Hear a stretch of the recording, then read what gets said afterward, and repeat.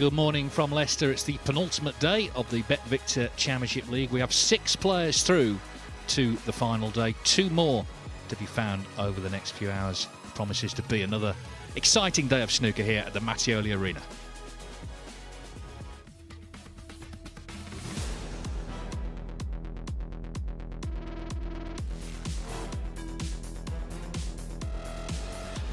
Very sharp, very focused.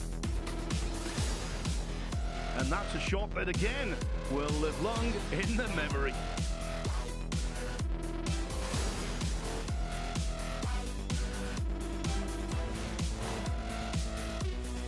He's got the hot shots all to himself. The break of a multiple world champion, exuding class.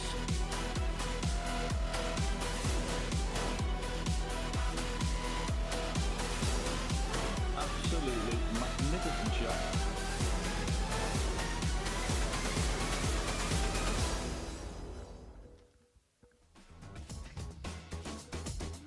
Yes, it all ends here tomorrow night, but first we have to find, of course, the last 2 players to go through to the final 2 groups. On table 1, Jack Lazowski kicking off shortly against Kai Chang of Hong Kong, Zhang Anda and Jimmy Robertson to follow.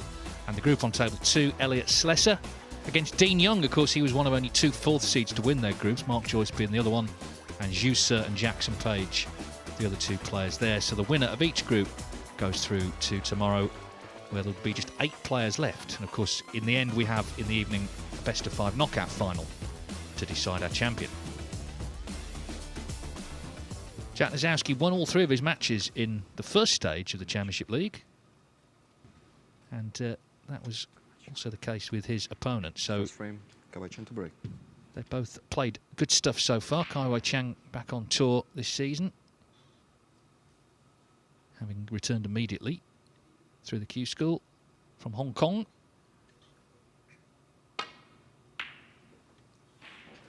Exactly the same format as we've been enjoying these last few weeks. It's possible 4 frames. You get 3 points for a win, 1 for a draw. And we will follow the twists and turns. And there have been plenty of those over the last few weeks, all the way through to the final set of matches this evening. Stephen Hallworth alongside me. It's all kind of coming to the boil, Stephen, now. It's a shame, isn't it? feels like we're not going to know what to do with ourselves in the next few days, but plenty of important action to conclude here. Lots of high-quality players left in this event. That man there, one of them. Kai Chang, though, is a player that I feel hasn't done himself justice anywhere near it yet on the professional circuit. He's a very talented young man. And he's one of 3 players in this group on table 1 that is unbeaten in this tournament. Came through phase 1 with 3 wins, a maximum of 9 points, and Kai Chang only dropped the single frame. That's some going. He plays an attractive game as well, very attacking, very aggressive, sort of the modern way. And when they're going in, boy, is he good to watch. Both of these players are. This should be a cracker. Yeah, I think it's a really good group. Zhang Anda, we know how heavily he can score. Jimmy Robertson is a ranking event winner as well.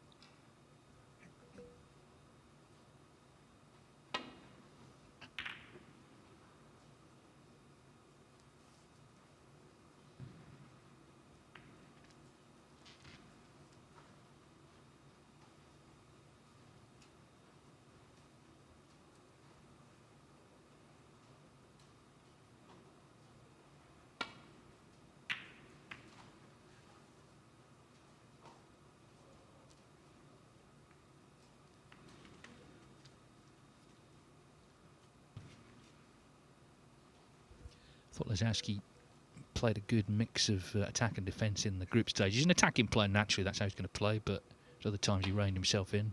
He did say, as Kai Chang fails to make contact there, he did say that he's aware that, of course, this could be a big tournament for him, 17 in the rankings, so, you know, this could tip the balance with him getting back in the top 16. Yeah, it's arguably bigger for Jack than anyone else because of that hunt for the 16 spot.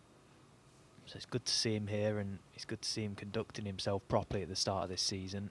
It was a disappointing qualifying campaign a few weeks ago, but seems to have picked up and found his form.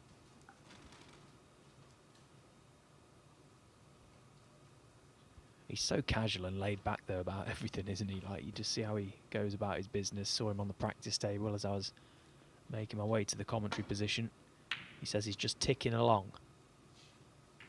What that means, I don't know, but he's just ticking along.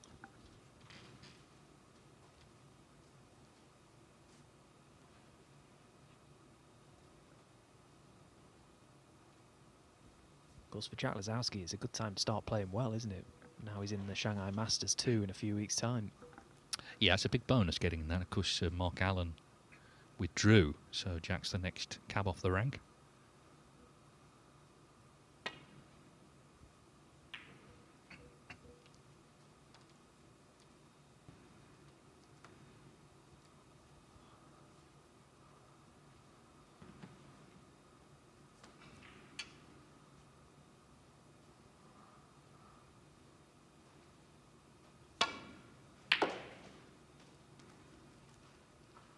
One.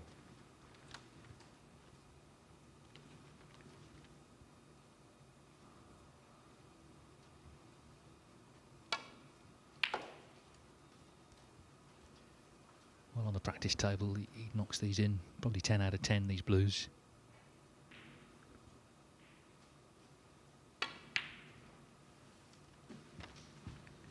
Yeah, and Shanghai is actually playing Zhang Anda in the first round. Of course, they will play the last match here tonight, which could well be the group decider. 6.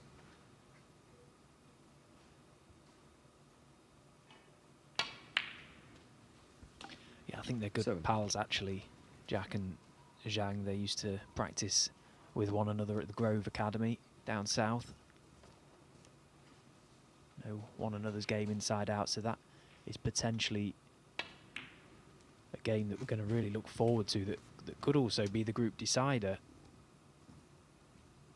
We'll find out the top 2 seeds in this group.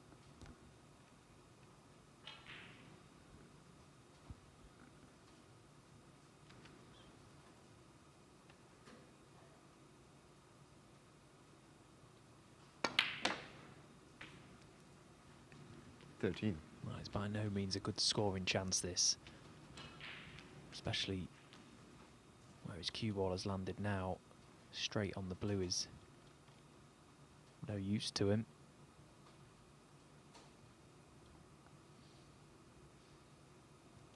Positionally, the brown would offer a greater area to play into, but the pot is much more missable.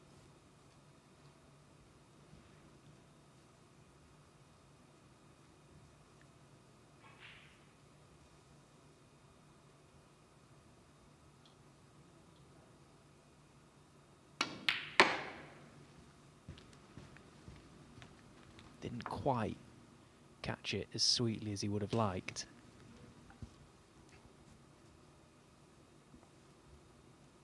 $17.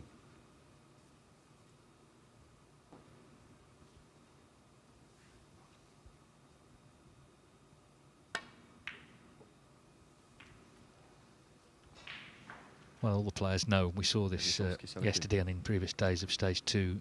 The standard is going to be, you suspect, higher because, of course, they've all won a group. So there's no one making up the numbers.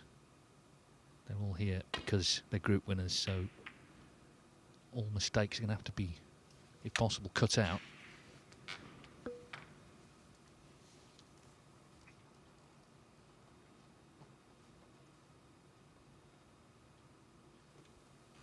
Getting the safety shot, just letting Kai Wai Chung down there. A little too heavy. Oh, but that will not make Jack feel nice.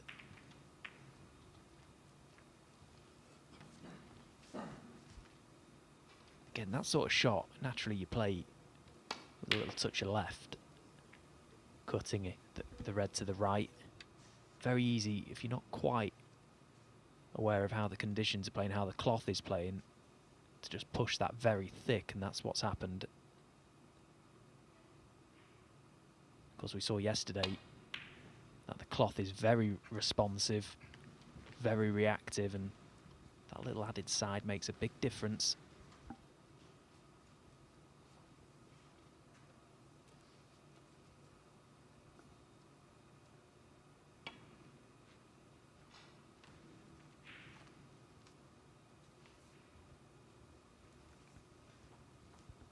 They did play once last season. Lazowski, the winner 5-1 in the World Open in Yushan.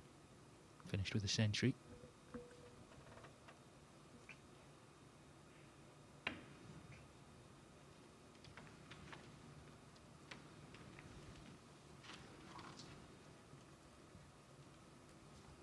Well, so far, Kai Wai-chung's safety game is really letting him down. I know it's early days, but he just keeps providing long reds for Jack to attempt.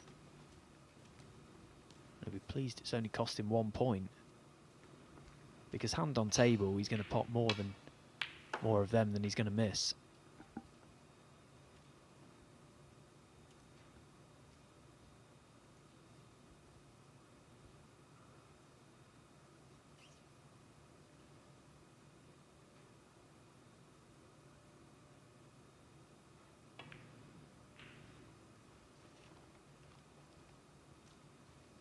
Check Lazowski 1.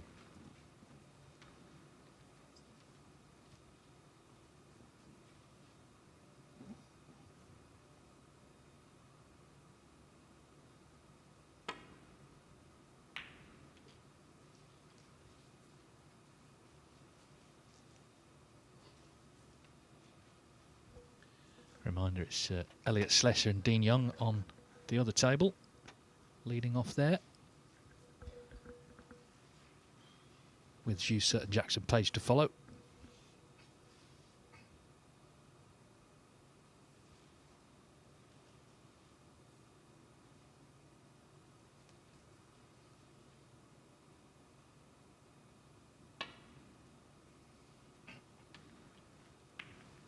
In terms of the final groups, we've got Leipei Fan, Nopin Sengam and Dave Gilbert in the first of them. So 2 of those, Leipei Fan and Gilbert, have won ranking events before. And Group 2, Hossein Vafai, Dylan Emery and Jack Jones. So just Vafai. So there's 3 players of the 6 already through that would be first-time ranking event winners if they were to be the last man standing tomorrow night.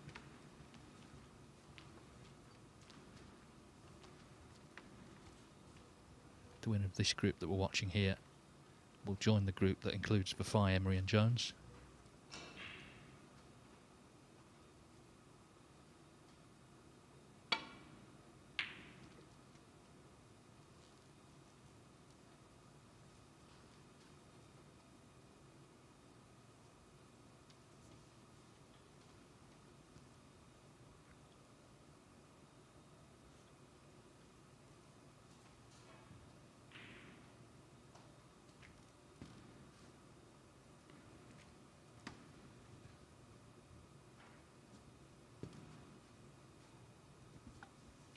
A narrow path to get this cue ball back to bulk.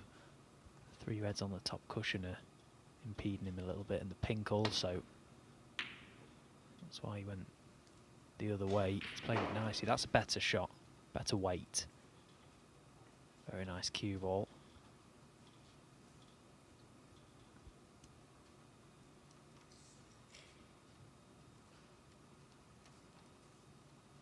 Because now it's really given Jack the problem that Kai Wai-chung would have faced.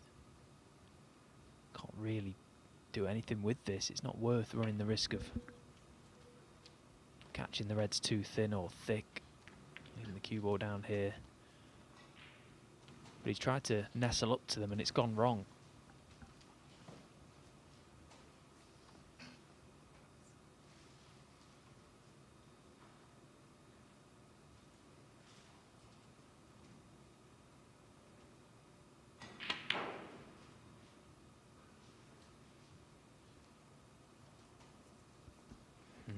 That is the sort of shot that really you need to be knocking in this company. You're afforded very few mistakes in this format. Can be quite brutal at times. Disappointing to have seen that one missed.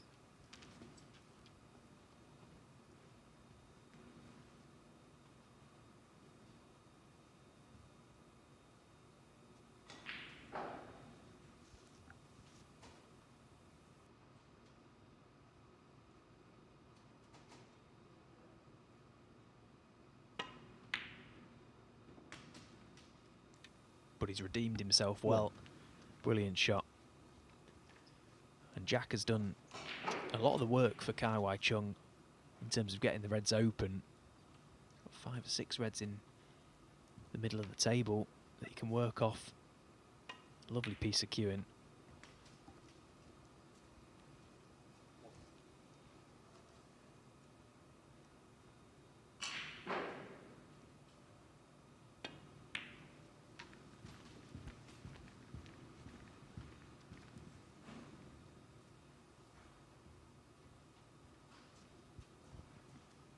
Six.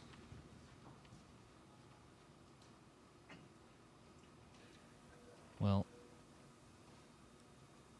he's going to have to score today, you feel, in this company, so this is a chance now.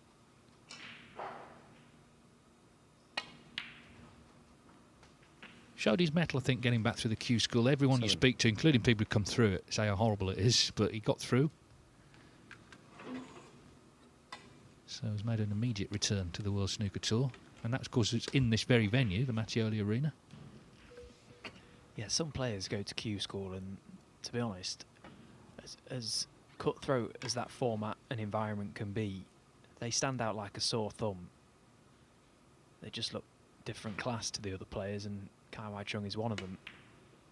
I was surprised to see him fall off the tour, to be honest. I thought he might have made a little more of an impact when he was on there, but it just goes to show how tough it is, and perhaps needs a couple of seasons to just find his feet. 14.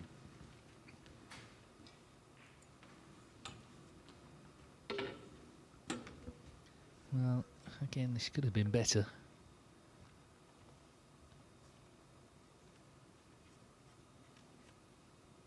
I'm looking at the red in bulk, actually.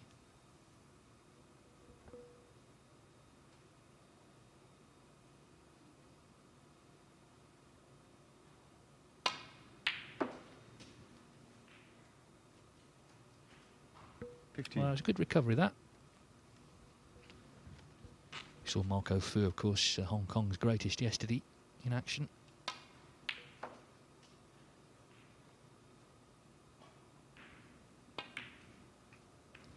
Oh, he didn't mean to catch that red. He's still on one, but this is just in danger of unravelling a bit. Still on this red to left middle, though.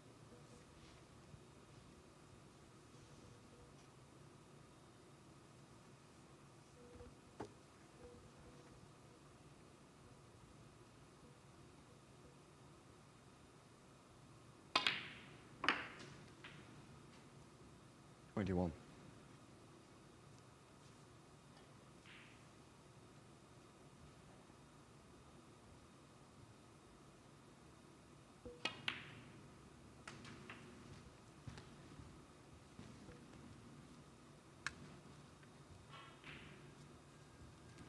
28.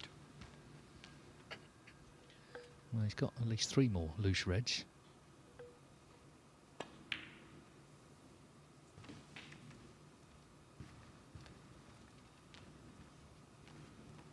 Nine.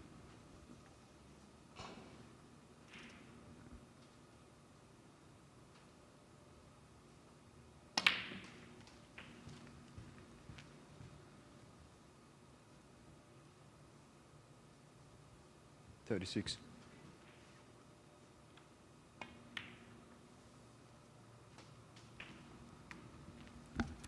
$37. He's got a nice angle on this black, but it's not the best 3 reds to attack. What can he do with them? Trying to screw through them, perhaps. Oh, he's played it really nicely. Oh, he's unlucky. Okay, he's got the red along the top cushion, but he could have easily been on the one nearest to the left corner. Played it well. He had to avoid the first red and screw through the second.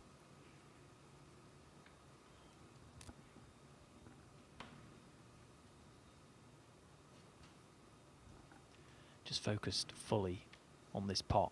Just drop it in, float it in, let the cue ball drift up for the black. Follow it with the red over the pocket. Refine prime position.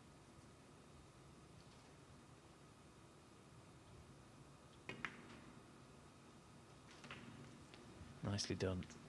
45. Going along nicely.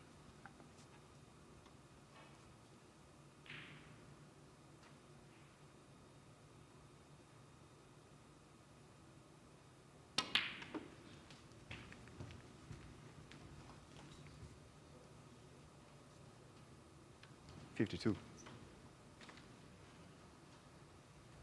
Yeah, 30 in front, so a couple of reds with blacks. And it should be his frame. 53.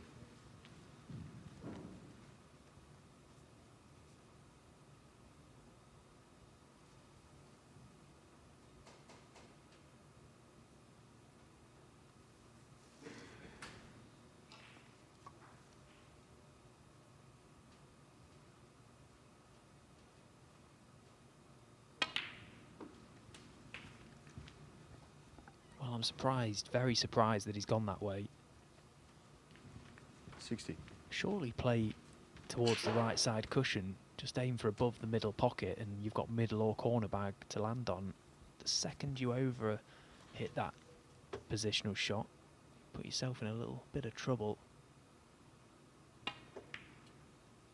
But he's dealt with it, no problem.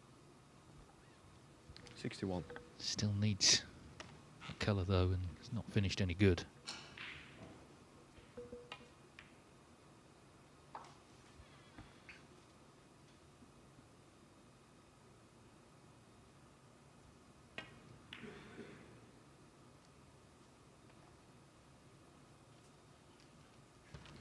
So he's 39 ahead, there's still 43 on.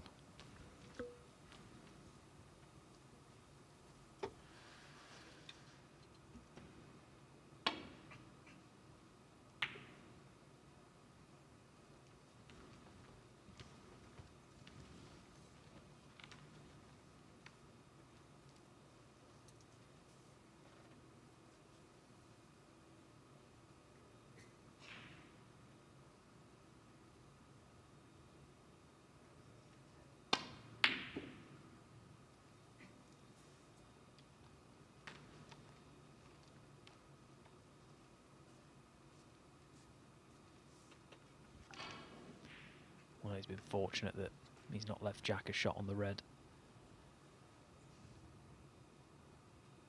Oh no, oh no. No, that can always happen. It's not unlucky, it's a bad shot really.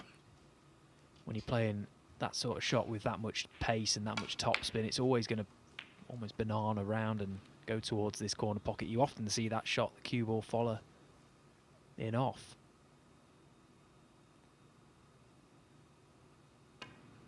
Just didn't judge the spin correctly there, Jack. He'll be disappointed because he needs snookers now.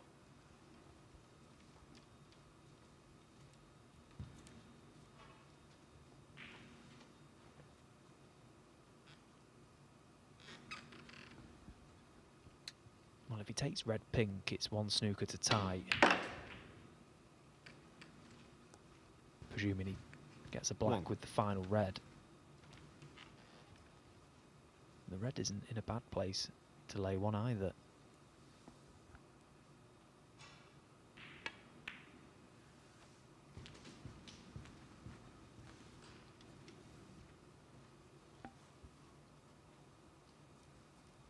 Seven.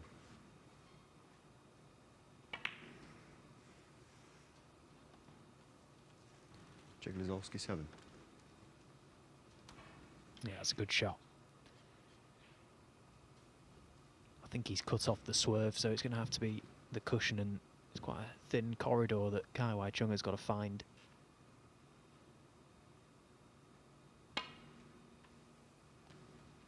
Gets the penalty points. Paul Jagosowski 4.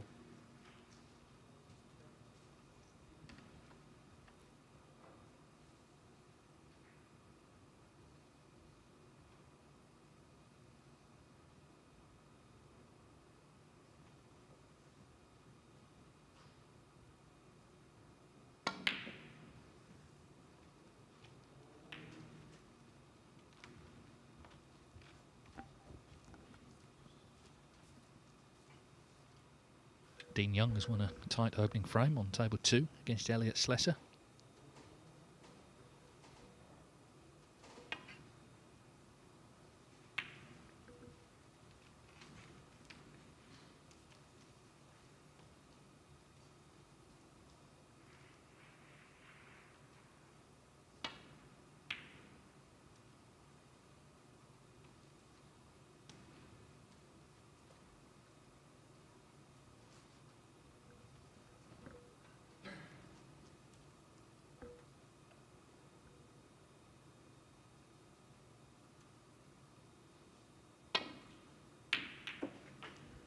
Well, that ends that. What a great pot from Ka Wai Chung. 1.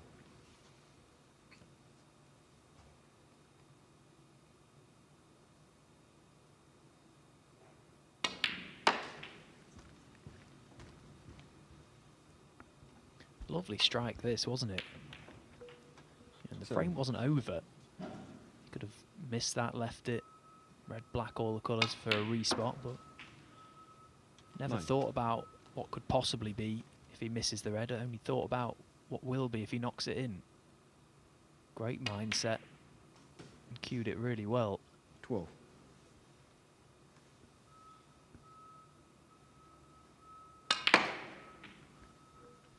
We've seen already, you know, you can lose a match and still win the group, but ideally you don't want to be dropping points early on. So Lazowski, to win this match, of course, has to win the last 3 frames. 21.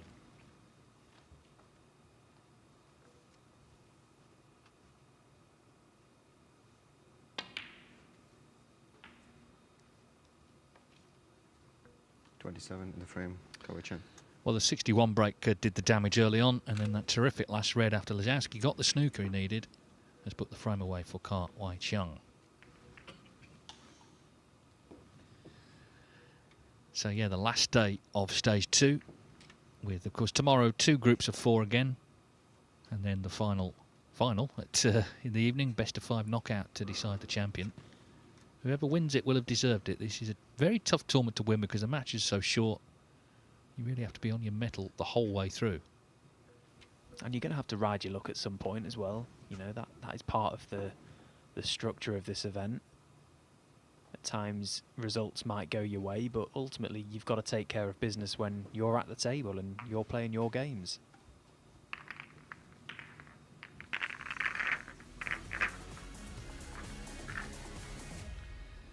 Oh, we can just look back on a few shots from this last frame. That was a wonderful pot.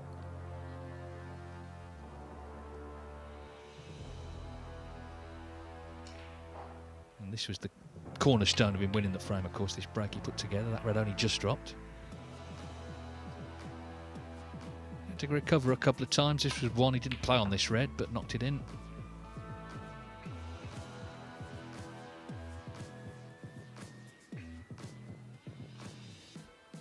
Just looking to develop these reds. Yeah, that was the shot. That was really well played because it wasn't the nicest cluster of reds to go into, to be honest. He judged it to perfection. So good start, off the mark.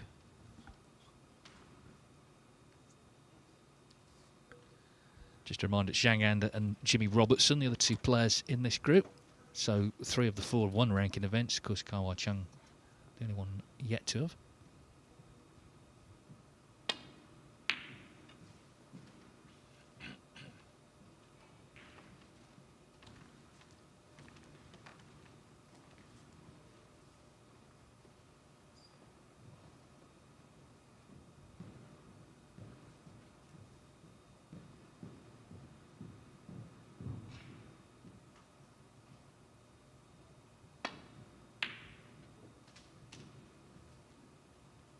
One.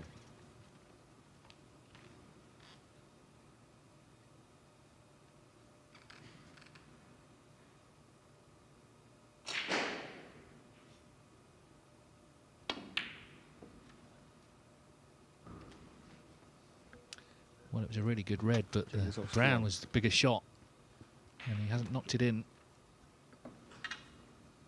And this is what I'm saying, if you make a bad start in these short matches, you know, you can end up chasing things for the rest of the day. 1.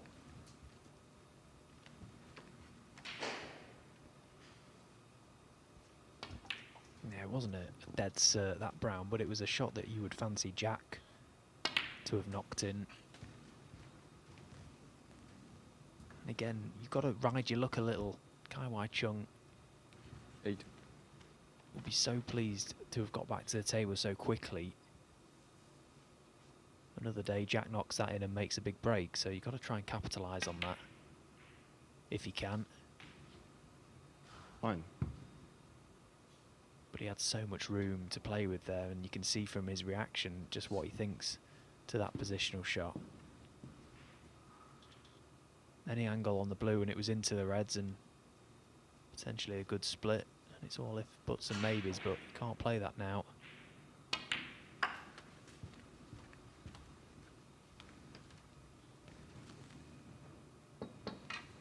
$14.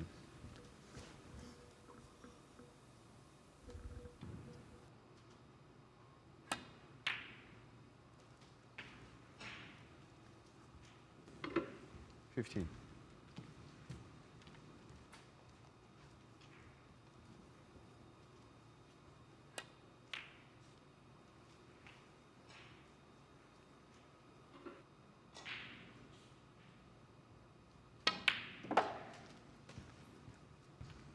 Well, again, he's kept this going well. You know, he's potted a couple of crunch balls already early in this break, and of course already settled, having won the first frame. So starting to look a little dangerous.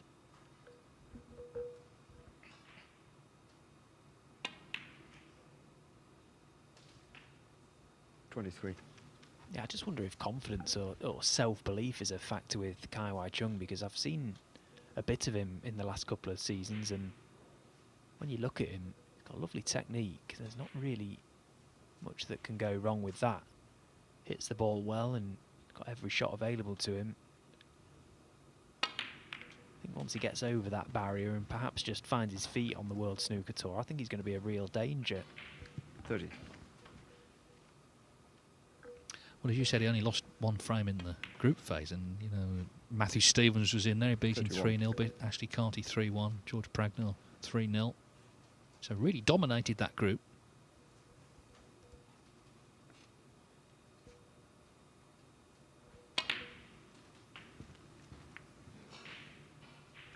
Well, he played the cannon to the other red there, and you know this was kind of a feature of the first frame. He was just having to keep recycling the break.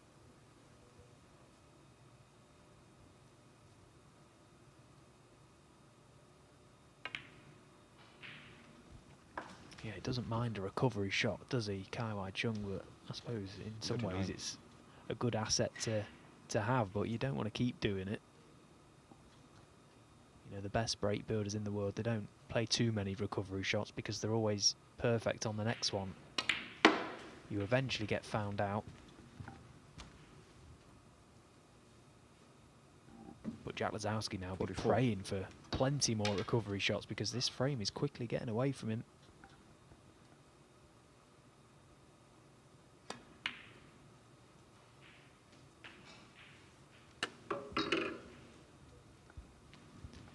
Now, 45. maybe worthwhile just playing a little cannon directly above the black. Just split the single or the single red and into the little 3 beneath the pink. That would just hold the cue ball. 2 reds to right corner on.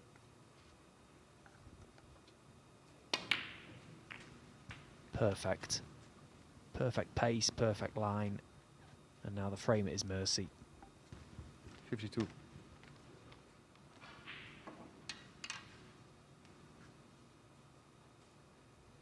Yeah, his second half century already this morning.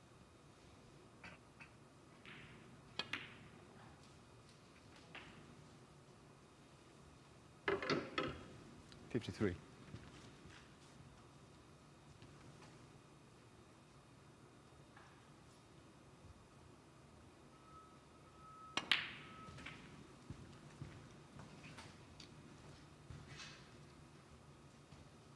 $60.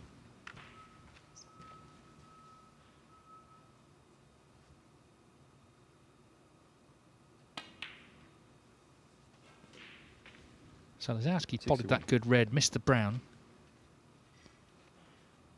And he's 2 pots away from going 2-0 down in a match that consists of a maximum of 4 frames. So clearly the best he could do would be a draw, which wouldn't be a disaster, but it's up to him to try and make it 2-2, assuming this frame has gone.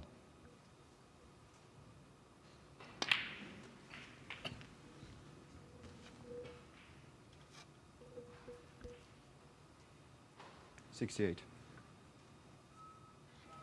Well, this is a dream start for Kai Wai Chung. He'd have been thinking about this since winning phase 1.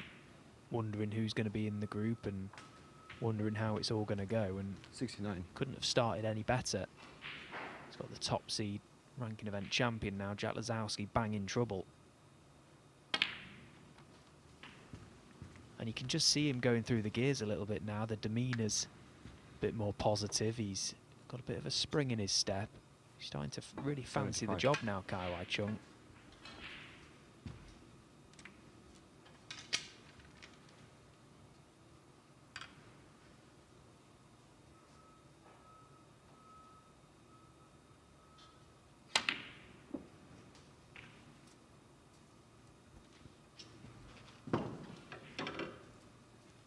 $76.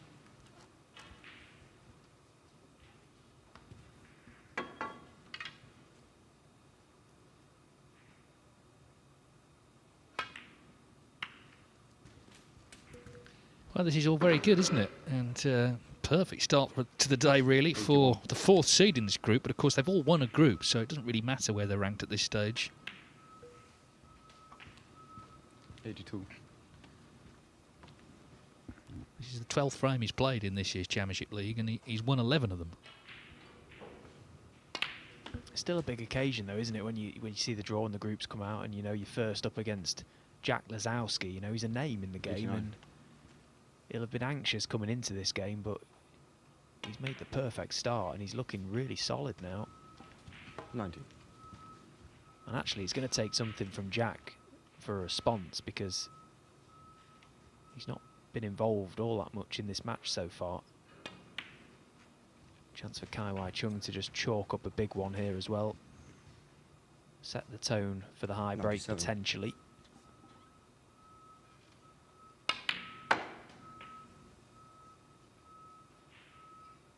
$98. We had 6 centuries yesterday, and that's the first one here today. 68th of the Championship League this season. 103.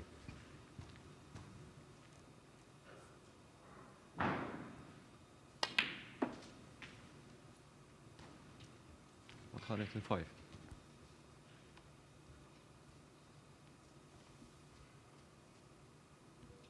You look at this and think, well, how did he drop off the tour? But the problem is there's so many players at all sections of the rankings capable of playing like this.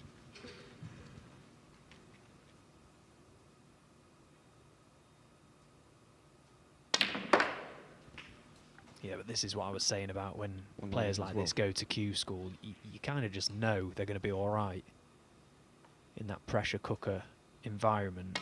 It doesn't seem to affect them as much as it does the others that potentially 117. aren't quite at that level yet. He is at this level. He's a brilliant player. He really is. He's got a lot to show in this game, I think. Well, we've seen a lot of it here. It's terrific stuff. Still going. Looking for the 130, which would be a great target if it does come down to high breaks. 123.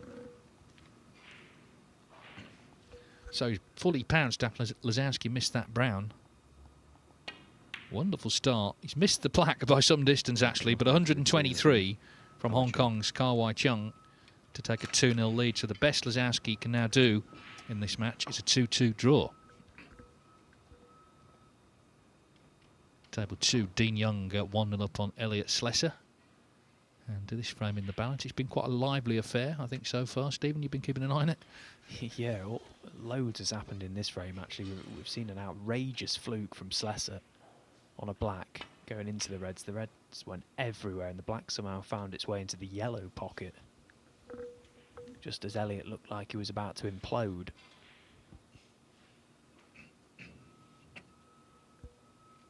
But again, a match that really is starting to get away from the top seed, potentially.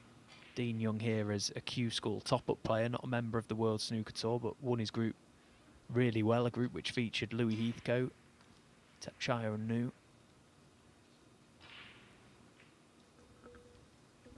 And I guess now Lazowski's won a ranked event, Slesser's sort of moved up a place on that list of players who you feel could break through. Noppen Senkom is already in the final days, another one on that list. Show you Long, those sort of people. Oh, a miss. Elliot Slesser, 4. Got a chance at this red, the last one on the butt cushion. Zhu Sir and Jackson Page also in this group. Page, of course, runner-up a couple of years back to Ali Carter.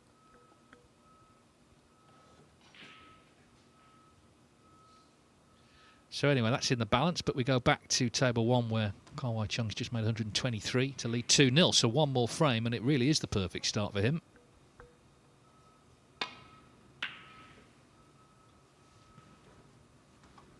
Yeah, I think now he's got himself into a position where he holds the cards in this match. He needs to be mindful of his safety plate. There's every chance that Jack can knock a long one in from anywhere. But you've got to try and make it tough for him. Make him graft. Be sensible with your shot selection.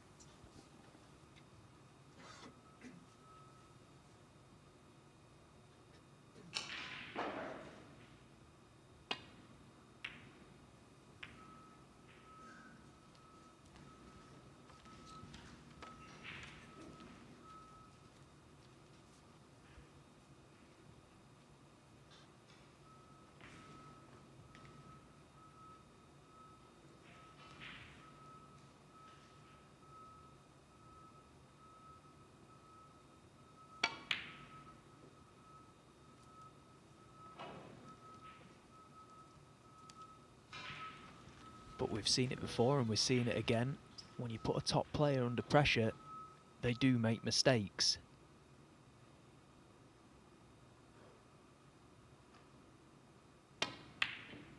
Oh, but you can't afford to miss your chance when it comes. He'll be glad actually that he's hit that one so badly, because look at where the cue ball finished. He's on nothing, Jack.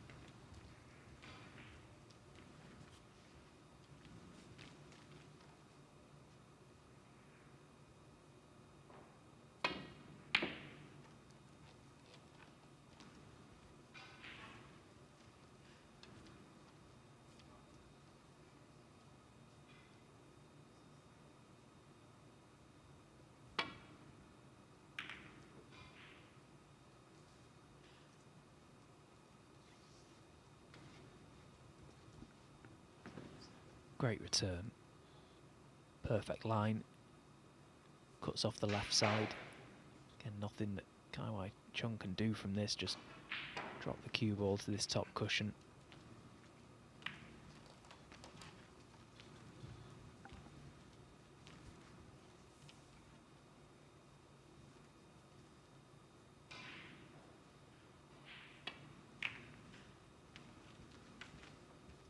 Now then, this could be in. I think it just going to hold up. Wow, he was a bit concerned.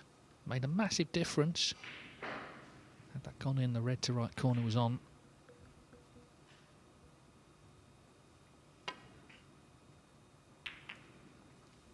And he's made a massive difference because he's caught that all wrong and now has left a red on. Yeah, again, it just goes back to the shot selection. You know, did he need to play that? Did he need to try and get that cue ball back to baulk? Was there another shot available? You know, he was playing with fire there, because the second you catch that thick, you're guaranteed to leave a red on.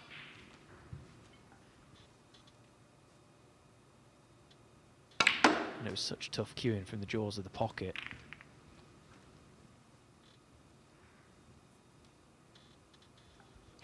Well, he's tried to make something happen there, Lazowski, trying to get into the reds. It hasn't really worked out too good. You know, it was an aggressive shot, but you just trust into a little bit of luck. Another big shot here.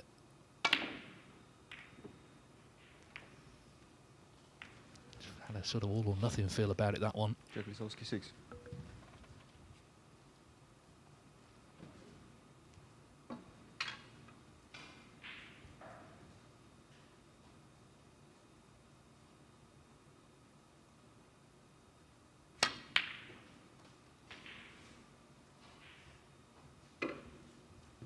One.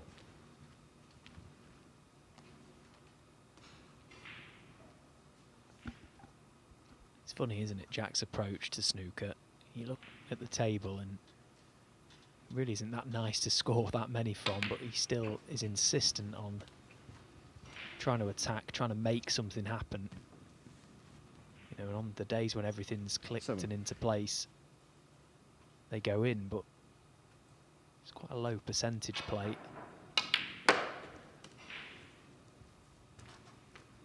8. Yeah, he's one of those players, I think in some ways he can't win, because if he plays his natural game like that, and you know, you're not going to get them all, it can look a bit reckless. But imagine if he went into his shell and just started playing safe all the time. People would say, well, what's wrong with him? Why is he doing that? Yeah, and because of where he is in the rankings, it's, you know, quite natural to make comparisons between Jack and the other top players, but in reality, it's a tough comparison to make because he's quite unique in that respect. He plays the way he plays, and I think over the years he's sort 15. of accepted the fact that, you know, perhaps he isn't going to have, you know, a dominant career like, you say, the world #1 Judd Trump, win 5-6 tournaments a season, but that's the way he wants to play and he's committed to it. It's obviously good enough to win ranking tournaments. Well, what it means is that Kawai Chung has a chance to get this 1-3-0, the perfect result, of course, for him. If he can just keep this cue ball under control.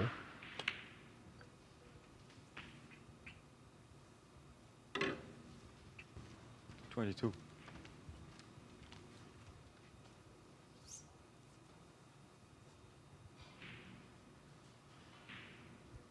Elliot Slessor has won the second frame against Dean Young, so 1-1 on table 2.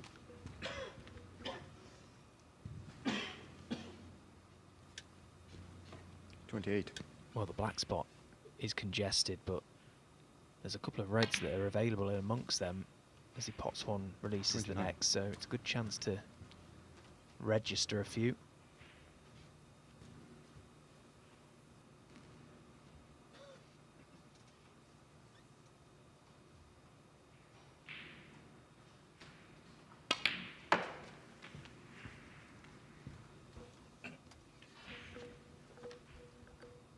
This is at this stage, 35. it's 32 players in it, so we can call it the last 32. So that equals his best performance in a ranking event. Obviously, he could beat that if he wins the group, but he's not won this match yet. He's missed that one. How about chain 35?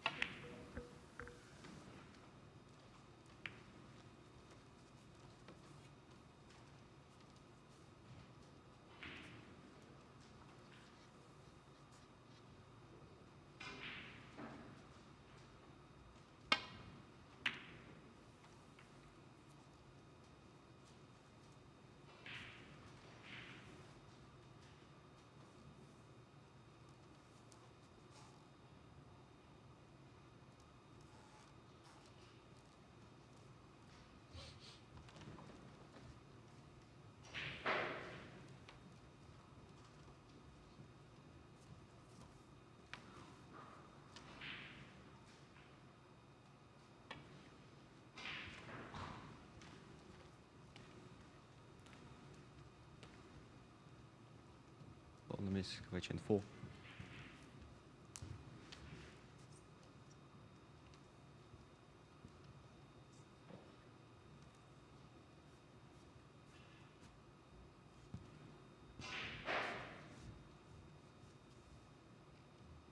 Well, that was a huge misjudgment. Look at how short he was to nestling onto that red. So another chance. He's been below standard in this match, hasn't he, Jack Well. Lisowski? A few shots have found him out. Of course, there's a lot of snooker to be played, but possibly the worst possible start about to arrive for Jack Lazowski. Yeah, if you lose 3-0, then you're really up against it. He's going to need some draws in this group and players to cancel each other out. 3. And clearly he's going to have to win his last 2. Simple as that. So that's assuming Kar-Wai Chung wins it here. He hasn't yet, but he's on the road again. Second chance in this frame. 4. Again, just try and focus the mind. Just take what's there. Chip away at the loose reds and see where you stand. Played that nicely. That was a good shot. If he landed high on that red, he ran the risk of bringing the black into play, screwing off the others, so getting low on it is perfect. 11.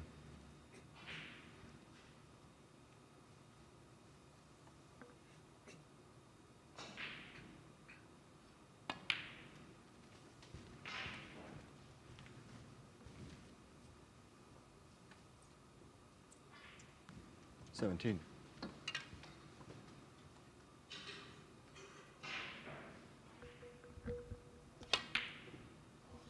Oh, well, not over yet. That's a second miss to that pocket. Kar-Wai Chen 17. 50 in front, still 75 on.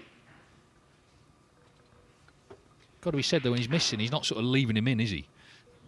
No, it's an awkward table, but... Well, Jack just... He's gone, isn't he? Basically, he doesn't look to be anywhere near the level required to make an impact in this match just yet. He's running out of chances and he's running out of time.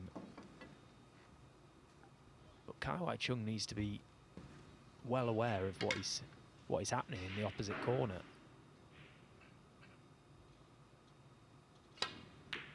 Because he's going to keep going for his shots, and if he keeps missing them, eventually Jack Lazowski will find a level, he'll find a gear.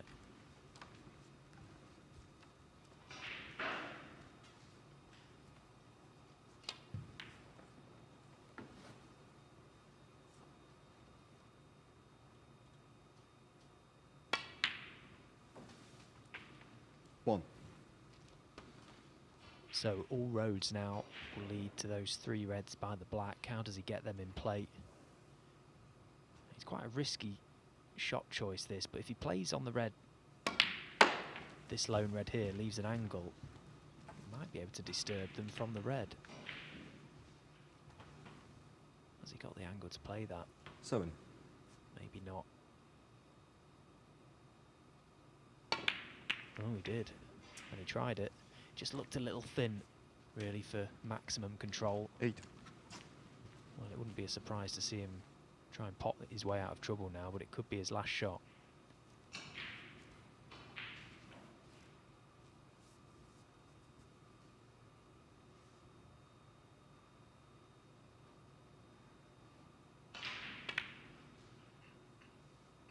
Wow, but that is brilliant.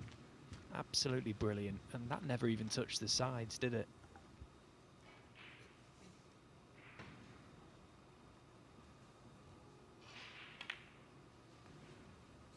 $15.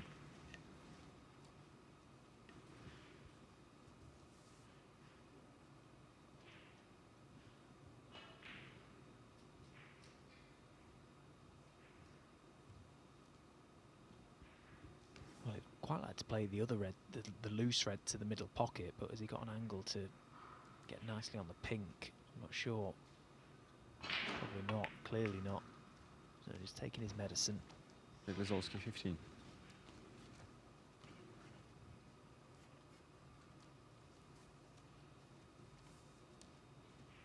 Good to see that decision from Jack, actually. He probably realises that he tread very thin ice there. The black to middle was a bit do or die, and having passed that hurdle, just bought himself a few more shots in this frame.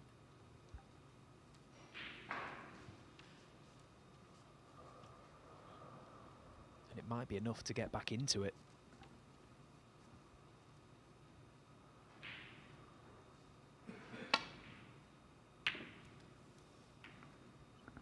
But just when he'd done the hard work. Well, let's be honest, he hasn't played well. As simple as that. And Kawai Chung, surely now, third opportunity to put him away. 35 in front already.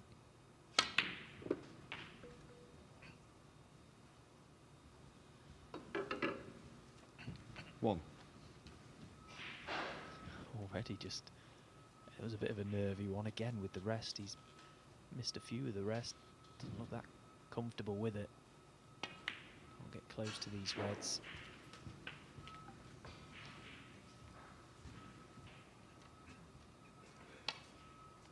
Seven. Is that his last shot? Kawai Chung needs red in colour.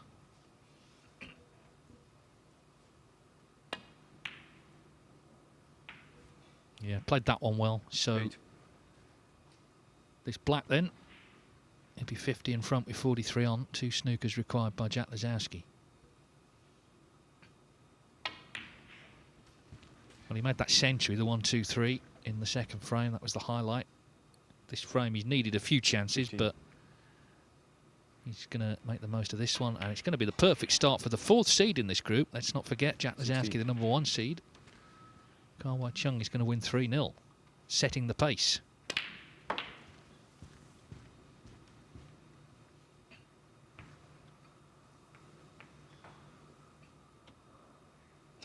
$22. 23.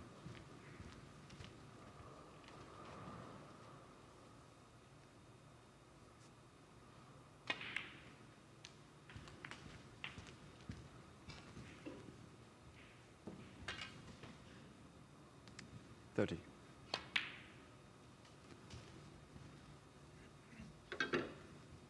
Well, listen, you're looking for a 32. good start when you renew a fresh 2-year tour card.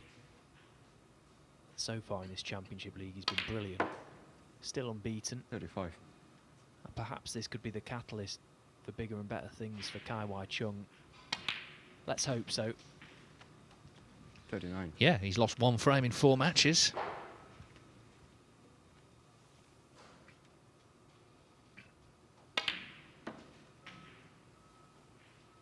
$44.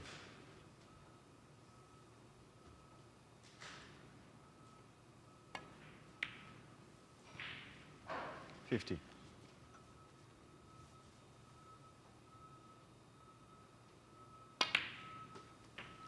Kawai Chung 57. So Kawai Chung defeats Jack Lazowski by 3 frames to 0. And as I say, setting the pace already in this group. Lazowski with it all to do later. He's going to have to win his last 2 matches and hope other results go his way. Coming up next, Zhang Anda takes on Jimmy Robertson.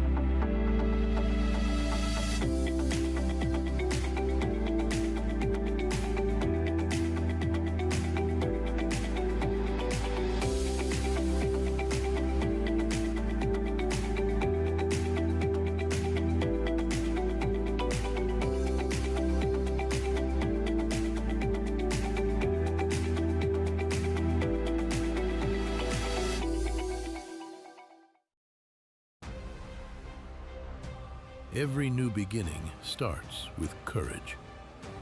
And round here, we have that in spades. One shot, the break, it changes everything. Made better by pressure. Two rivals at every table. A crowd free to live in the moment. From the four corners of the globe, the greatest players arrive, chasing more than a title. $500,000. 6 days of pure drama and unrivaled tension. And when it comes down to the final, they'll need every lucky seven. Take 8 seconds to steady the heart and sink the 9 for glory. The U.S. Open. Witness history in Frisco, Texas.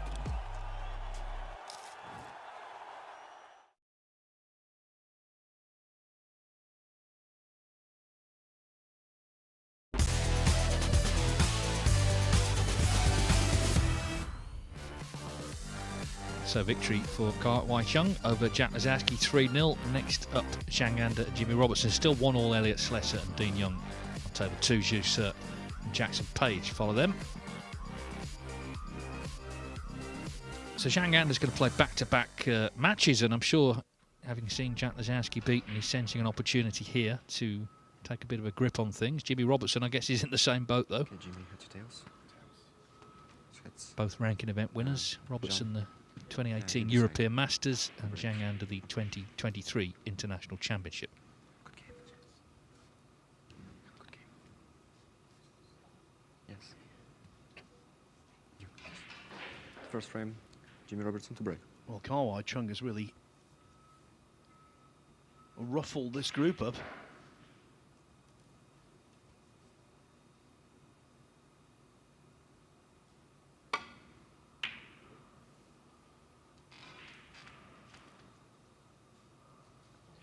One previous meeting, and surely it has absolutely no bearing on what's going to happen. I'll just mention it because I'm sort of obligated to, really. 1-0 for Robertson. It was a PTC event 13 years ago. Since then, Zhang Anda has become a much more powerful force.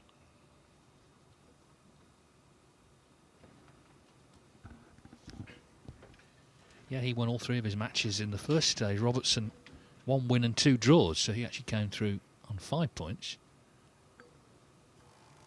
Won an epic respot, didn't he, with Martin O'Donnell? It went on for about 15 minutes or so, it seemed.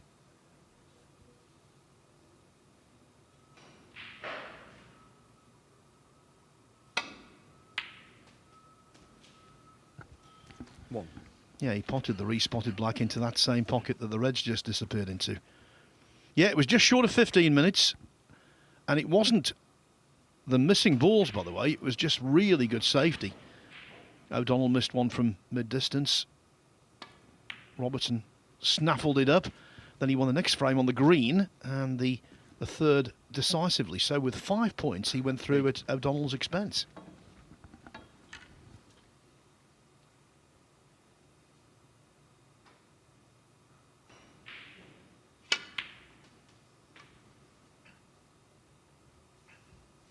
Well, he's ranked 33, Robertson, so again, you know, the ranking points here could just nudge him back into the top 32. That gives you certain privileges. You avoid qualifying for a couple of tournaments in the home nations and so on. So it's one of those positions where just one more place higher can actually transform things for you. 16.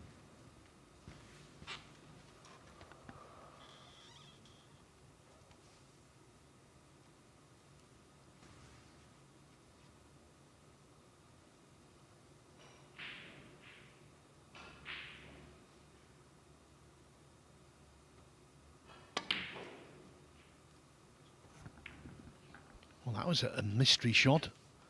Jimmy Robertson, 16. Not just missing an easy ball, but missing it by some considerable way.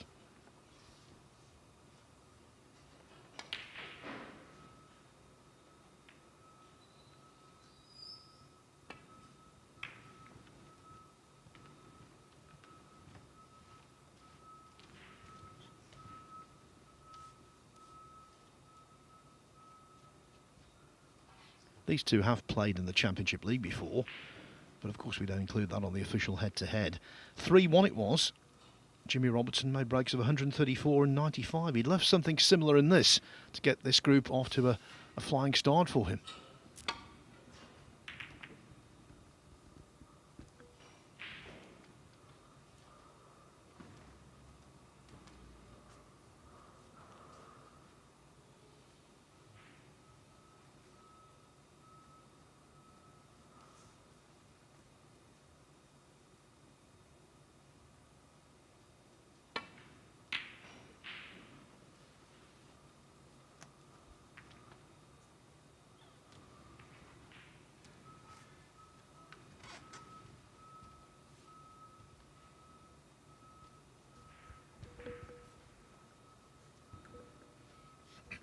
Well, it's a lot cooler today than it has been. I don't know whether the ice cream van will pay us a visit or not, but it's a bit more bearable for everyone inside the arena.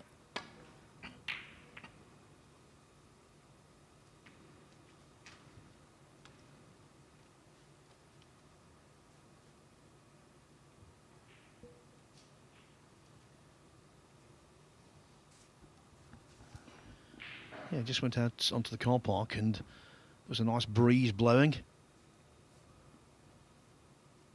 I think we're set fair for a really good climax to this tournament. And as for picking a winner, don't ask me, it's wide open.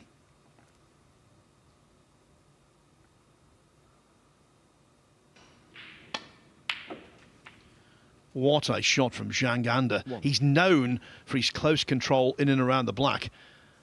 But that was a pot from distance of the very highest calibre.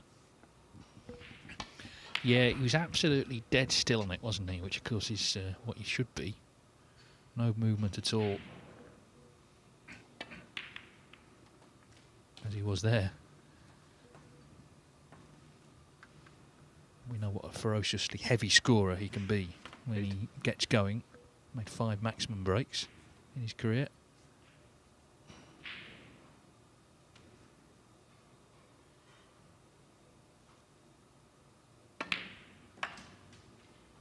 Nine.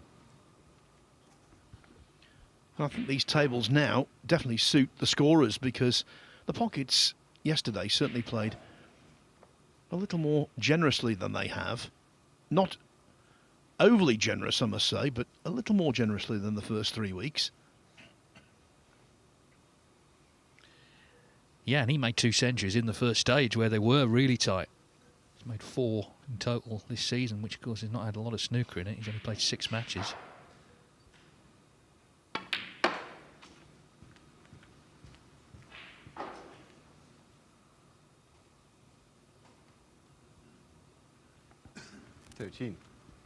The only one he's lost so far was to our colleague Stephen Hallworth in the Wuhan Open qualifiers, 5-4. Stephen needed a snooker in the decider, won it on the black.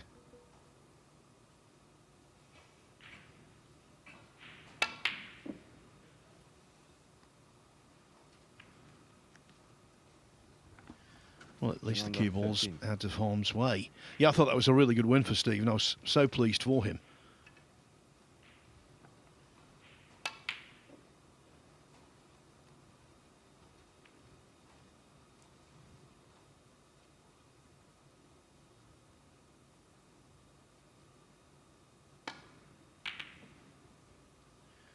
It's a black ball finale to frame 3 on table 2. Elliot Slesser against Dean Young.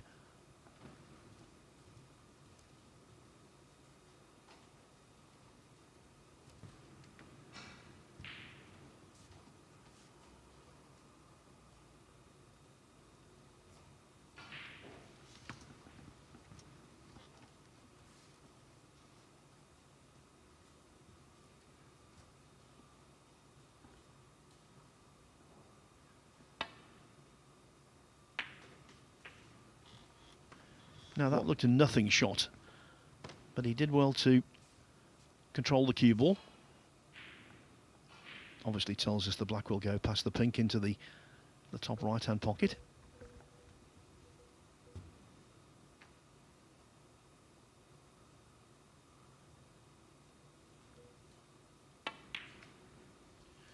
Well, there clearly wasn't a lot of room. He caught the pink on the way through. Fernando 1. Well, it's 2 chances he's had that have not gone very far. Caught quite a lot of the pink, actually.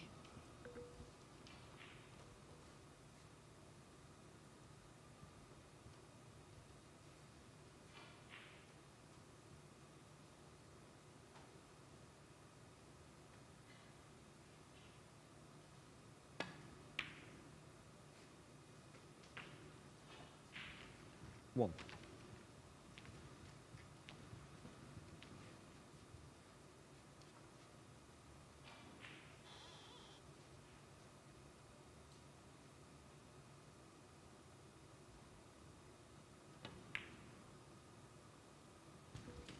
Jimmy Robertson, a good friend of Mark Davis, who was with us last week in commentary down on the south coast of England, has his own snooker club, O'Sullivan's it's called.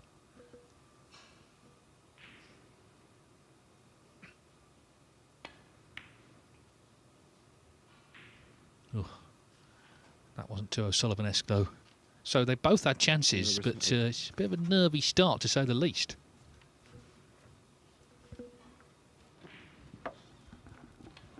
It is, and from what I've seen so far, I think Robertson's more nervy than Zhang.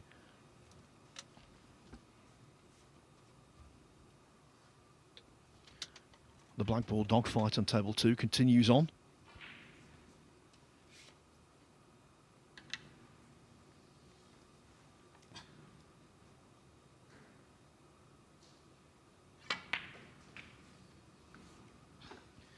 Well, not the best. 1.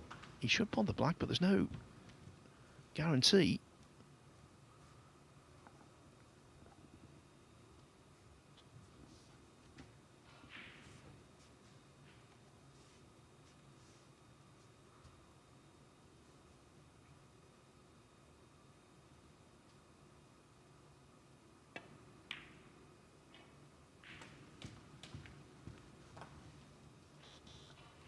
Realised he couldn't do anything extravagant there, so just rolling the black in and leaving a red that could easily go astray, either in terms of the actual pot or position.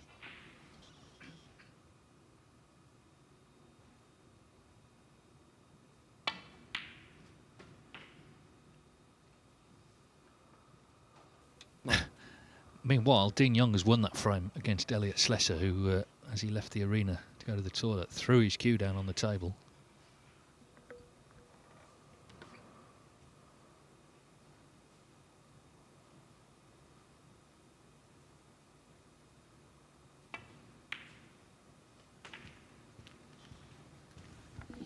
And it's a good pot, but now what? 16.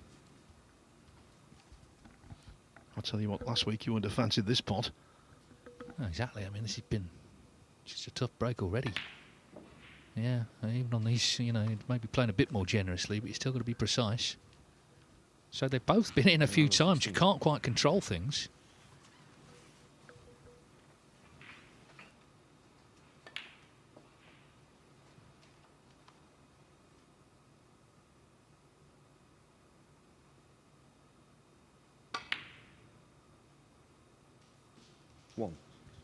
That was a nice pot, though, from Jimmy Robertson. Now, can he just stay in here and just get going, get the arm going, settle into the match, and what is a big day for everybody? Wow, he nearly overcut that, caught a lot of the near jaw, but it went in, thankfully, for him. That would have been a horrible miss.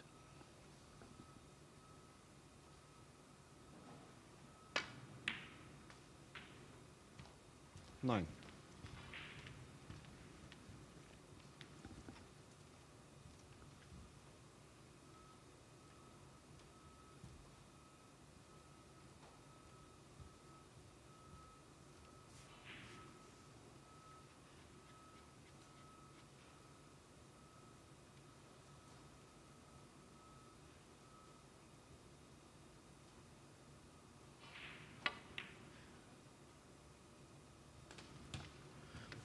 It's an action replay of the near jaw, but okay.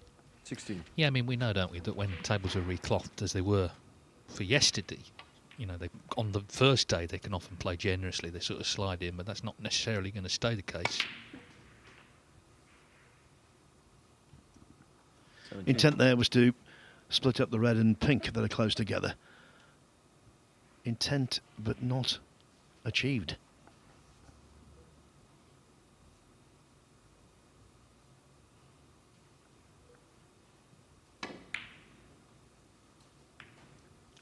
Well, the pattern of the frame continues, really. It's very much fits and starts.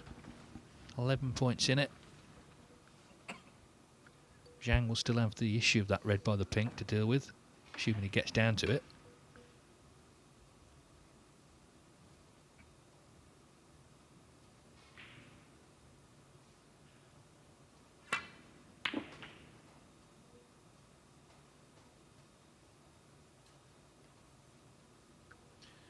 Well, it's already gone wrong. But as I say, that's the pattern of the frame. It's going to count, the frame, either way, the same as all other frames to date. Aside maybe from one where there's been a century that could separate players later.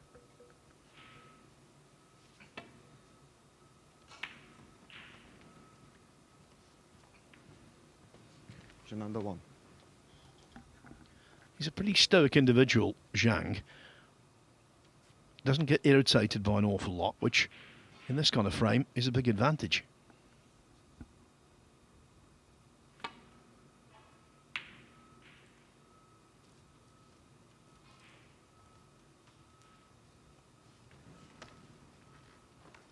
Thought for a moment there Robertson might leave the red over the middle pocket, but it just went past.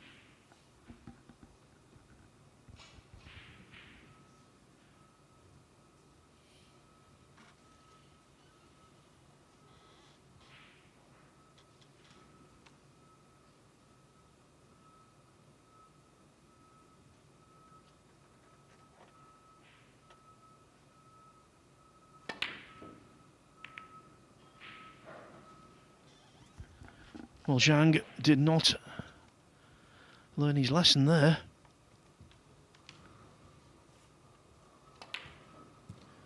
Twice he's played a similar shot. Twice they've wobbled and stayed on the table. And now look at the table for Robertson.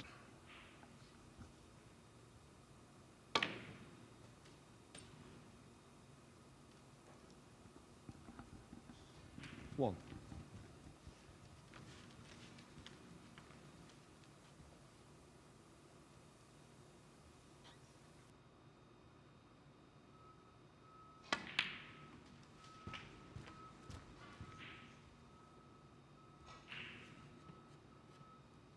Three.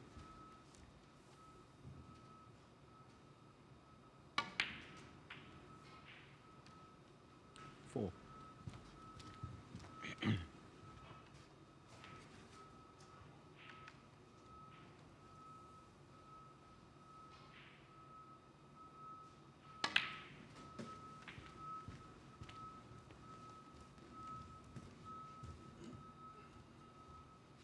Eight.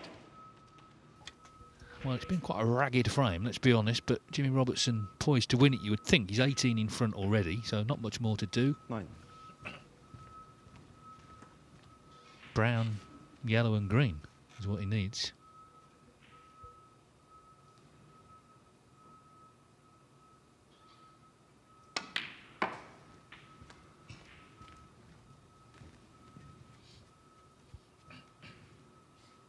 It's a sort of event, you know, this could really be a springboard for Jimmy Robertson, even if he doesn't win it, if he gets through to the last day going forward this season. As I say, 33 in the world. So just on the cusp of that top 32.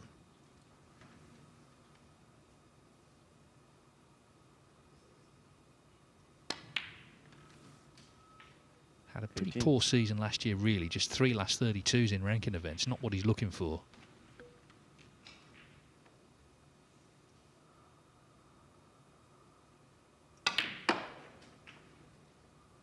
And he's out of Wuhan and the China Opens already, so albeit he did win a match in the China Open qualifying, but he's not in the final stages. So he's looking to get going again, and this is a good start. Okay, it wasn't the best frame, but he's won it. That's all he really cares about.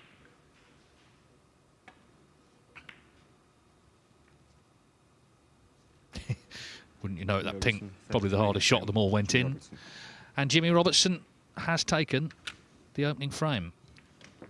Yeah, just one correction. He did get to the quarterfinals of the German Masters last season, so he got further than the last 32 there. But in general, it wasn't quite the campaign he was hoping for. Now, Elliot Slessor is in here on table 2 in the early stages, looking to force the draw with Dean Young, which would not be by any means a disaster. He can consider himself fortunate to be in. Basically, Slessor from behind the bunch early in this frame played a shot that was designed to open them all up, and it did. But a rogue red came right over the pocket, so Dean Young had a wonderful chance to put together a sizable break. He potted the red, then missed the black from short range, and that's why Slessor's in salvage mode.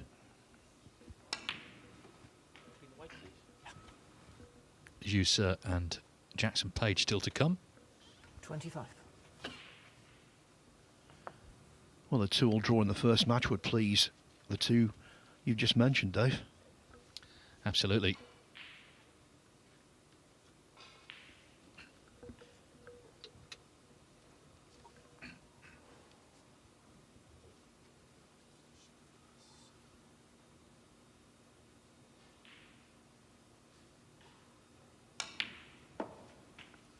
So Dean Young winning the third frame on the black, but the black looks like costing him in the fourth.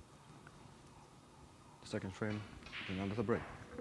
First frame on table 1 wasn't much to write home about, but Jimmy Robertson happy to win it, and Zhang Anda to get us away in frame 2.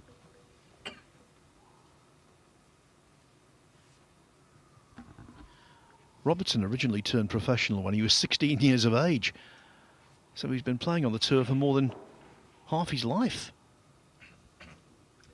Yeah, just turned 40 during the World Championship, actually, on the final weekend.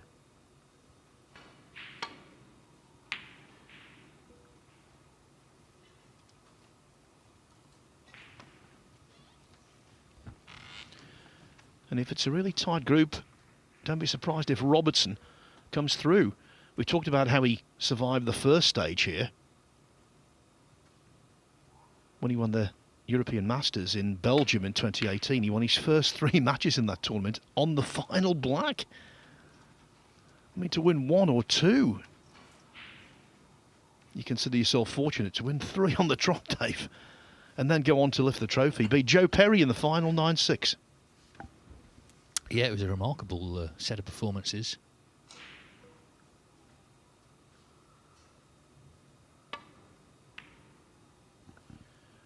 Well, he's 1-0 up.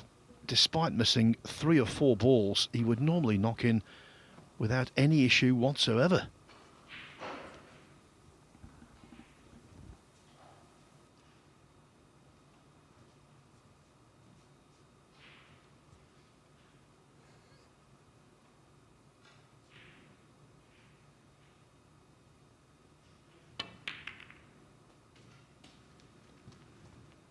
One. Well, it's one of these. And of course that red close to the green pocket could be leaving if he doesn't pot this. Got to really just commit to it. Yeah, good pot. Didn't really want to tie the blue up, but anyway, he's potted the black. 8.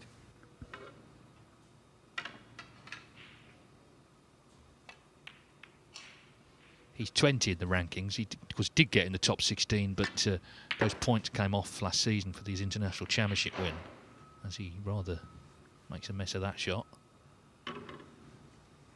9. Can still continue this break though.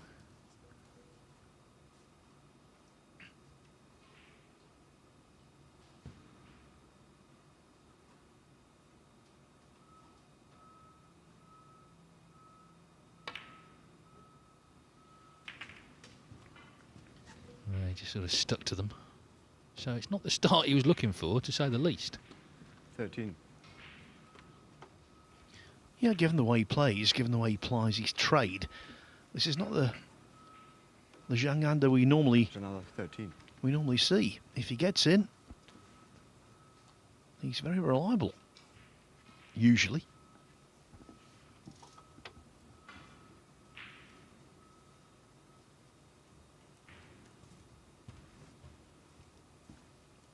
Over on table 2, Elliot Slesser on the brink of gaining a point, gaining a 2-all draw.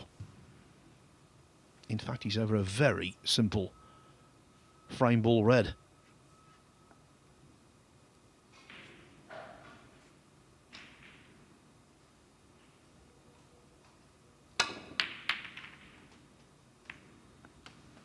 Well, there you go.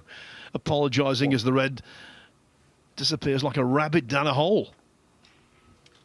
Yeah, well,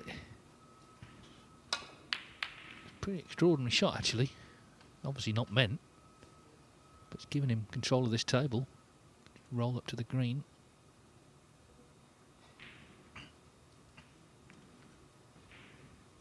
Give me a written 1.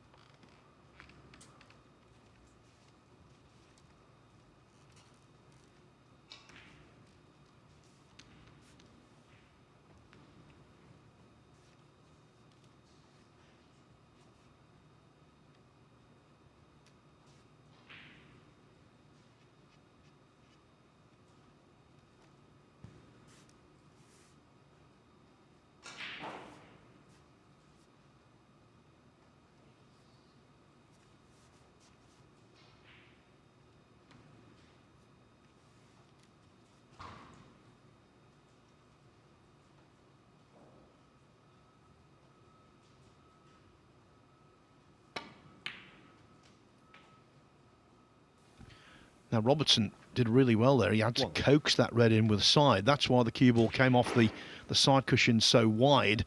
It was running side, and hence a degree of loss of control. Well, it's a big blue, isn't it? This sort of ball on the practice table they never seem to miss, but this is not the practice table, clearly.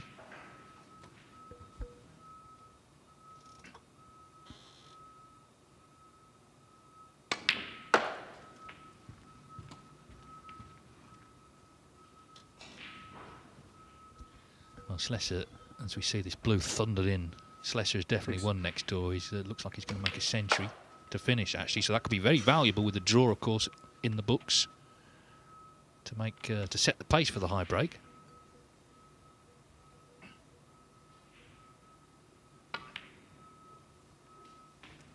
Seven.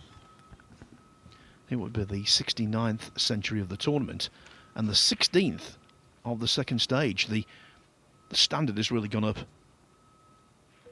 Yeah, we had 6 yesterday, and I'm sure we'll have plenty more before we're done tomorrow.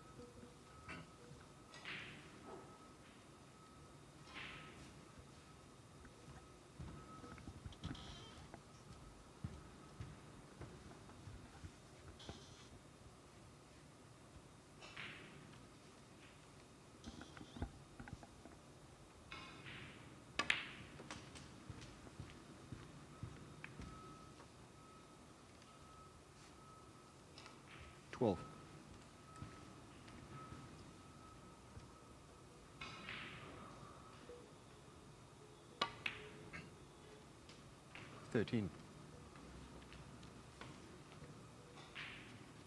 122 clearance from Elliot Slesser to get that 2-2 draw with Dean Young. Jusser and Jackson Page up next on table 2. Now in frame 1, Robertson was in a few times and was just missing, but can he stay in here? He's already got a frame on the board, so it's an opportunity this to take a grip on this match. He had Zhang in trouble, snooker behind that green. He looked like he'd played a good escape actually, but Robertson was able to pot that initial red.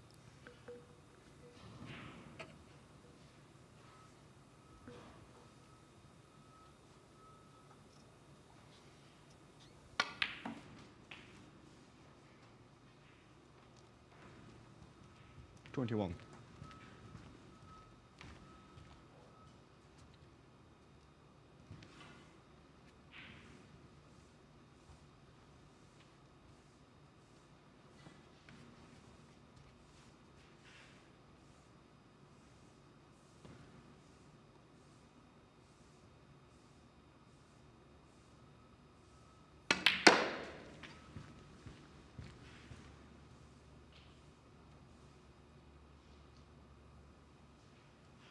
$23. Well, does that red go? I mean, his body language suggests not, the one he's close to. This is the problem, though, when you have to start going down for bulk colours. The cue ball has further to travel, and it's more likely you're going to lose position. He's having a good look. It's obviously tight. This red past the pink to left corner.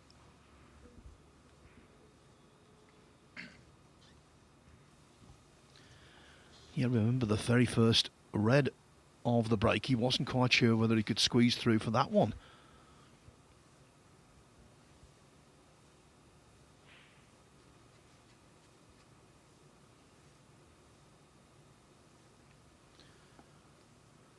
Well, this is a guaranteed path to the potting angle.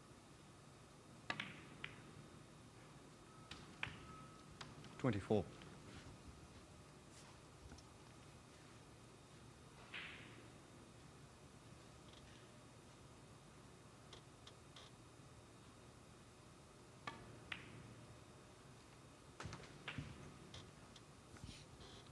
Of course, Dave, I described him as a master of brinkmanship earlier. He was when he nearly lost his card. Went into a match at the end of a season, needing to win it to stay on tour. He was 3-0 down. Everything was looking rather bleak, but he got the job done in the end. Yeah, that was a classic case of the points from that European Masters victory had come off. And because he hadn't quite been doing as well in other tournaments, he was suddenly under pressure, as you say, to keep his tour card.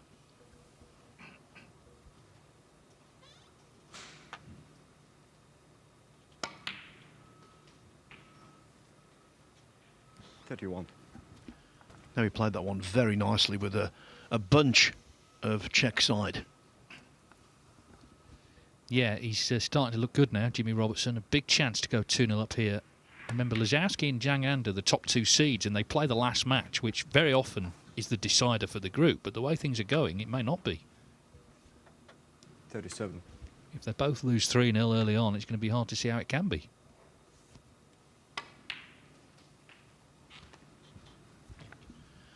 Very rarely does a player win a group after losing a match 3-0, although we did see it yesterday. A little different, mind you. Dave Gilbert won his first 2 matches, and then he ran into an inspired He Guoquang in the last match and lost 3-0, but it mattered not in the end. He did top the table. 43.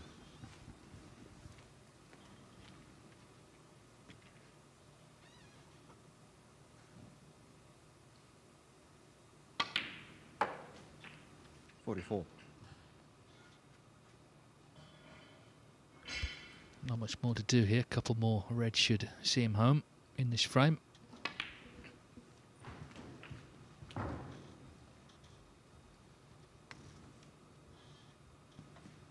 $50.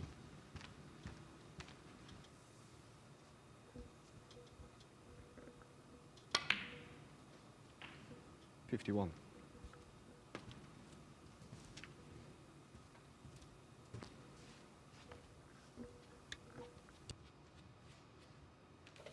He could make a century, but he can't challenge Kai Chung's 1-2-3 for the highest break of the group.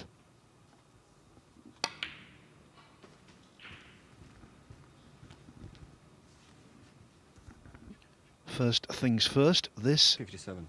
Ace frame ball.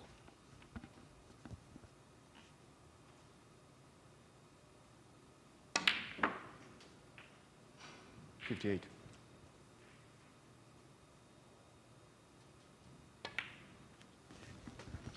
On table 2, Zeuser and Jackson Page are off and running. 65.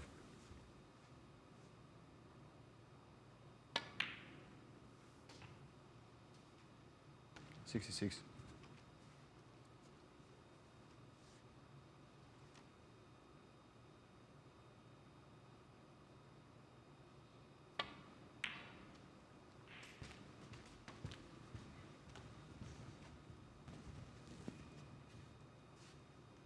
$71.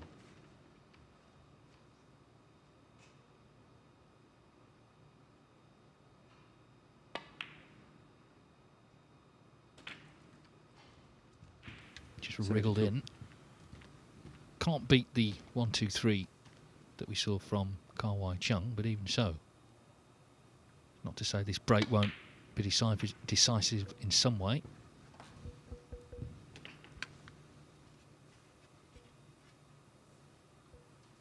$79.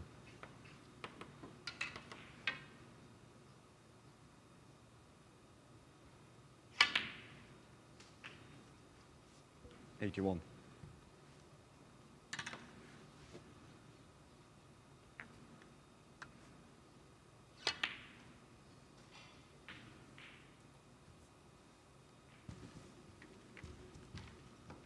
$84. Don't know what occurred there. I can only assume he was a little off balance. Could be the long double.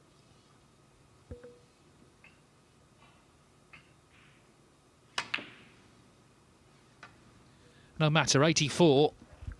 Didn't stumble that time. And Zhang Anda, the second seed in this group, like the first, Jack Lazowski, in early trouble. He trails 2-0. Because he was in trouble in that frame. He was snooker behind that green after that fluke from Jimmy Robertson. So the fluke was pretty decisive. Anyway, Jackson Page just getting underway here against Zeuser, because he was runner-up a couple of years ago in the Championship League to Ali Carter. Zeuser made the last day last year, but I remember he got ruined by Joe O'Connor, who won a frame after needing 4 snookers against him. Which was quite something to behold, actually. Yeah, he's got the bulldog spirit, O'Connor, there's no doubt about that. As for Jackson Page, when he's on, he's a joy to watch. Plays so fluently, almost effortlessly.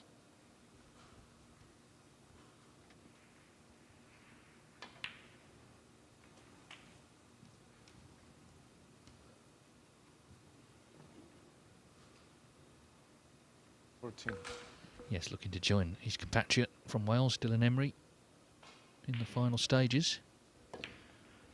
Yes. Oh, and Jack Jones as well. The Welsh are doing well, but the Welshman didn't do well on that red.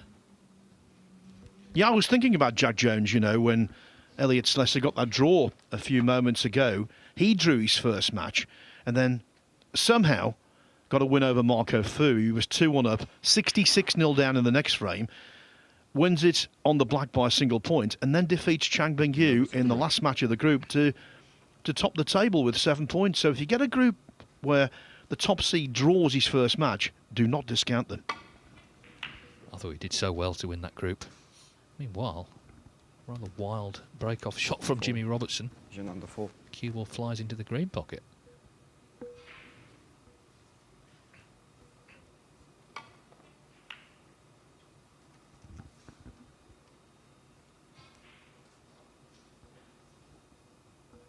Zhang Anda needs to get amongst them here. He needs to start to play in this match as time is running out.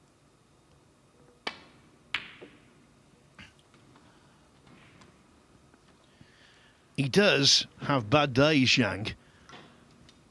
And when they arrive, they're very bad. On more than one occasion, he's had a bad day at the Crucible.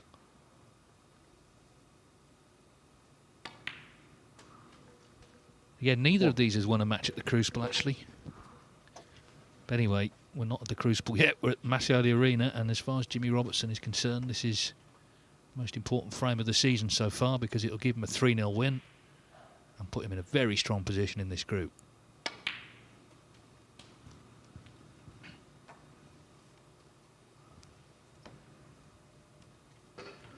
Eight.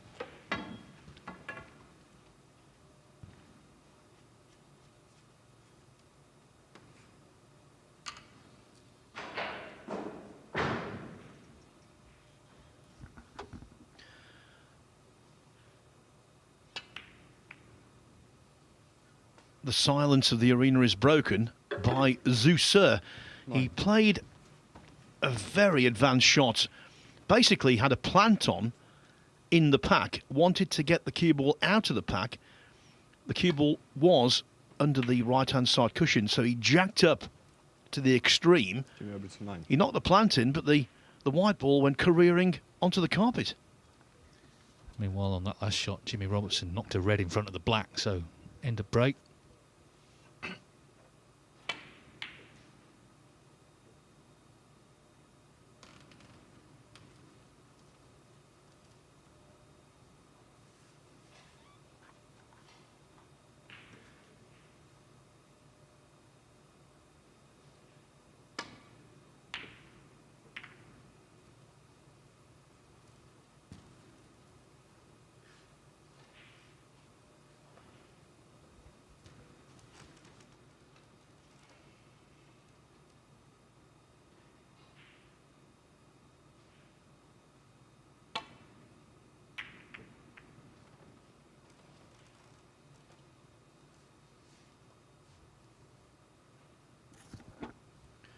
That was very fortunate indeed. Caught the pack too thin. And look where he's finished.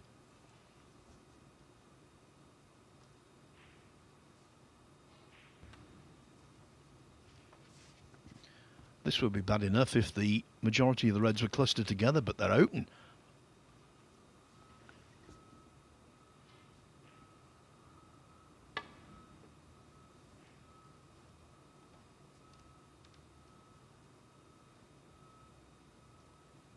All the miss, Jean on the 4.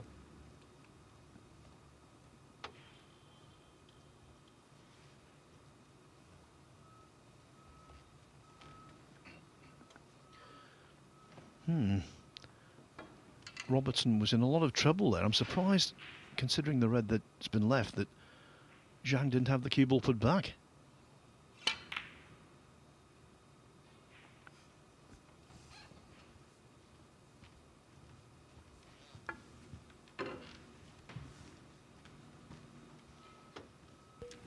Yeah, he may well smile there because, of course, he snookered him on the red, but he can't, Jimmy Robertson cannot leave that red there if he doesn't cover it. So he's giving him the problem here.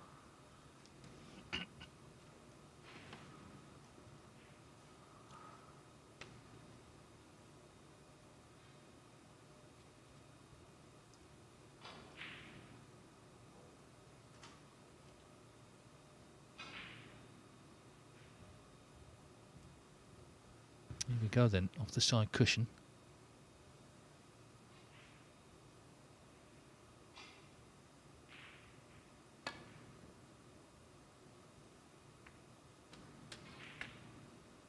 Expertly done. 1. How well did he play that?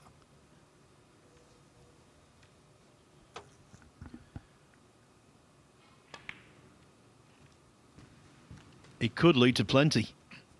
One thing I've noticed in this match, and it was the case in the first matches yesterday, as we see the contact on the red was just about okay. Players getting used to this table because I think the cushions aren't playing quite as quickly as they were in the first stage. Nice. The table's playing very nice, and kudos to our table fitting team.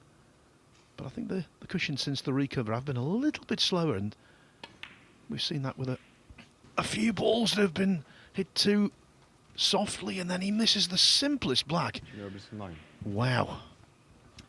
Yeah, that's not the table. I'm afraid that's him. That came out of absolutely nowhere. What a chance it was to get the 3-0 victory.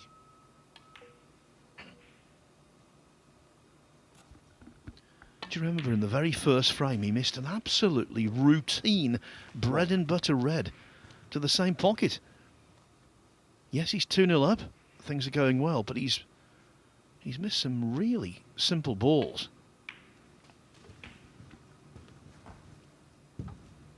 Well, it's a chance Zhang Anda didn't look like getting. What can he do here? Can he click into gear? When he does, he's such a heavy scorer. But we've seen precious little of that so far today.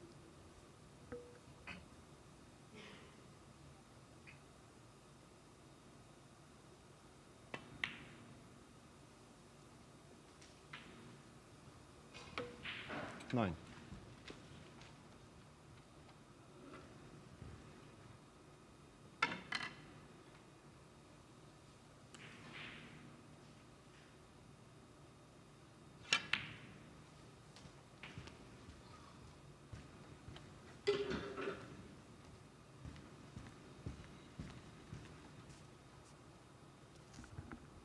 Pink spot occupied, so it goes up on 15. the green.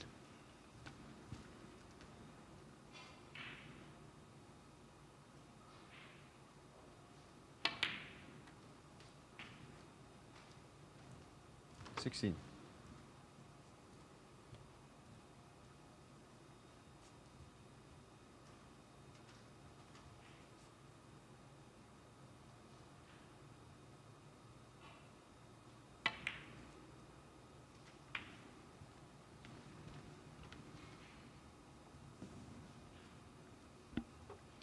Yeah, the way he's going about things here doesn't give you a great amount of confidence it's going to continue for much longer, this break.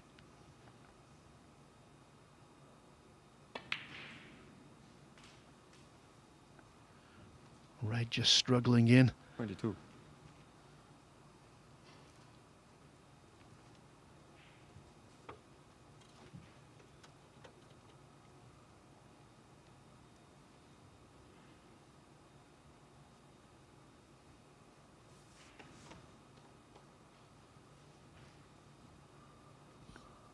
Still can't quite believe the black that Robertson missed to allow all this to happen.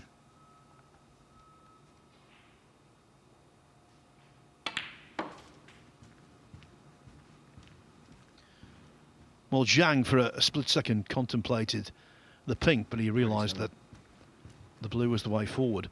Deftly used the bump in the middle pocket to get a little closer to these reds. Yeah, but you just see that coming. Fernanda 27.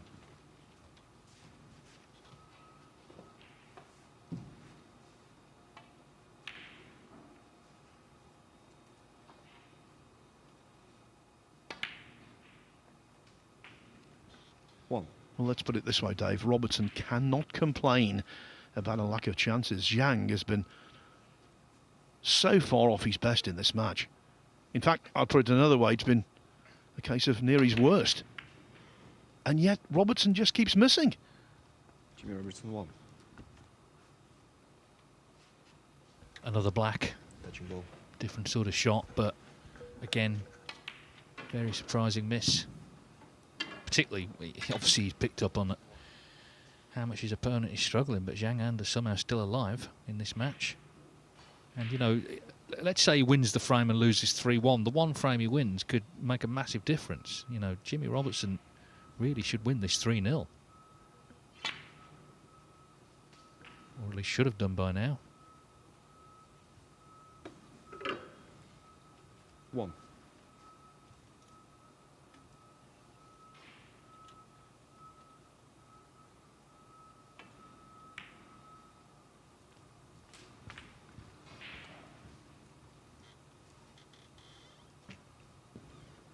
Six.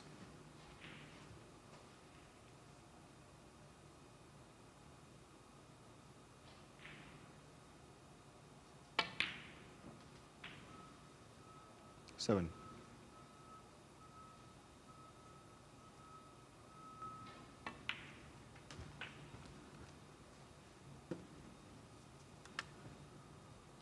So 30 in front. 14. Not much more to do. A couple more reds. And he should be on the scoreboard. And as I say, Robertson May well have missed a big trick here. 15. Yeah, when he got on that red there, very strange and timely piece of dejection because he was absolutely bang in. 31 in front. So blue, red, black. Robertson will need a snooker.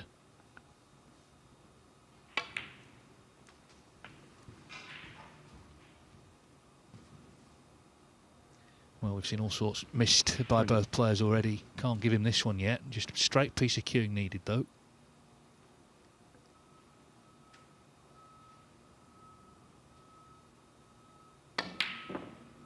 Yeah, I mean, you just had the feeling something was coming because that's the sort of match it's been.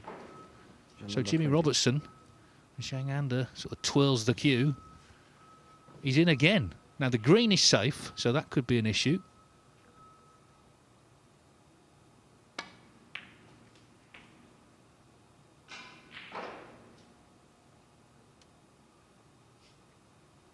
One. Well, straight away, it's gone wrong. Yeah, normally in these circumstances, out of position, he'd say, OK, fair enough. At least I can liberate the green. That's debatable whether he can get through to that.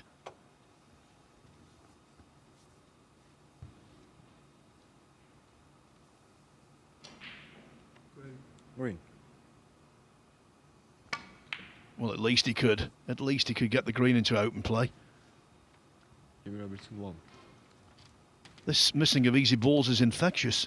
Jackson Page has just missed one from point-blank range on the other table. I think, to be fair, the players are well aware we're very nearly at the end of this tournament. And therefore there's a trophy up for grabs. So the pressure has definitely increased. But the standard so far today has not. Apart from Kawai Chung, who played superbly, actually. Although, again, he needed a few chances. Jack Lazowski, you know, gave him some openings in that one.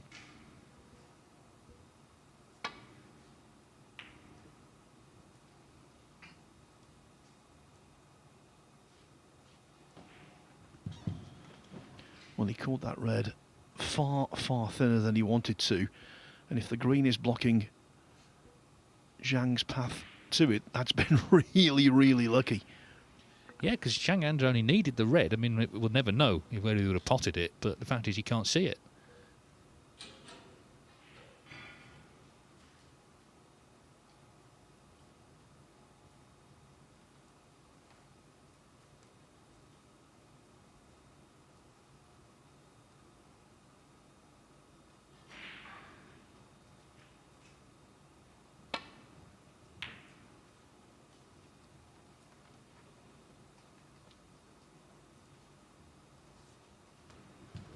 Play well, that one well though.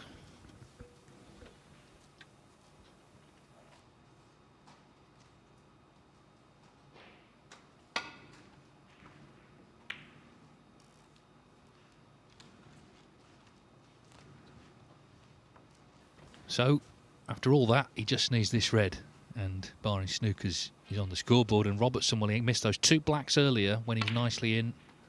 This should have been 3-0.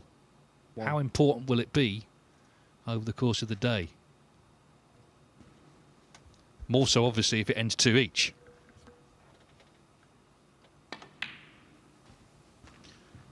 Not very often you say this on tour nowadays, Dave. Zhang Anda played a bad frame and he's won it. Well, to be fair, they both played a bad frame. But in this format, all the frames basically count the same. Unless there's a really big break, which of course can be a bonus.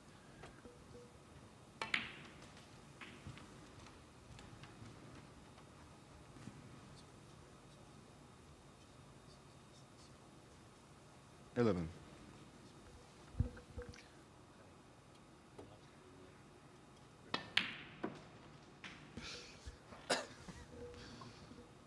$13.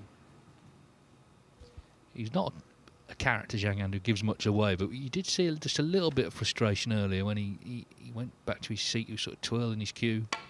It's about as much as you get from him. Anyway, 16. be happier now. Not with the performance, but at least he's won the frame.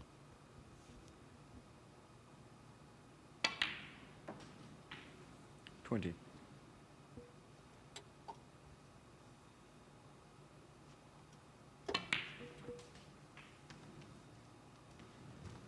25.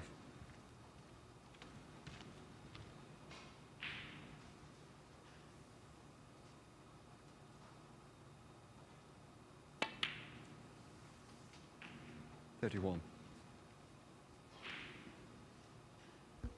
In the end, he did play a good safety, and that's what yielded And this 38. visit, Any frame. which has given Zhang Anda the frame. Jimmy Robertson had his chances there for 3-0. They were really golden chances, and he just couldn't put the match away. And, well, now he's facing the prospect of a draw. We can see a couple of the mistakes here. That red going to the near jaw. But it was the two blacks, Phil, I think, that were the most surprising. This one especially. Well, he was beautifully in here. The red we just saw actually was very early in the first frame, so you could give him a pass on that one. Not yet settled, but by this stage he was settled, or at least he should have been. And two blacks that should have been nailed comfortably remained on the table. If he only gets a draw from this match, I think he would be extremely disappointed, crestfallen. Yeah, because so far Zhang Anda hasn't played well, but that could change now. You know, don't be surprised if he comes out, makes a one visit, and it's 2-all. We'll see. Robertson still able to win the match, of course. Still first frame next door. Jackson plays, though, well in front against Schuster. Yeah, on the theme of mistakes, that one's following suit. Plenty of errors in Schuster and Page thus far. Well, Zhang Anda stays on to play Ka Wai Chung, of course, has already won 3-0 against Lazowski, so would love to go into that, having got a draw here.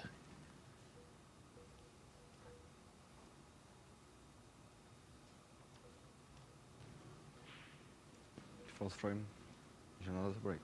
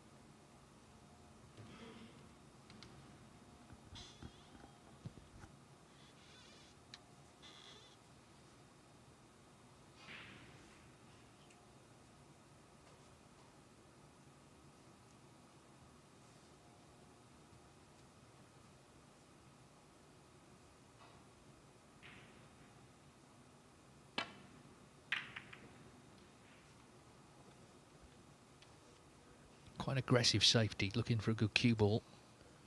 And it is pretty good.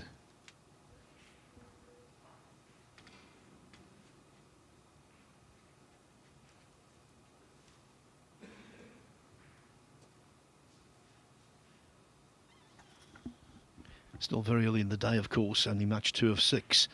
But if this was a draw, and then Ka Wai Chung were to beat Zhang Anda next, talk about having a stranglehold on the group.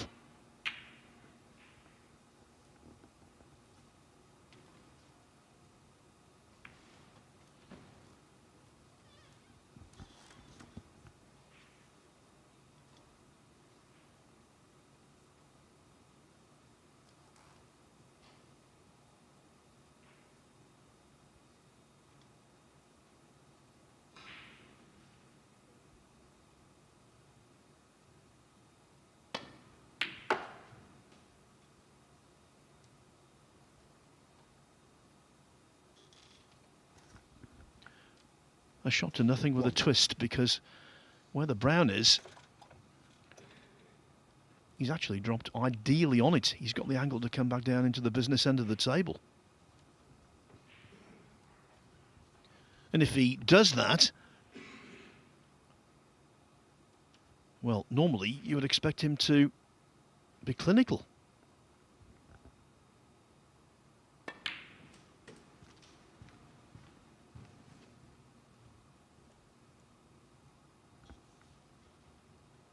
Five.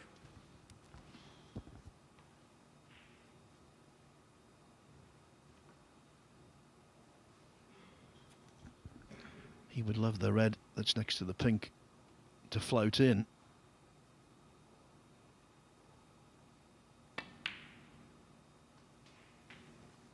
Six. And now, what a golden chance this is.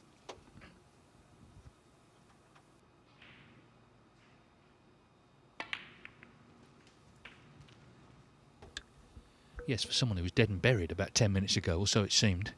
13. Couldn't do anything. I did say don't be surprised if he wins the frame in one visit now. 14. And then, of course, can take that confidence forward to the next match, and who knows where we are by the end of the day.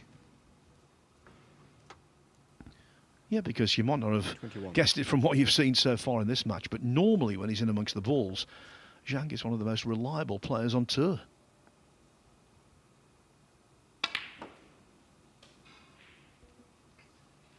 $22.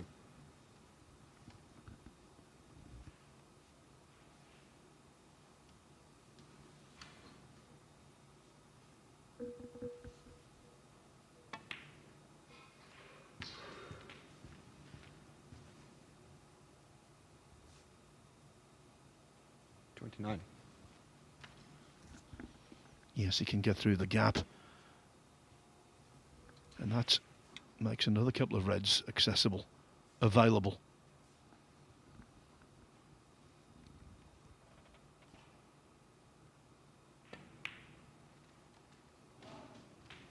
$30.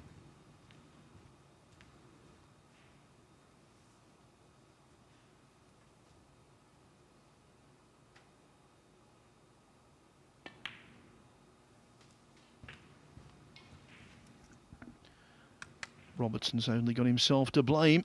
37. Missed a couple of elementary blacks.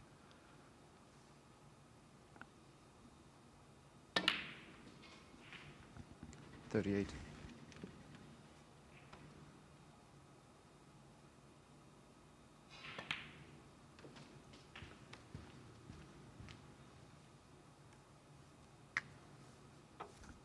Again, evidence there that the players are expecting a little more bounce off that top cushion.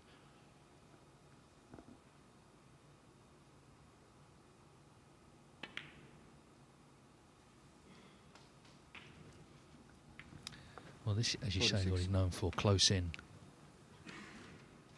Never seems too far from the next object ball. But he's got to keep going, because if he does slip up, they're all there for Jimmy Robertson.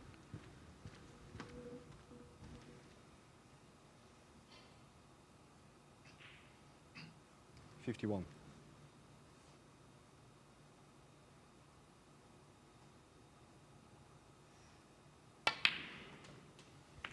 Jimmy Robertson did have 2 draws in his first group stage and still won, so it wouldn't be a disaster, but it will feel bad because he was 2-0 up and in for 3-0 a couple of times.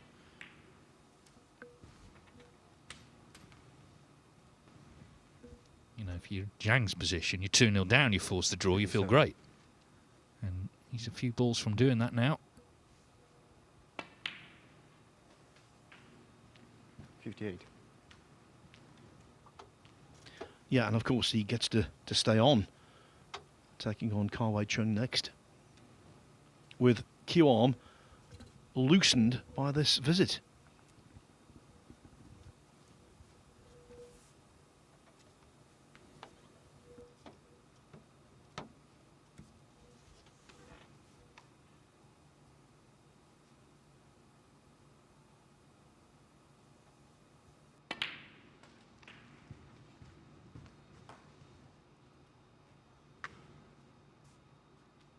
$65. Red and a colour needed then to complete the draw, the comeback. And of course potentially beat the 1-2-3 break of Ka-Wei Chung. 66. But it's been a quality contribution. This is what we're used to, really, from Zhang Anda. I'm sure he's as surprised as anyone, though, that he got the chance, because it was all day long 3-0. 71. But it's going to be 2 each. 72.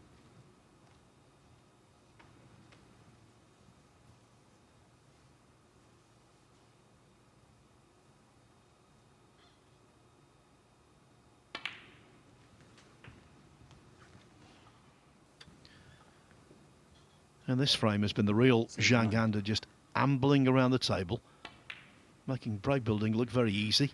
80. Most of the time, hitting the balls with little pace, just caressing them and manufacturing breaks. 87. That's what he's known for. That's what he's excellent at. Not the case in the first 3 frames, but finally he's come to life.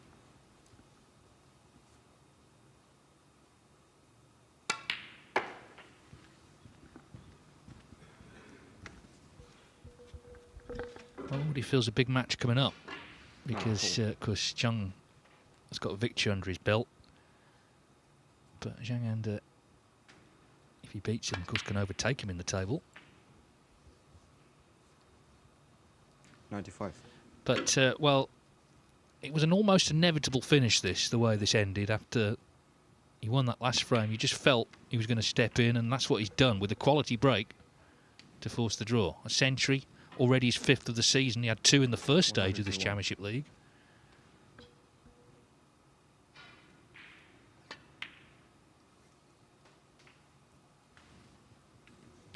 And another player who might be pleased to see this, Jack Lozowski. He lost 3-0, yes, but seeing a draw in the second match just gives him a bit more hope. A couple more draws is what he's looking for in the other matches now, and obviously victories for himself. 109. Now, he's looking here to beat the 1-2-3 that Kar-Wai Chung made. And he's not done that. He's missed the yellow. But anyway, 109. A fine finish from Zhang Anda. Jimmy Robertson will be very disappointed he couldn't close out the 3-0 win. The match ends 2-2. It's a point apiece. And Zhang Anda stays on in 5 minutes' time. He's up against Hong Kong's Kar-Wai Chung.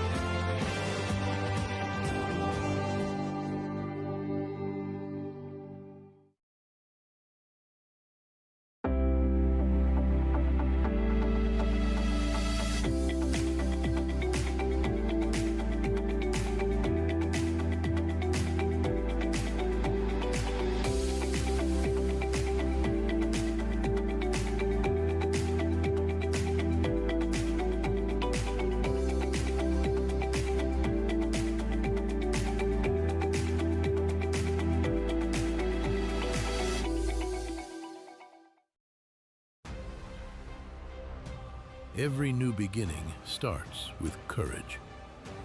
And round here, we have that in spades. One shot, the break, it changes everything. Made better by pressure. Two rivals at every table. A crowd free to live in the moment. From the four corners of the globe, the greatest players arrive, chasing more than a title. $500,000. 6 days of pure drama and unrivaled tension.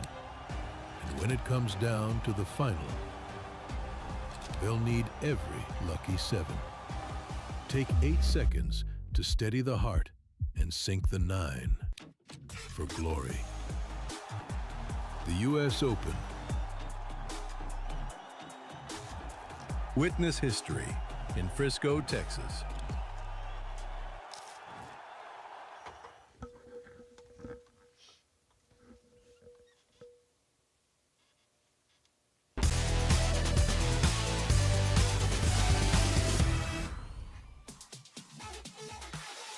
Welcome back to the Mattioli Arena in Leicester on the penultimate day of the BetVictor Championship League.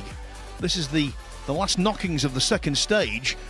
Kai Chung has made an absolutely dream start, beating Jack Lazowski 3-0, helped by breaks of 61, 57 and 123. So he sits pretty at the top of the table. Jagander and Jimmy Robertson just played out a 2-all draw, so they got 1 point each. And Lazowski has a lot of work to do. Next up, Zhang looking to build on the way he played in the final frame of his match against Jimmy Robertson. Kai Chung to break. And maybe puncture Kai Chung's 100% record. Conversely, if the man from Hong Kong wins this match, Stephen Hallworth, he would take all the stopping. Yeah, it's a massive opportunity, isn't it, now, for Kai Chung. He's had the perfect result in the previous game. That's gone his way. And again, all you can do yourself is try and take care of things when you're at the table. So if he gets his chance, he's got to try and convert it and put the pressure on everyone else. It could be a huge advantage.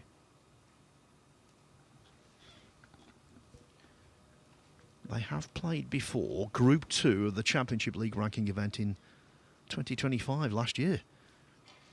And Zhang was pressed very hard. In fact, he had to win the last frame on the black to salvage a 2-all draw.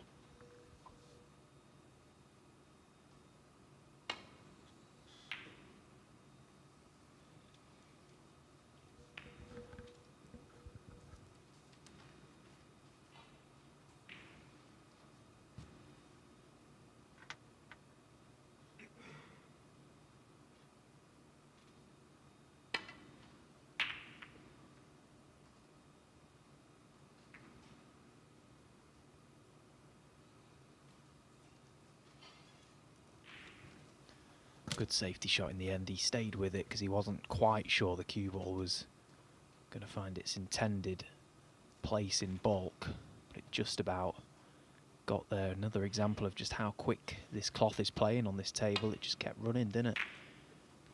And it was a good line because that red over the right corner was a potential tempter. Zhang Ander's got that now. Yeah, you're right about the table conditions. Very good indeed. And we've seen it over the last couple of days, the amount of centuries being cranked up. 6 yesterday, 3 already today.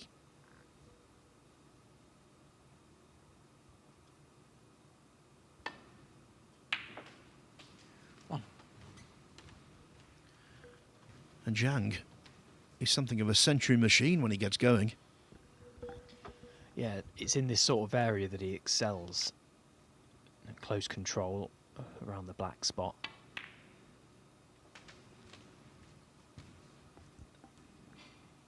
A little bit disappointed with that positional shot. He just wanted to flick the red away from the black, yes, but just couldn't quite control it enough to keep both reds potable. And they're somewhat impeding the black from the left side. If he lands or tries to land high on the black. He can't really do that now. 9. What a massive help, the pink available through the gap.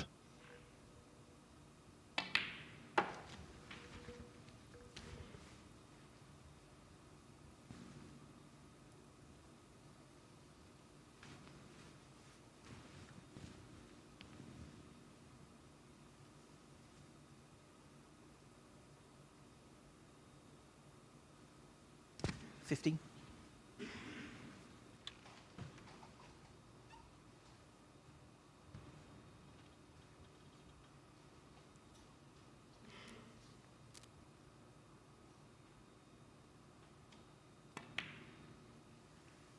$16. Just to keep you right up to date with Table 2, which you can watch, by the way, on the Matchroom Multisport YouTube channel. Very scrappy opening frame between Jackson Page and Zusur went to the Welshman. Live pictures. As Page tries to double the lead.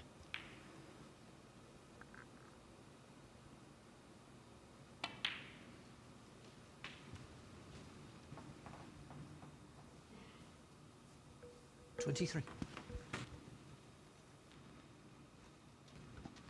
Well, Zhang Anda's had a couple of looks at these two reds close together. He's trying to figure out if the top red, the left red of the two, does pot. Looks incredibly tight. The only way it would do is being low on it. 24. And if it did, surely he would have had the opportunity to play it that time around, so that tells us that red is not available.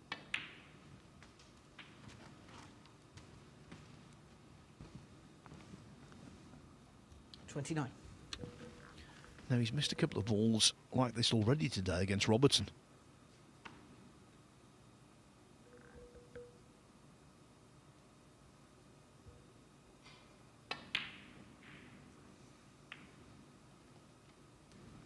And there's another Hang under that 29. actually was nowhere near its target. That was missed by a mile.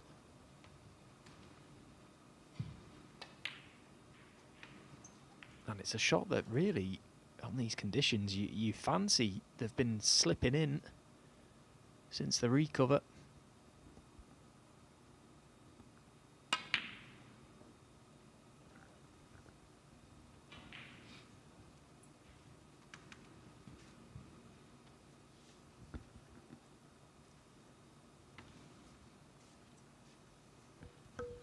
Of course, Stephen, you beat Zhang in the Wuhan Open qualifiers. Must have been very proud with that victory, especially the way it was achieved with a snooker in the last frame. Yeah, very much so. He's a top player, Zhang Anda. He's climbed the rankings drastically in the last few seasons, and you know everyone sees him as probably a top 16 player. To be honest, it's not a nice draw, but I think having won a couple of matches going into that game, I felt a lot better equipped. And to be honest, it was a really enjoyable match. I think it would have been tough to take, obviously, because it went the distance if I'd have lost that game. But on reflection, it would have been a great match to have been, you know, a part of. We was sort of going blow for blow the whole match. It was heavy scoring and played in, you know, the right way.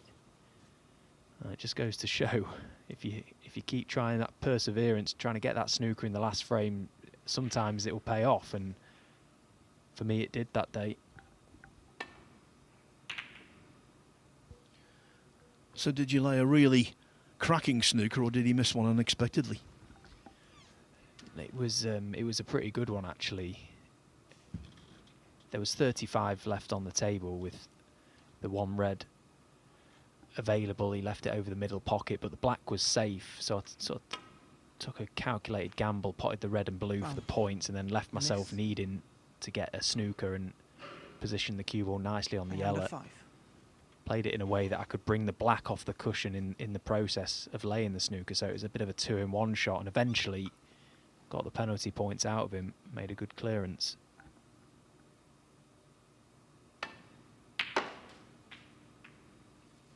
He did me twice last year in China comps though, Phil, so I owed him one. Such a good player, though. When you sat in your seat playing Zhang Anda, you're looking at him when he's in full stroke, and they're all finding the middle of the target. Very little goes wrong with his technique. He's so good to watch. Yellow ball.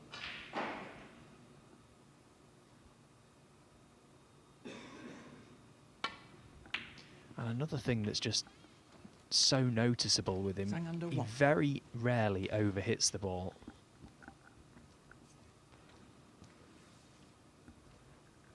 Yeah, not firing on all cylinders today, yet.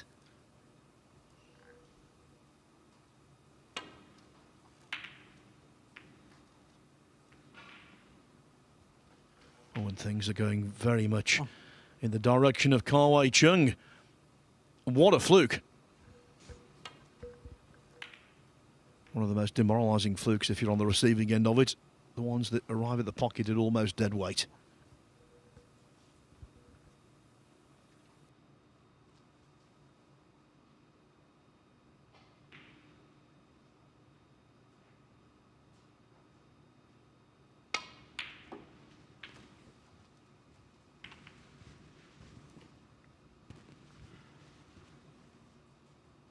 Three.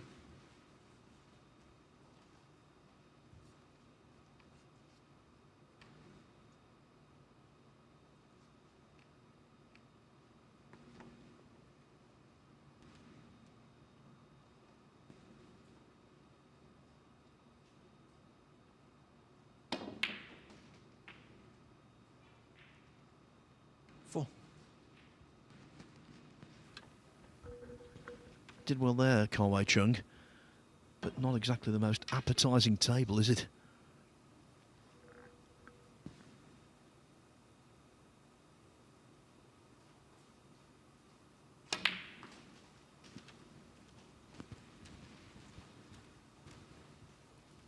And he's not going to enjoy where this blue's about to be placed. No. He's got to take the other red now to right corner.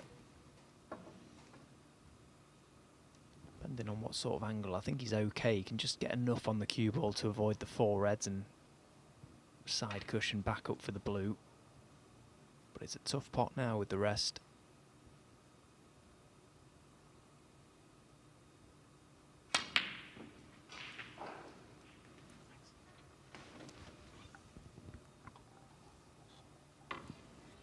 Ten.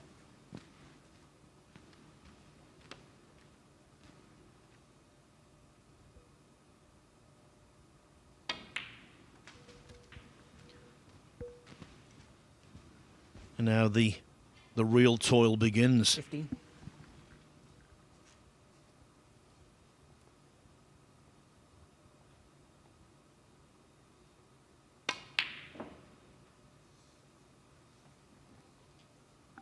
Kawai Chung, Yeah, 15. failed at the first hurdle there. Because look at the angle he had on the blue, it was nice. Could have gone top cushion into the four reds. Could have played anything really from there. So Zhang Anda, okay, similar situation for him. It's not a nice table, but you can just chip away at the points. Gain a little more control. It's not very often you see somebody use a chalk pouch clipped onto their pocket. Just a little pointless observation there for you, Phil. Valid. You know me, the more esoteric the better. Zhang Anda 1. It begs the question why he's using the pouch, because his pocket is right where his pouch is. Maybe he doesn't want to ruin his trousers. Perhaps his pocket is full of money.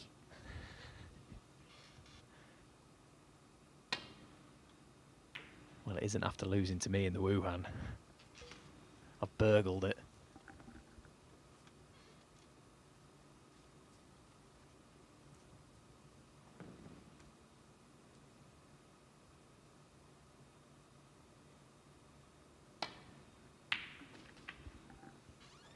Makes you think of the players that you see down the club when they wear the jeans and they put the chalk, and then over the years the pocket just becomes like string, doesn't it? And all blue and horrible.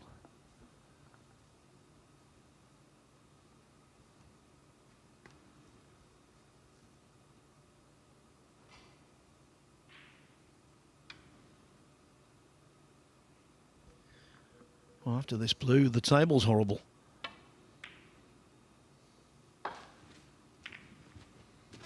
Valiant effort. Now, is the one maybe 6. available to the yellow bag?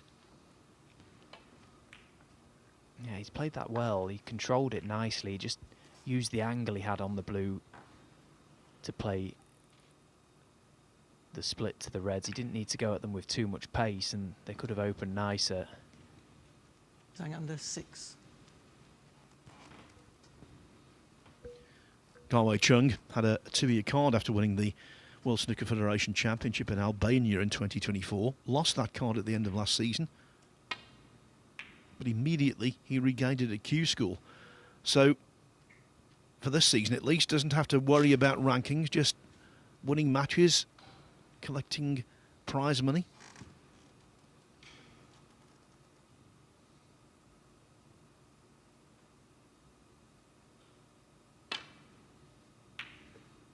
Yeah, but I think the more experienced Garwei Chung builds and the more mature he becomes, he'll realise just how important the first year of a 2-year tour card is.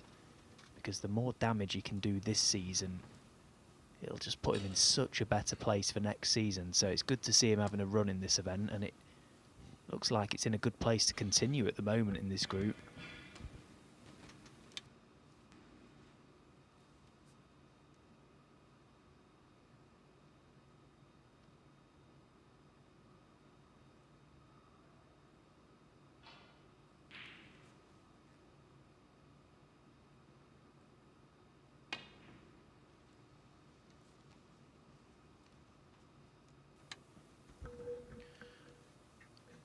What a smashing shot that was.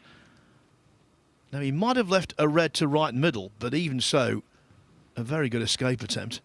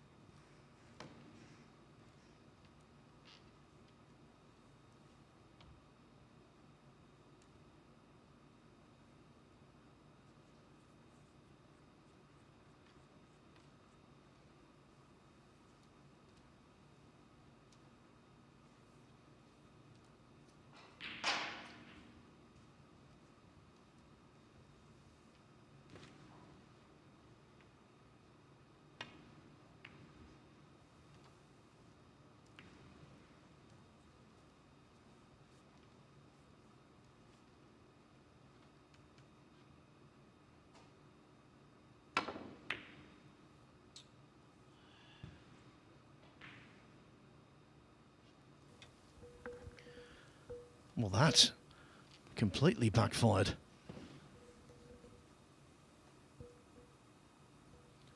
Look at Zhang's face.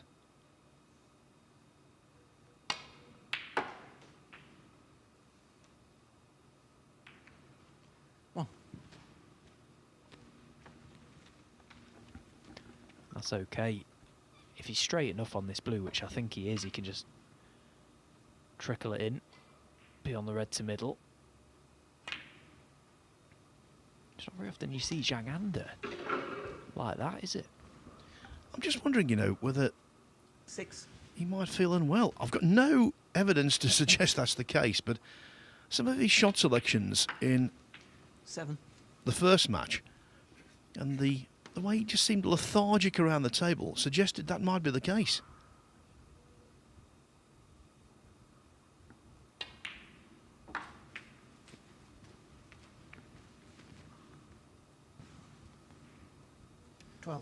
I remember one year in the Championship League ranking event, Cao Yupong, who was a fine player, who gave up on snooker to play Chinese 8-ball in his homeland, he got to the final day, the last 8, and was laid low by a really bad stomach bug. It was a real shame.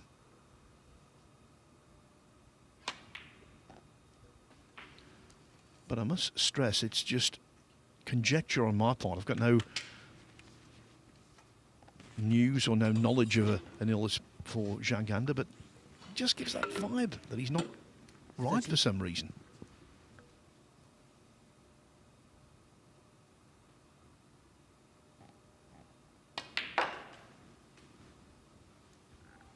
Yeah, it's funny because we hold Zhang Anda and a lot of players around his rank 20.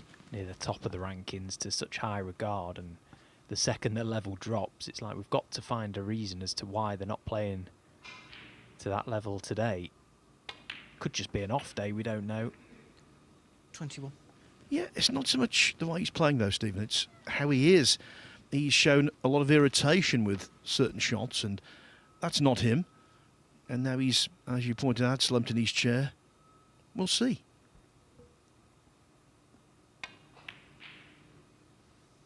And someone that does need to see and recognise how his opponent 23. is currently looking, how he's playing, is Kai Wai Chung. He doesn't need to concern himself with Zhang Anda's problems. He's got a job to do. And what an opportunity. Having won his first match 3-0, he's made the perfect start. Kai Wai Chung, 23. But again, an example there, and not for the first time today, of Kai Wai Chung using the rest and really struggling. Yeah, from what I've seen, is that a coincidence? He's missed a few pots by some considerable distance using the rest. Now, did the red nudge the blue far enough away to make the red potable?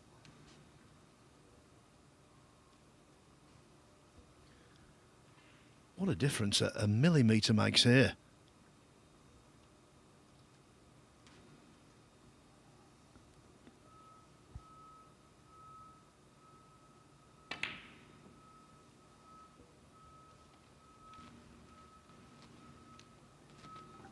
Well, it must have been very tight.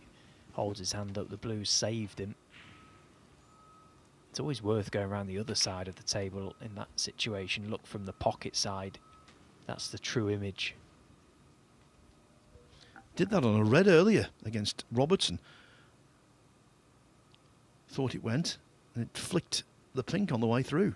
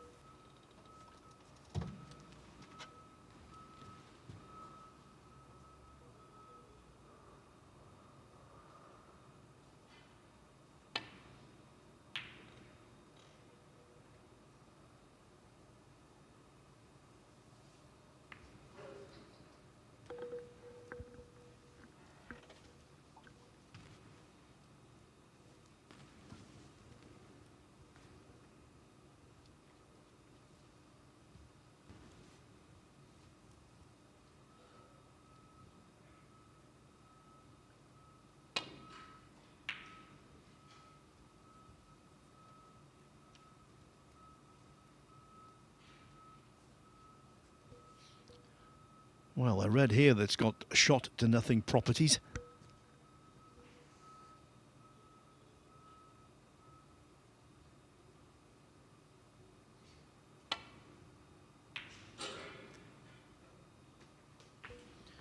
Few are better at that kind of shot. Mind you, the way he played it, the pace he played it, forget the shot to nothing. Had that stayed in the jaws, it would have been left on. He's got the perfect angle to chip the green out as well here. Really nice shot. Now anything but straight. And he can do something with this yellow. If he's straight, it'll be a very thin green.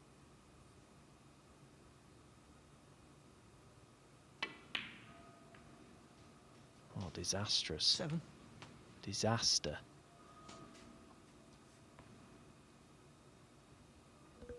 Well, why run the risk of getting a fullish contact to the brown?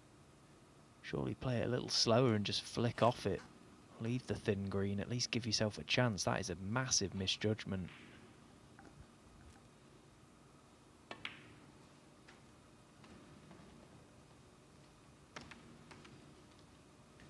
Zhang under 7.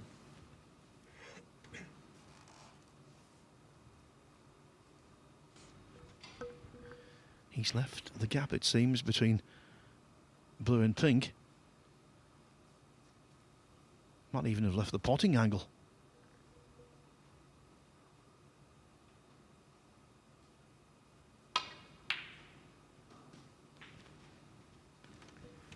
Yeah, good spot, Phil. But how do you fancy these? Well, there's barely anything to separate them in this frame, just the 8 points. I'd love to try and get this frame won now, but is that pushing the boat out?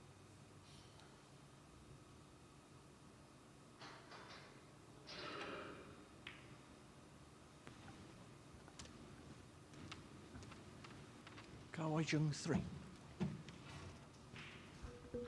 Normally in these kind of circumstances you would heavily favour the experienced man, i.e. Zhang, but he's not himself today.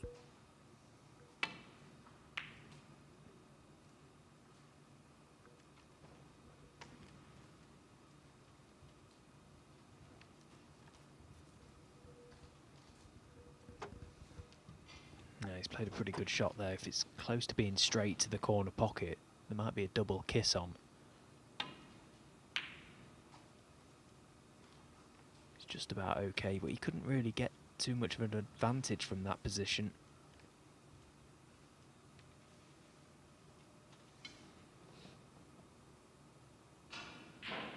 Well, it's a big shot to take this brown on. He's got a guaranteed safety, but yeah, right decision. Good decision and played it nicely.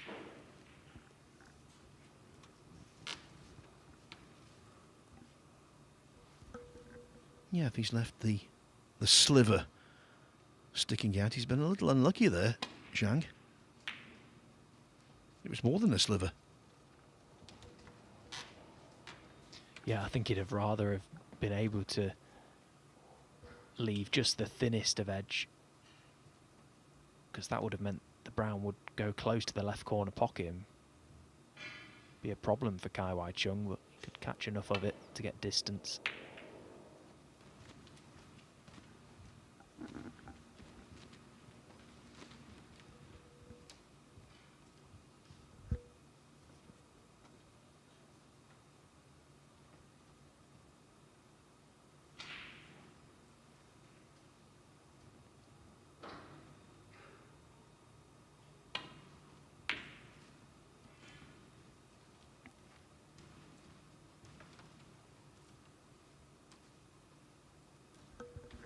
What an important exchange this could be.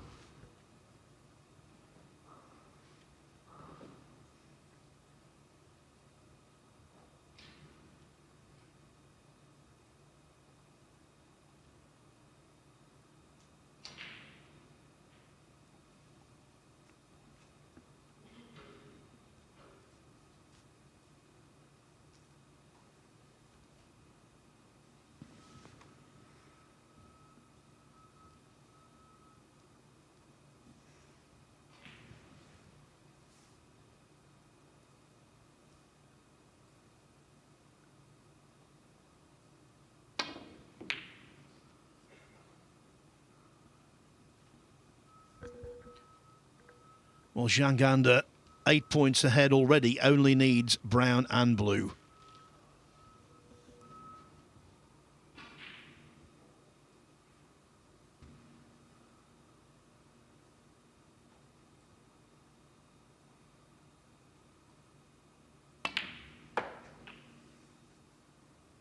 4. Not been a vintage frame by any means. But they all count the same, Stephen. Yeah, I would just be happy to have got the first frame won. 9. Might just set him off on the right foot in this match. Chance for something to build on, because he needs it desperately to stay in touch. 15. First frame. Zhang. Zhang edges the opening frame on the blue. Kai Chung loses his first frame of the day. This is the last match on table 1 of the session, but over on table 2, we're just taking a peek into the second match of the session. It's been really slow going. This frame lasting 33 minutes so far. Yeah, Jackson Page, just before we came to this table, missed an unbelievable green to the middle pocket. He couldn't believe he missed it, and neither could I, to be honest. And yet he's still in there punching, because Zhu Se has snookered himself. And he's only 18 ahead with 22 on. Isn't it mad what can happen on a snooker table? A minute ago he had that pink safe, now everything's in play and he's got to get this brown safe.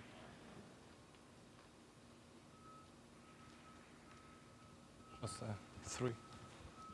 Now this is just the kind of shot with the cue power that Jackson Page possesses that you fancy him to bury.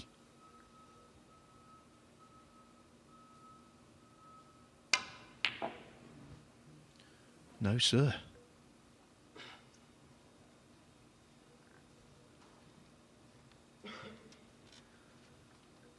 So Zeus has to finish this match off, and then he plays Dean Young third up before the session is completed.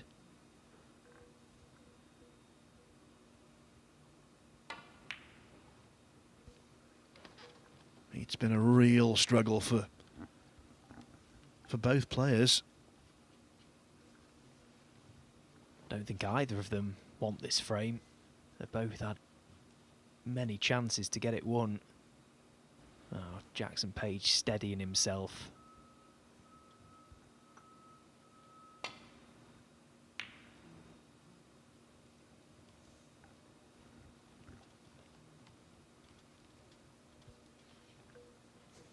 And now for Zeus, the brownish frame ball.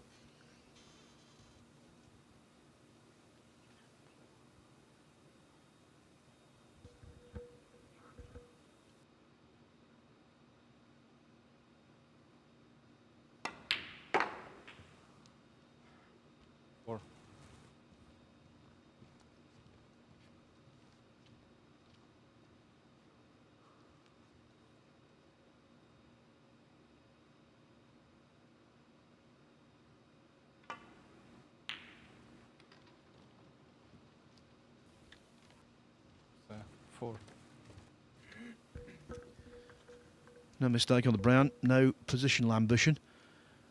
Could that come back to haunt him, because he's only 22 ahead? Oh, well, make that 29 and the frame is over. Jackson Page has had enough. A frame in excess of half an hour. In the end, it went to Zhu Se, and with that, the Chinese player equalises. It's 1-1. Yeah, you mentioned just as our first frame concluded, before Kai Chung left the arena, that he's dropped the first frame of the day as far as he's concerned. Well, that's only the second frame in the event that he's dropped, isn't it? He won his first group with 9 points, dropped just the single frame, so he's been utterly dominant from Kai Chung so far. Zhang under to break. Yes, and he came through a group in which there was lots of good snooker. Group 26, he beat Matthew Stevens 3-0, Ashley Carty 3-1, and George Pragnell 3-0.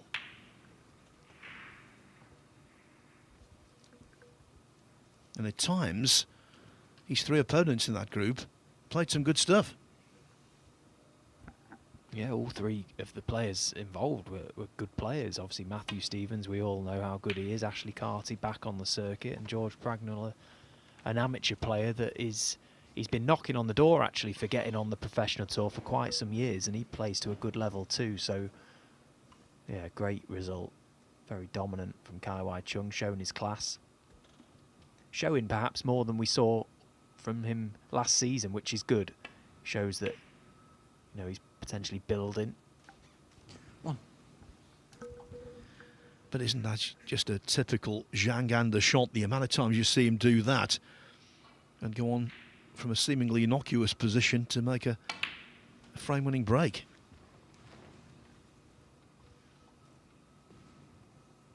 Eight. Can't explain to you just how accurate you need to be on that kind of shot to knock it in. 9.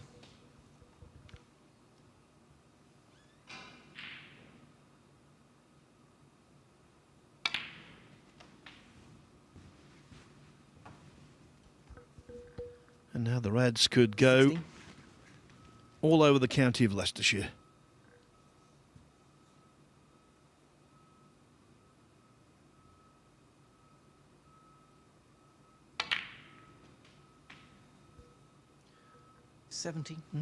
Well, they spread nicely, but look where that cue ball is. You wouldn't fancy this, Stephen. Yeah, they've spread lovely, and you know, he played that again at what I thought was the right pace, but just a slightly thin contact to a red and lost the cue ball.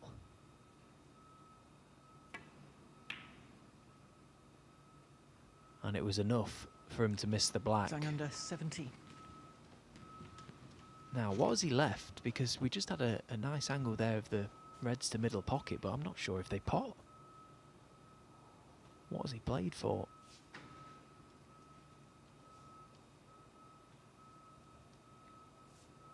It's ever so tight if one of those reds does go.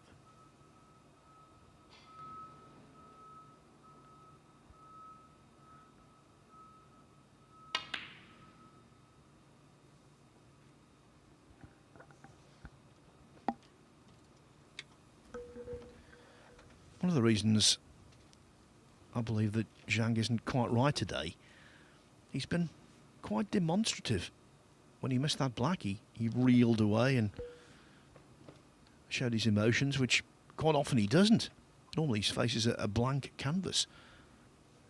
Yeah, he gives you very little, Zhang Anda.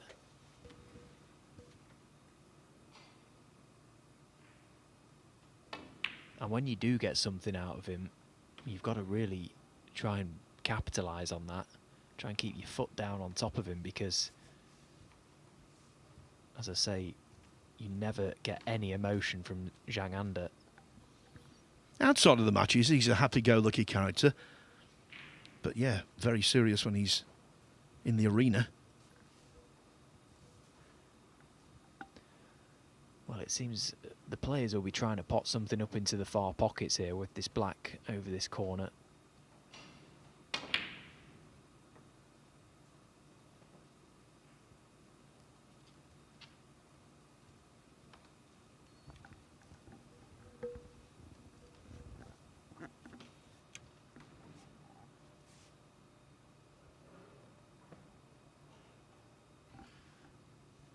Well, Zhang may have one, if not two, reds available to the middle pocket. Certainly got one up into the corner, the yellow bag.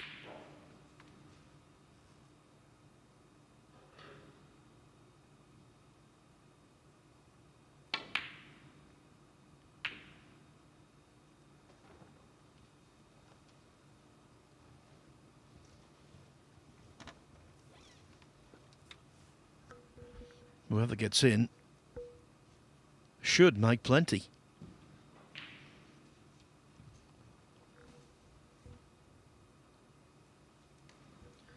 By the way, on an unrelated topic, Stephen, we were looking at the Champion of Champions qualifying criteria earlier on today, and because we had so many multiple winners last season, the likes of Mark Selby and most prominent of all, Zhao Xintong, the winner of this event will be in the Champion of Champions. So lots to play for, and consequently when balls go round the rim like that, that's hard to take. Well, that looked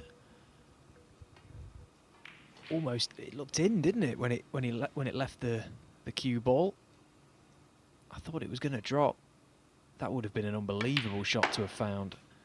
But in the end, it's turned out pretty disastrous because it's given the chance to Zhang Anda. Wow, the margins in this sport, the margins in snooker, tiny.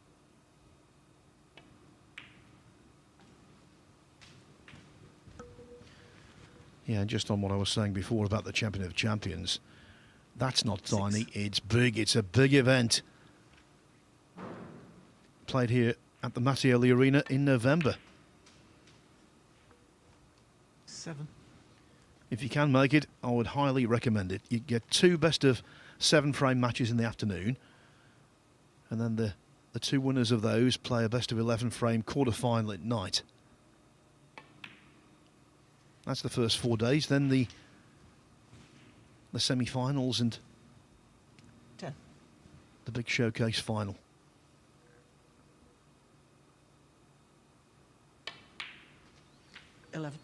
What an incentive to be involved in that field, not least because if you lose in the first round, you're guaranteed 5 figures.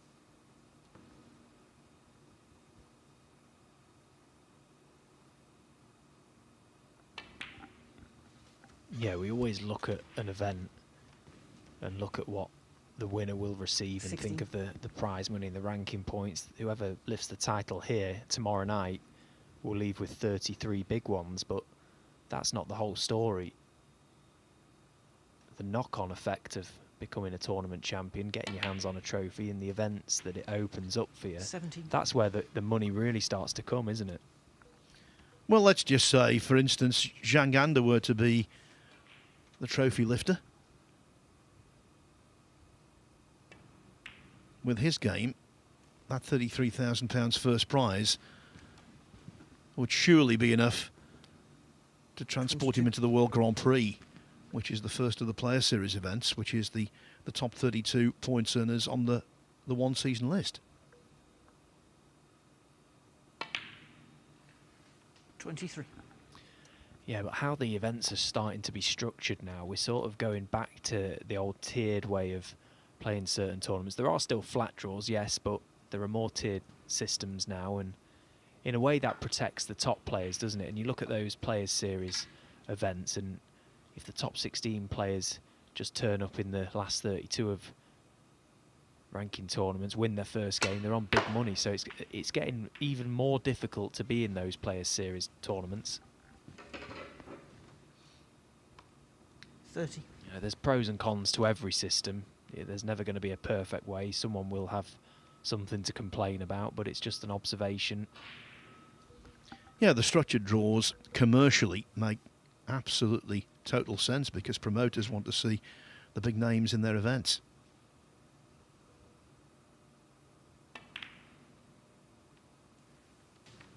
$31. Yeah, and I actually am in favour of the tiered systems, to be honest. You're playing players around your rankings and then you're earning the right to come up against the higher ranked players. And it gives you that ability to have won a few matches and get into an event. I like that. 38. When I first got on the tour back in 2014, every first round it felt like I was playing a top 8 player. That is not a nice place to be mentally, I can assure you. 39. So Zhang Anda's break goes to 39, the lead goes to 56. That means colour red will see him essentially over the line.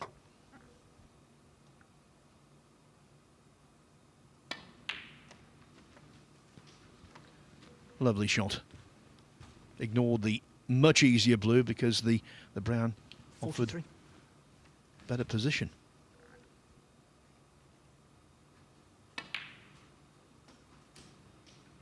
$44. Well, he was slow to wake up, Stephen, but this is, I think, the best frame he's played all day. Yeah, he's starting to look a little bit more like Zhang Anda. The hard work is done in this frame. He's just got to see it out now. Might play a little nudge to the 2. Oh, it's perfect. Again, he's just got such a lovely touch, hasn't he? Yeah, if you're just joining us, Zhang made a break of 109 in drawing 2-2 with Jimmy Robertson from 2-0 down. Yeah, but this is what we expect 48. from him, the way he turns nothing into something.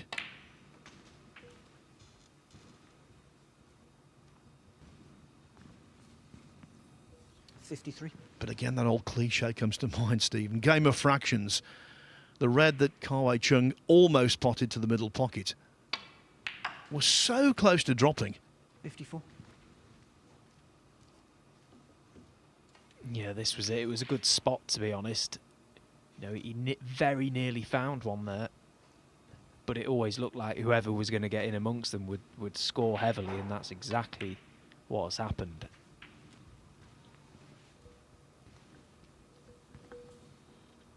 And 59. really, this result now will throw this group wide open. Kawai Chung won his first match 3-0. He can't win this match. The best he can do is salvage the draw. All players back in contention. Zhang 59 and the frame. Yes, Zhang Anda winning that frame to love. And so he's 2-0 up. One more frame needed. And Zhang, at the halfway stage of the group, will move to 4 points. And that could be a challenging position. Well, the third frame of Zhu Se and Jackson Page could have a very interesting twist to it. Zhu Se, 74 points ahead, but 75 still on the table.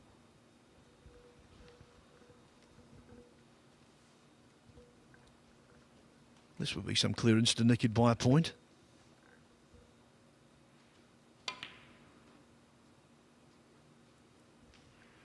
And with his skills, don't discount it. Yeah, he's pretty fond of being in and around the black spot, isn't he? A couple of years ago now in the World Championship, made 2 1-4-7 breaks against Alan Taylor. First time that's ever happened. Of course, Ronnie's since done it.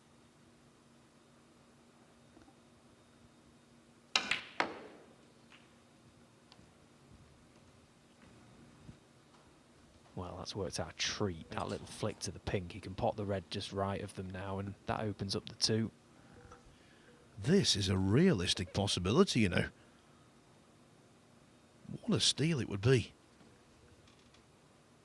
I thought he was a little straighter, actually, on that red. Perhaps the angle was taking the cue ball into the black, but we'll keep you up to date as to how far Jackson Page goes in making this counter clearance. Yeah, yesterday, in winning the group, Jack Jones, well, he was almost out. He was 66-0 down against Marco Fu. Looked like Fu was going to salvage a draw, and that would have eliminated Jones. 16. 66 up he was, Fu, with 67 on the table. Jones won the frame by a single point. And, of course, went on to win the group, but maybe that won't be the case now after the red is missed by Page. And if I remember right, Phil, yesterday you did say when Jack Jones made that clearance to nick the frame by a point against Marco that he could be playing with freedom, and who knows what bearing that will have, and it paid off in the end. Yeah, when we went off air last night, I stayed behind to watch the end of the Table 2 match. Basically, Jones was taking on Chang Bingyu, who had been the player of the group, the player of the tournament, let's face it. He won his first 2 matches to get to 6 points. Jones knew he had to win. He led 2-0 and 62-0 in the next frame. In the end, Chang came back to win that one on the black, and I thought Jones won't recover from that setback, but he did. The last frame of the day was quite lengthy. It was quite scrappy, but Jones was always in control of it. And so he's through, and Chang, despite some phenomenal snooker, is out.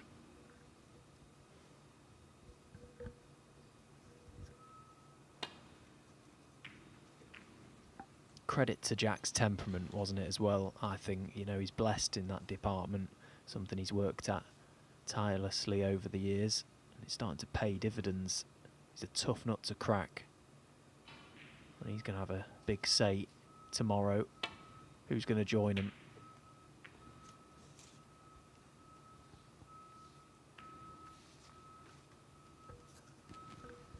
Yeah, so 2 groups in the 3rd stage tomorrow. The 2 group winners there will meet in the best of 5 frame final for glory.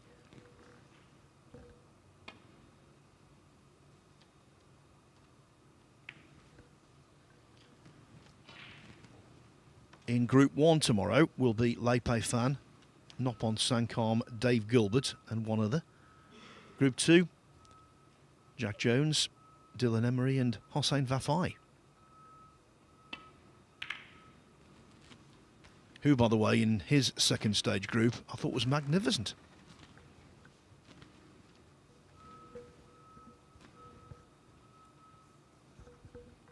Zusur has won the 3rd frame, so he leads Jackson Page 2-1.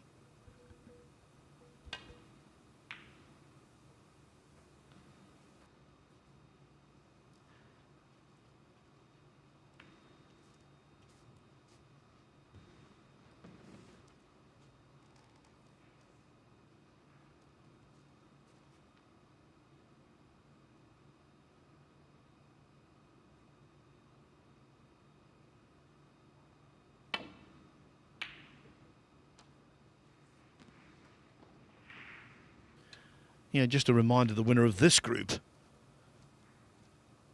goes into the pot with Vafai, Emery and Jones.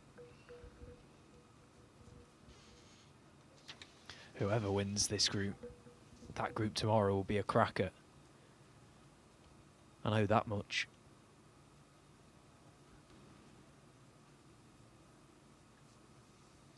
So, sight at long red, hand on table. Can he control the path of the cue ball? Good strike. Good shot. 1. Nicely played. Beautifully cued. Lovely sound.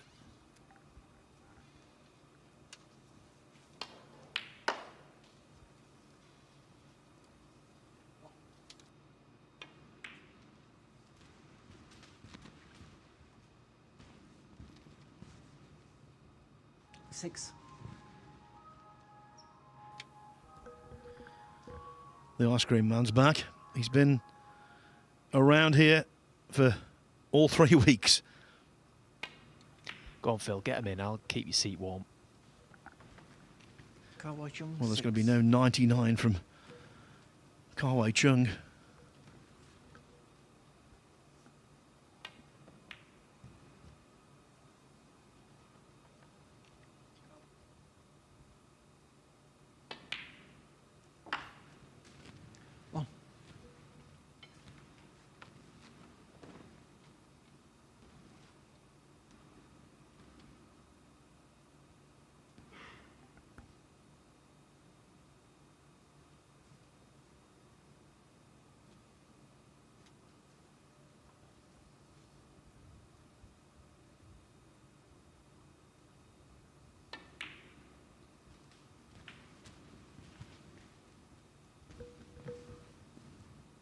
Six.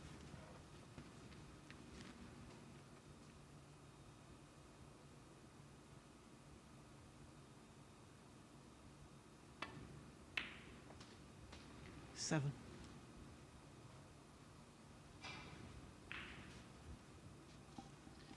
Well, he's not been able to put up much resistance in this game, Kawai Chung, and that premature miss on the red when he was looking like he'd score a few.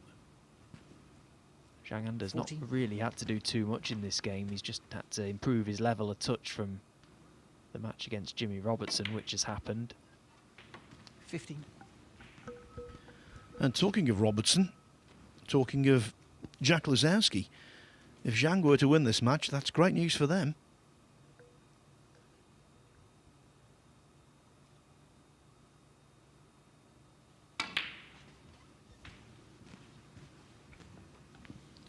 And Lazowski and Robertson will meet 22. next when we resume at 4:30.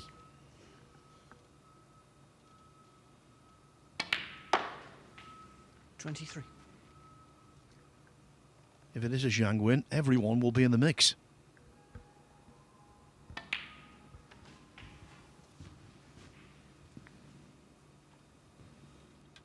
$30.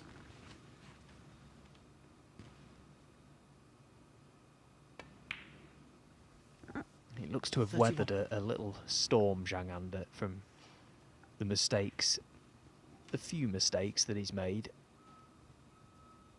Starting to just go through the gears now.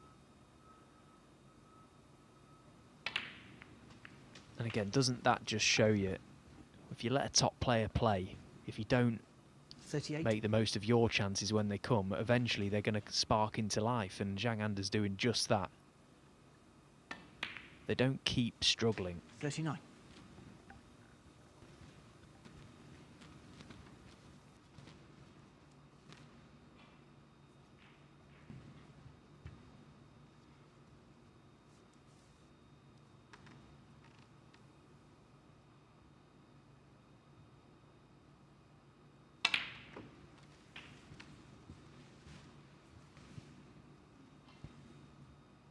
$46.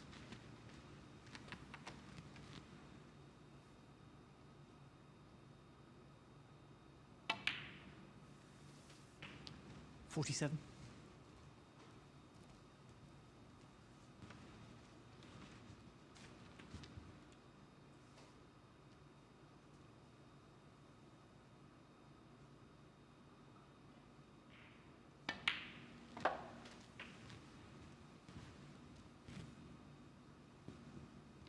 $54.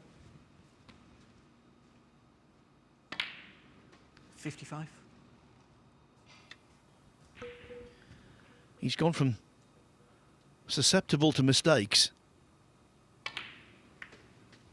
to being super solid. 62. Yeah, usually when he gets in and around the black spot, he's absolutely mustard, and he's shown us that here. Full control. His cue ball control is just perfect, really. Very rarely is too far away from his next ball, and usually always is nice enough on it to keep himself on the black, and therefore his cue ball is not travelling too far. 63. Well, if he were to win the frame, the next target would be to try and eclipse Kai Chung's high break of the group, 1, 2, 3.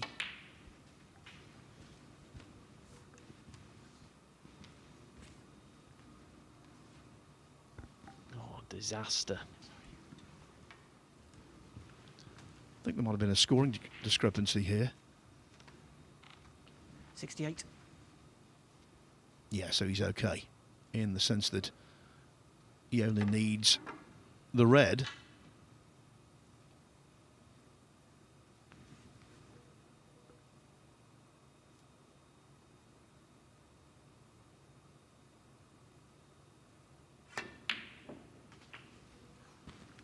Let me tell you, on Saturday, that would not have gone in. No way, no how.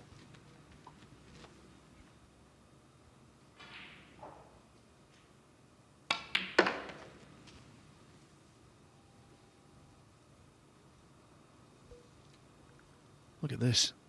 71.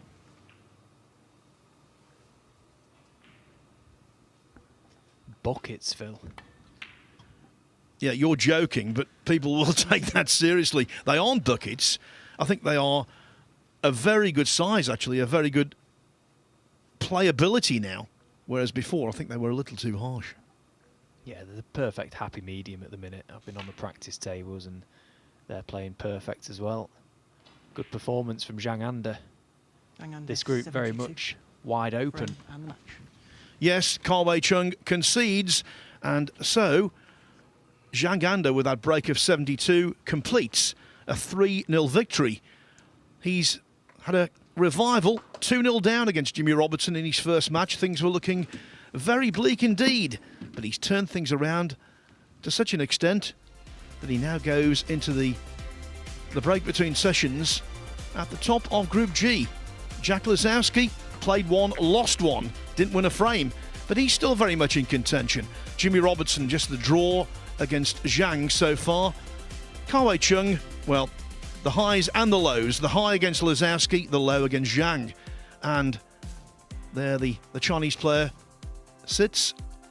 1 win, 1 draw, 4 points. And Zhang Anda plays last this evening against Jack Lazowski. That could still be the group decider. Of course, the action still continues on table 2. Zhu Se 2-1 up on Jackson Page. And over there's one more match to be played in this session. Zhu Se remains out there to take on Dean Young. If you want to see the action for the rest of the session from table 2 from Group H, simply access the Matchroom Multisport YouTube channel.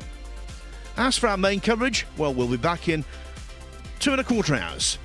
It is the culmination of the second stage of the BetVictor Championship League here at the Mattioli Arena in Leicester, and this evening's session looks to be very intriguing indeed. For now, though, from us all, it's goodbye.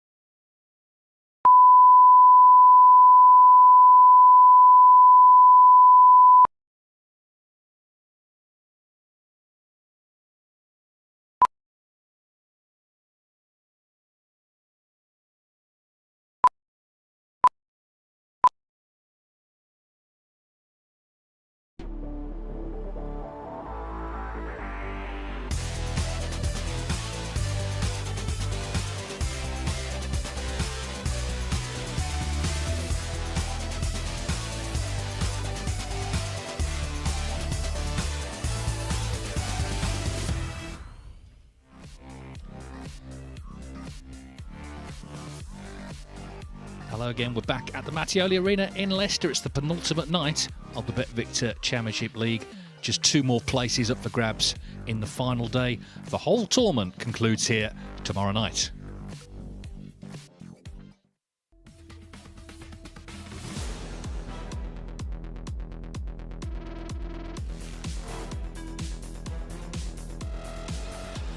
Very sharp, very focused. And that's a shot that again will live long in the memory.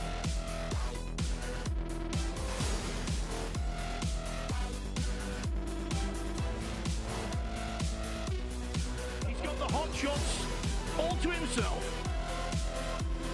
The break of a multiple world champion, exuding class.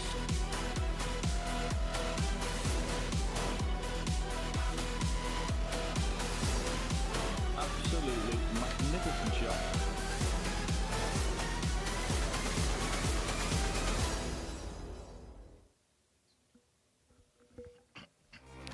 Yes, stage 2 of the BetVictor Championship League ends here this evening. We'll have our 8 players ready to go tomorrow. Now, the 2 tables are very tightly contested. Zhang Anda on 4 points, a draw and a win so far for him.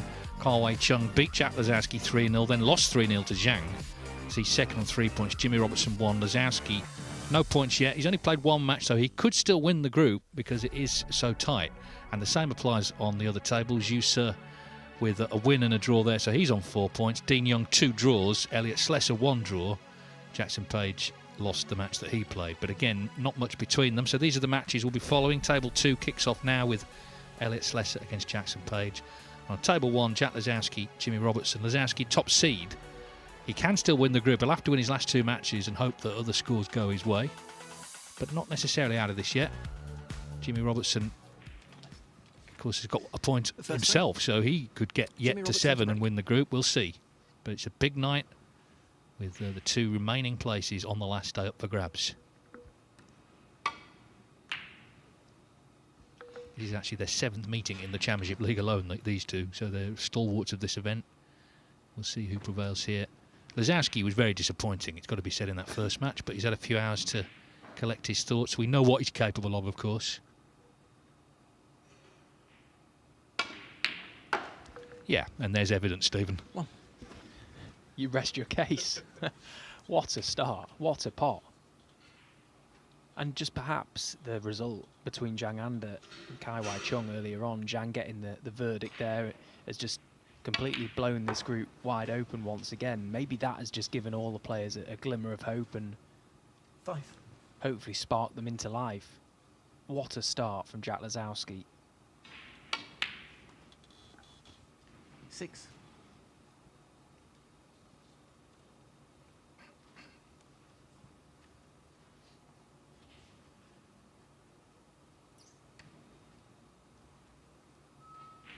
Yeah, he can get to 6 points. That could be enough. It depends, of course. He is in that position depending on what other people do. Play Zhang Anda last, he would have to beat him, clearly, because Zhang's already on 4 points. But if he wins this match, Lazowski, then 11. he should have it in his own hands.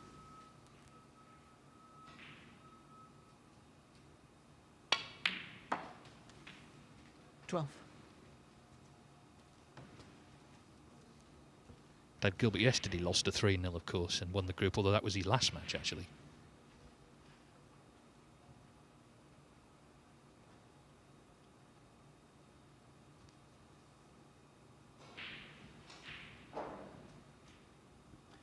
Well, the black is well tied up. He's trying to figure out a way in which he can get something in the open, but doesn't have the greatest of angles on that blue, but he tried. He made something happen there. He's thrown the kitchen sink at that one. 17. Wow, has he landed on this red? Oh, what a result. Well, he did well not to dislocate his shoulder. I don't know about land on a red. Oh, he's on the other one as well. This is even better because it brings the black out.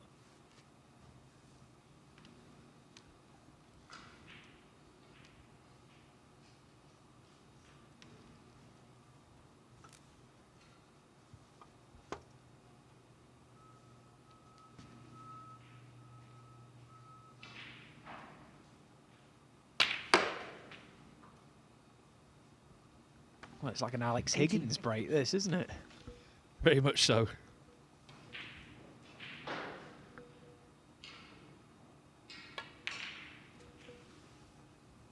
But the blue stays out. Yeah, of course, he won the Alex Higgins Trophy, didn't he, at the Northern Ireland Open? But after some quite extravagant shots, maybe sort of what looked like an easier blue, he's missed.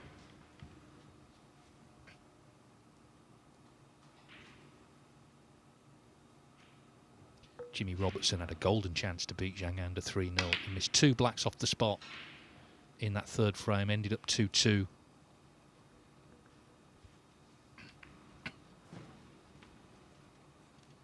He's failed to even threaten to punish there.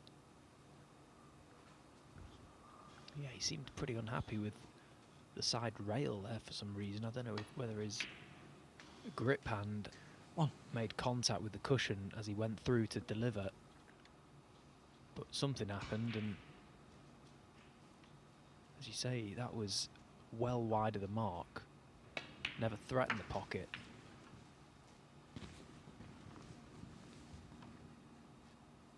Seven.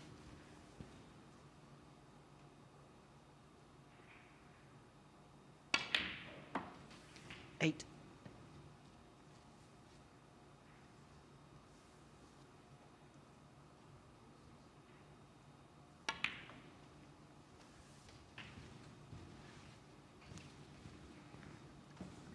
It's got the nice angle on this red to just chip the red away from the black. Little delicate cannon. Wow, he's not played it. 15. Looked perfect. Had he played that shot, he would have brought the other 2 reds into play as well.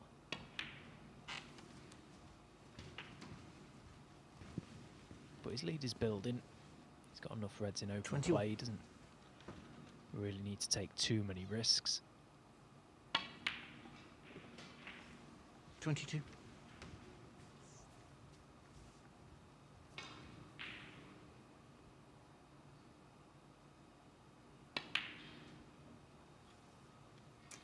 Jack Wazowski, 22. Wow, another miss that we didn't expect him in. The red only just went in actually prior, but even so, doesn't miss many of those, does he? Meanwhile, Elliot Slessor is going to take the first frame against Jackson Page with one visit. 1.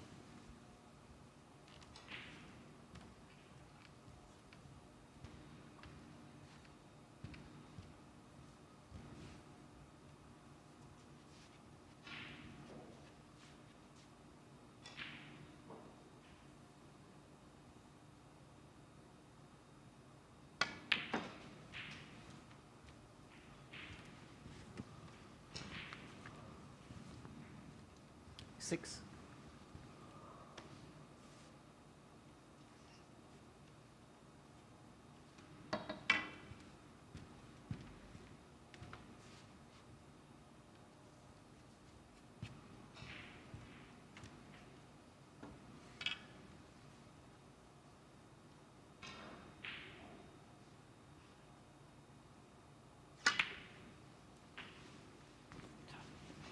Wow. Jimmy knew, Robertson, didn't he? 6. Jack The second he 4. struck that, he knew the cue ball was heading for the middle pocket. He was nearly sat back in his seat before the white had found it.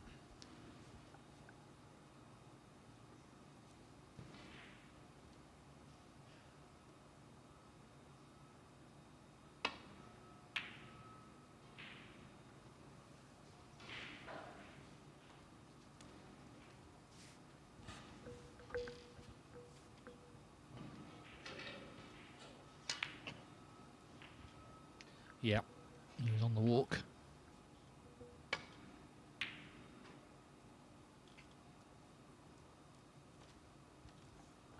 Well, to say this has been a shaky start from Jimmy Robertson would be an understatement. Been all over the place in this first frame, and Jack has missed a few too, but he isn't getting punished. 1.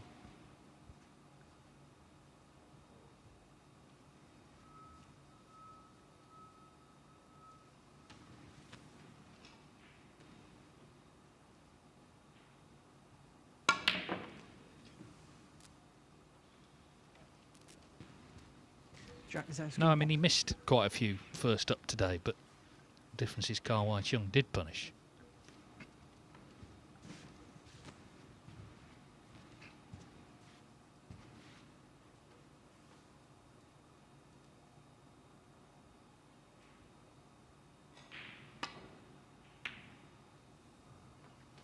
One.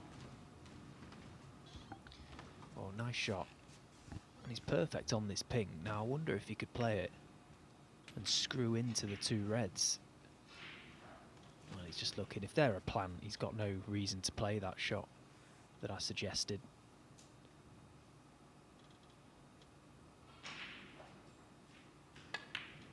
Well, they must be a plant, so this is going to open all three reds now. 7. Meanwhile, Elliot Slesser, who made a 1-2-2 in his previous match, has just made a 1-3-9 total clearance frame 1 against Jackson Page. 8.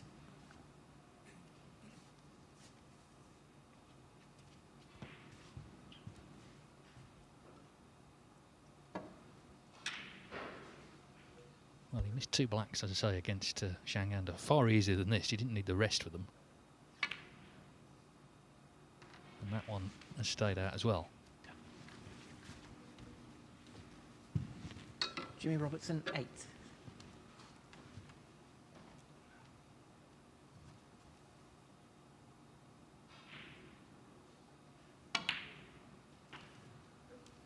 So despite his various mistakes, it looks like Lazowski's going to take this frame, just needs this black. He's targeting victory, of course, but also if he could win 3-0, that really does put him in a good position again. 8.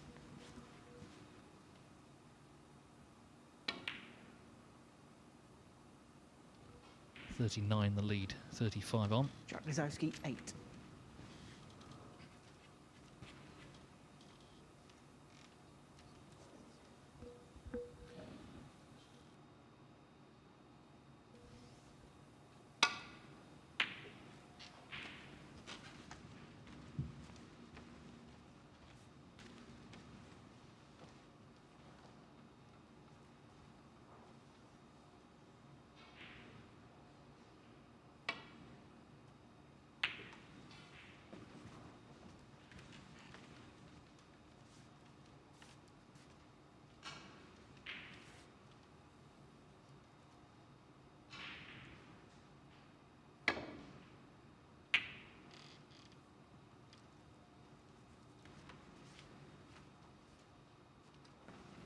Yeah, you mentioned the head-to-head between the pair in the Championship League in the past, and Jimmy's got a pretty decent record against Jack in recent times in this event. 1. So I've had fond memories and would have been looking to hit the ground running here, but it's been a terrible start from both, really. Both not pulled at any trees in this frame. 8 the frame.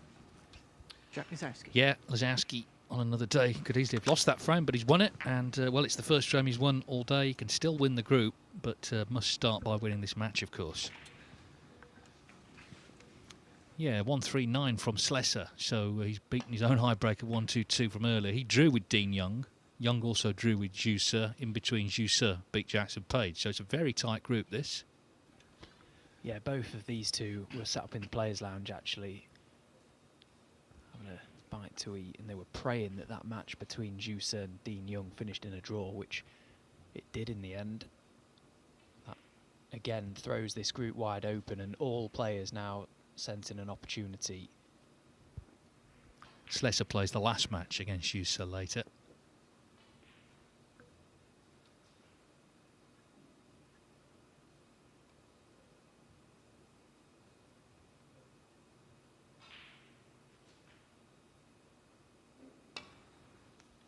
I don't think he's got a very good record against Jackson Page either, Elliot Slesser. He was speaking about past encounters, but he's made the perfect start.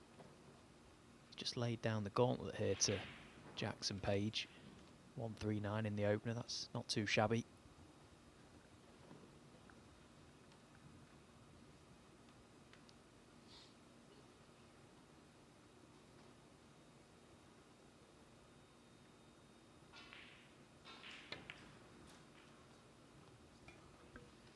So, on we go Jack with Lisowski frame to break. 2 on table 1.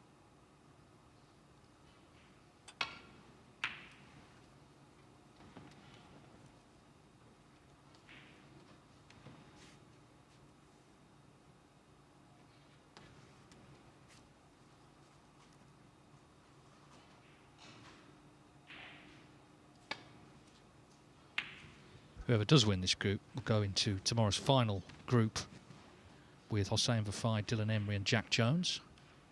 And the winner of the other group tonight will join Leipei Fan, Noppen Senkam and Dave Gilbert.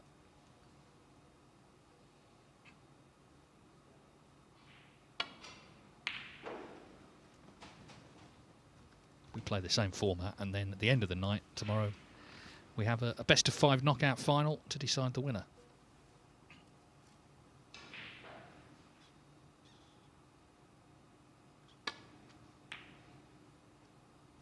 Worth saying as well, we were looking earlier at the Champion of Champions criteria, and it looks very much like the winner of this will get in that big event which is held here in Leicester in November.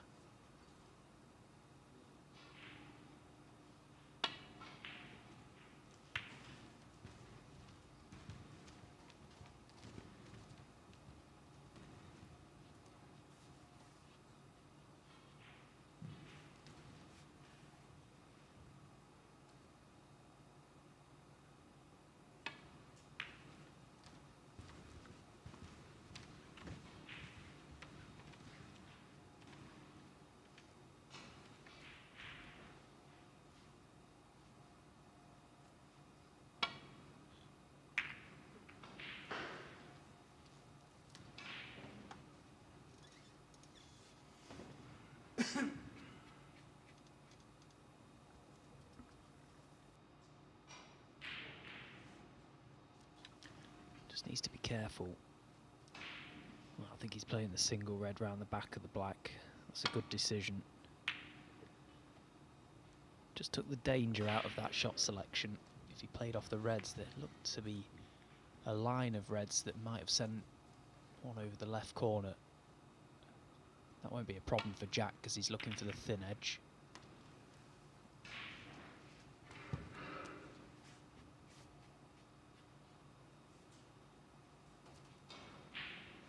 A similar shot available here for Jimmy. Big target in behind the green. Caught it much too thick.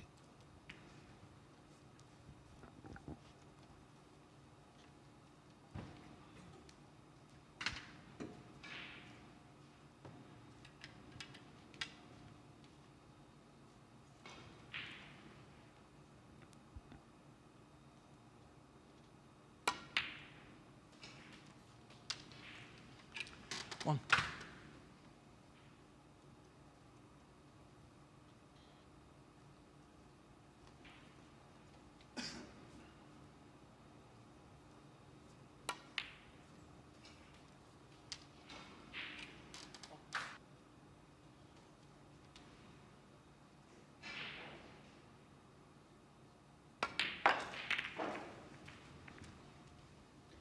Well, a calculated gamble there. He didn't need to play that shot from the 6. blue, but it was such a natural line, a natural path into them that it would have been screaming at him to play. Good decision in the end because it's worked a treat. 7. Now just looking at this table, the red just next to the black and slightly above it, if he can get on that, I know it's difficult to access that, but that's the one that's stopping him from playing on the black at the moment.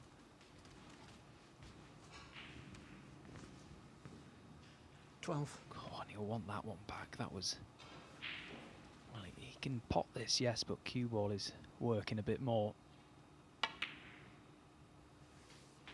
13.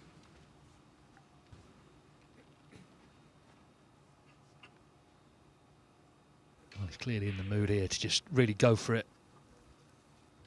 Could have come a cropper in frame 1, but got enough chances in the end.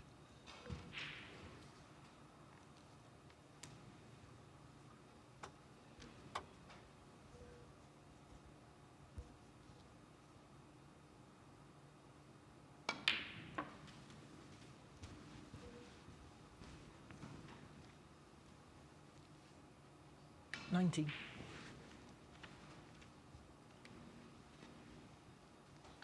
Great chance this now. He's recovered the situation well 20. with that pink to middle. Should score heavy. The only way he wouldn't really is if he just threw a quick one in.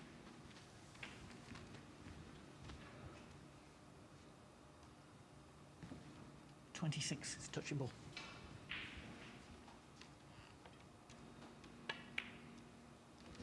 $27.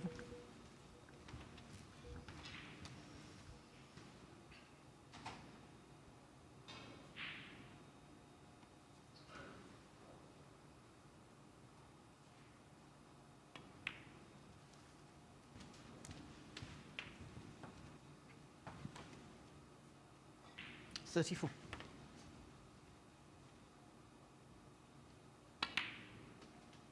$35.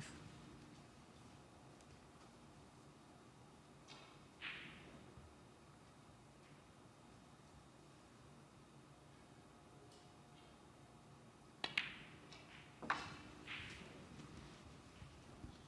think one of the reasons why a lot of people 41. find Jack Lazowski a very attractive snooker player, you look at his technique, look at the cue action.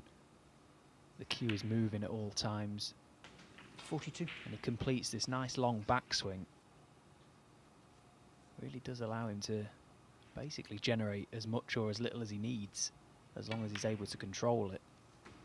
When it is under control, that's why he scores so heavy. 49.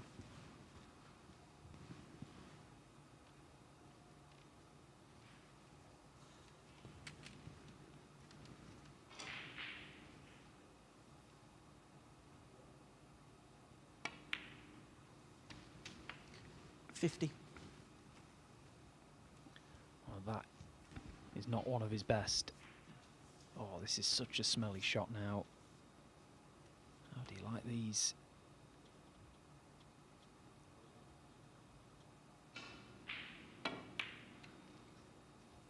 Horrible shot. Jack Lazowski, 50. I mean, he's done well to get that close to the red, and it was still a mile off. That all came about from 2 shots prior. The angle he left on the red, on the left side cushion. So he's got a 50-point lead. There's plenty on. Jimmy Robertson was unable, though, to make much of a dent in the last frame.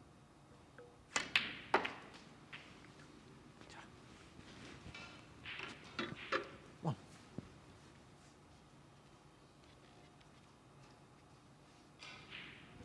Well, that's another one of these pots that's eminently missable. Mr. Black with the rest, of course, in frame 1 to this pocket. Yeah, and it stays out. Jimmy Robertson, 1. Jack isn't going to falter from here. So it's looking like 2-0. Never easy these. It's just the pace. You have to put a bit more into it to get the cue ball across. Although I fancied it more today than I would have done on Saturday, that's for sure. Last week we were playing mega tight.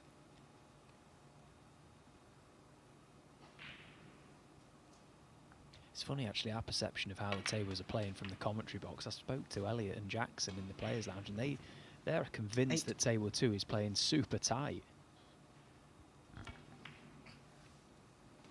9.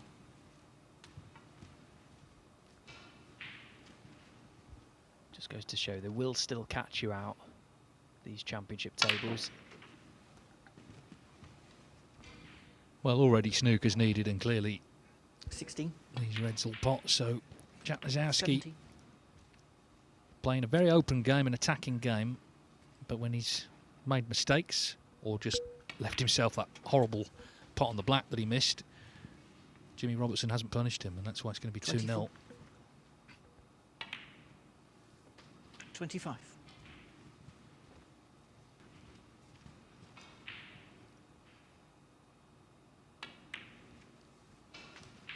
In many ways, though, 30. his danger On the actually, the Jack concession's Lazowski. already come. His danger could be Kar Wai Chung if he were to beat Jimmy Robertson. Then, of course, if it went to the sort of head-to-head with him and Lazowski, he beat him 3-0. But anyway, there's a lot that's got to happen before all of that.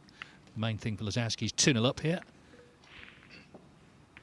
Jackson Page hoping to level up at 1 each. There's been already 2 draws on this table.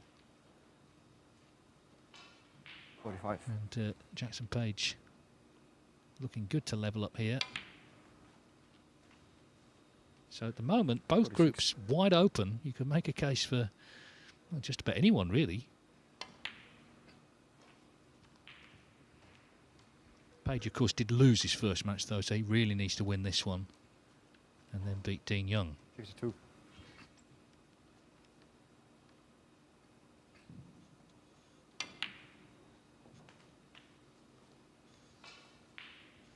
He was runner-up to Ali Carter in the Championship League 2 years ago.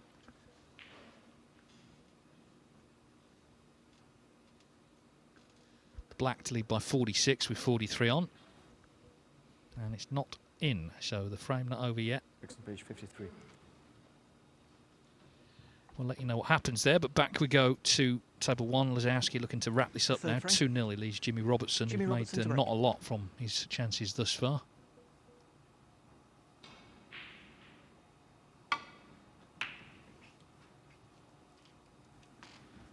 It's crazy how from game to game in this format, how your level can increase or decrease throughout the course of the day, and you're just hoping it comes good at the right time. Jimmy Robertson is desperate for his game to come back because he is going to get chances. He has done all games, so you can't see why that wouldn't continue. As you say, he's just not taking them, and that is the difference.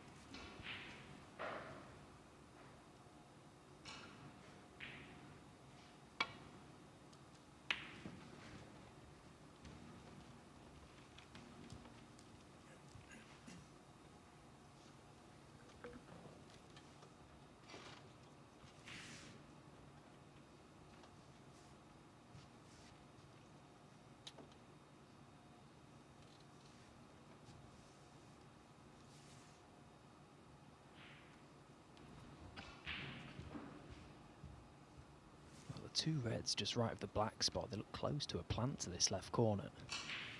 Maybe they're just a little too low set to this top jaw. Couldn't run the risk of playing back to bolt for fear of leaving the red over the left corner, so might be a bit of a stalemate, although Jack, I'm sure, will have a look at this red to middle. The black is waiting.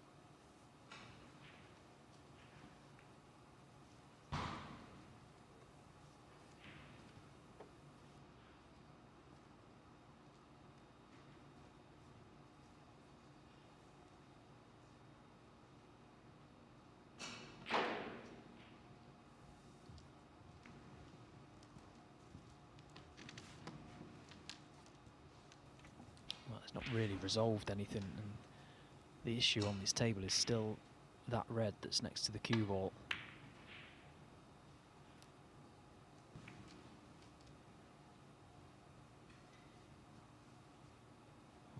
this might be trouble, because if Jack can't see the red closest to this left corner, he's got to go elsewhere, and he doesn't really want to do that. Can't just nestle up to the pack.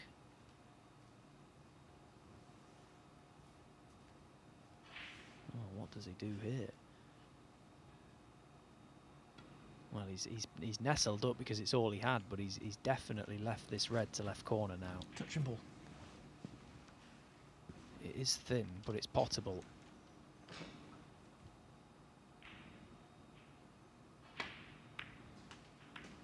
And he was able to push the black in play. What a mistake from Lazowski. He had no real shot. I suppose he's just rolled the dice there with Jimmy not knocking that red in. But can Jimmy Robertson put something together? It's a good chance to. Like I say, he was absolutely in to beat Zhang Anda. 3-0 a couple of times. It went wrong. Ended up 2-2. Quite a demoralising result, really, because he could really have helped set the pace had he won that match. 9. But now he's in the position Zhang Anda was in. He's 2-0 down. Not playing well yet, but still time to get the draw. And then with another match to play, could get to 5 points, and that's the number of points he won in the last group stage to win his group. So it can be done with 5.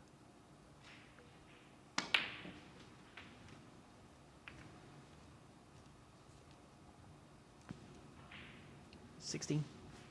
He can't play a positional shot to save his life at the minute, Jimmy Robertson. Red's everywhere, and he's somehow managed to go into the cluster and land on nothing.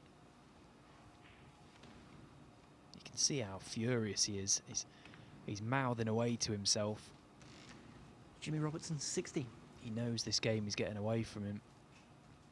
And at the minute, he can't do anything about it.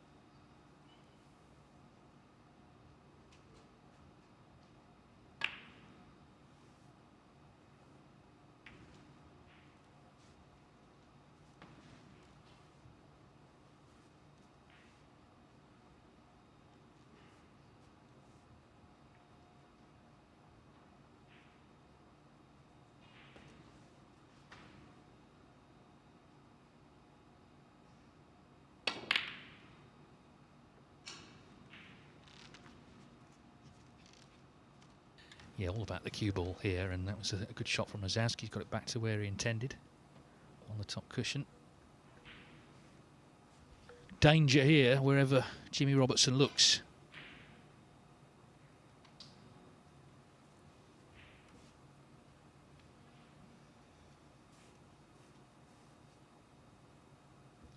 Shake of the head because he's in trouble now. And he knows that the next shot could actually be his last of the match. If he leaves Lazowski in, you'd fancy him to make enough to win 3-0.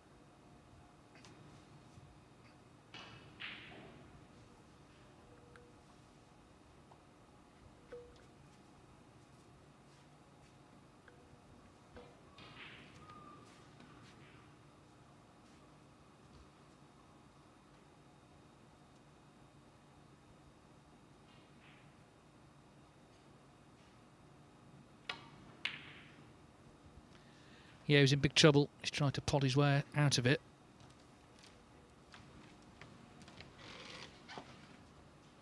When you're struggling and faced with a shot like that, when you're behind the shot, it just looks like there's no pocket at all to aim at.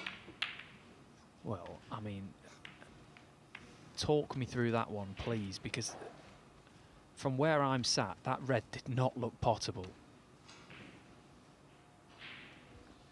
Well, it was certainly ultra thin. I mean, he's hit it thin, and he's still got nowhere near it. I don't know if that went, you know.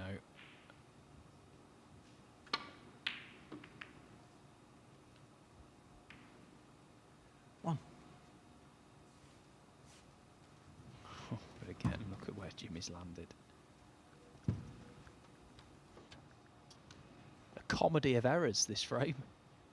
And I think the best thing to do would be to try and laugh it off, but I'm not sure Jimmy is prepared to do that just yet.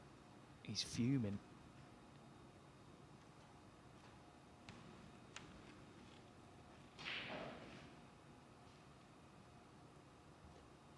Well, it took some winning, but Jackson Page has taken that second frame against Elliot Slessor, so one each there.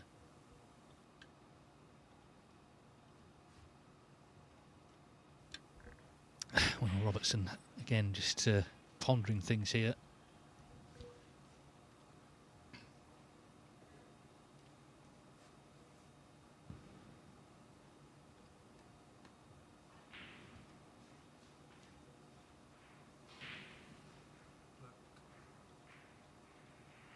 Just going to play off the cushion, I think, onto the black. Oh, he's not reached. Oh, wow, and he's left Jimmy free Robertson ball, won. pink's on. Jack Lisowski 7. So that is about as bad as it gets. Well, he's just checking the free ball. Maybe it's not. If you can see the red on the... A free ball. Well, yeah, no, it is. I thought it did look like one, to be fair. Oh, Jimmy was clinging on there, wasn't he, for that not to have been called. Oh, what a disaster this game has been. He's had an absolute mare. I mean, Lisowski's not played great, really, has he? If we're being, you know, critical, he's done enough. That's all he's had to do. You have to feel for Jimmy Robertson. Listen, we've all been there. I certainly have been there on many occasions when things just cannot go your way, no matter how hard you try. It's just a shame that it's come at this stage of the day in a match that is big for both players for different reasons.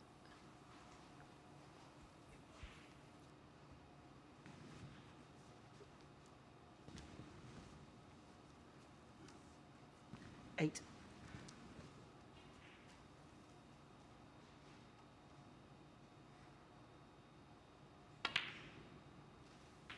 Nine. One of those tables, it looks kind of straightforward, but it just needs to manoeuvre things here. Ball's it's a bit congested in various areas.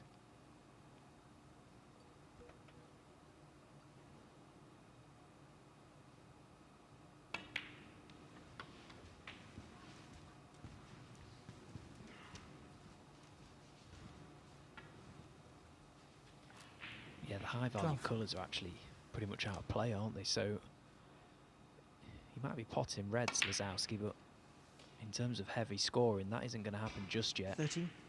But I suppose as long as he stays at the table, it doesn't really matter how many he scores, just keep chipping away.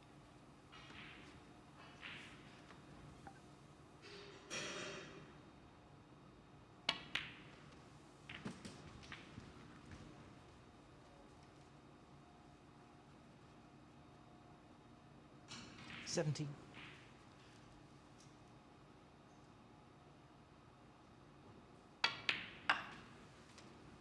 18.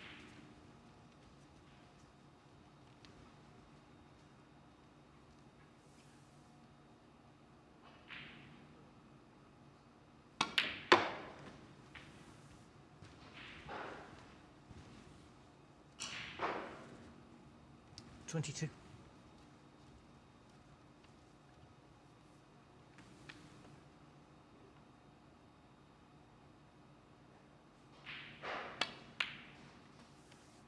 23.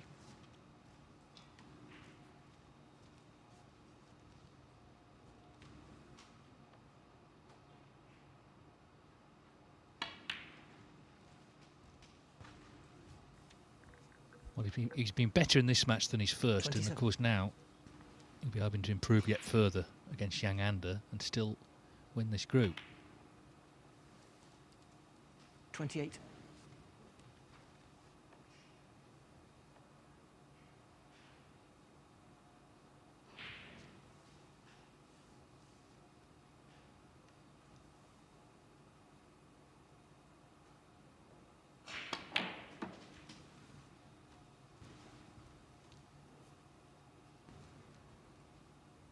30.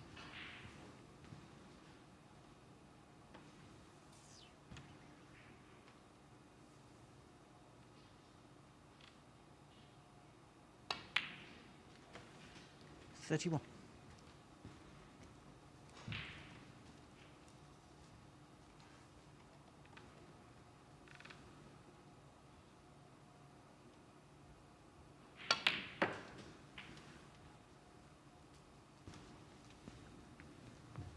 Yeah, that was quite a nice positional 34. shot. Didn't look much, but had to make sure he got down far enough for this red. Can play a cannon to the blue and red now. No danger in that. The black 35. waiting, just flick the other red out too.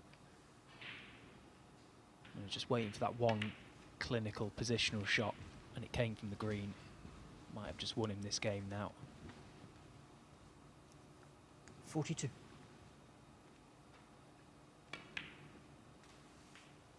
$43.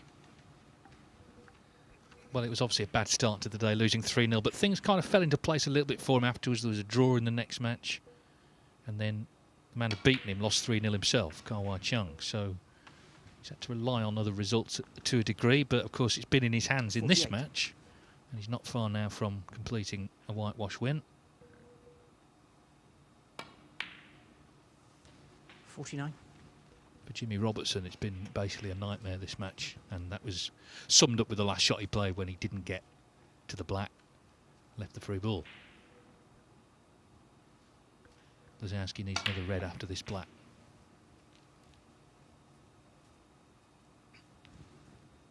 $56.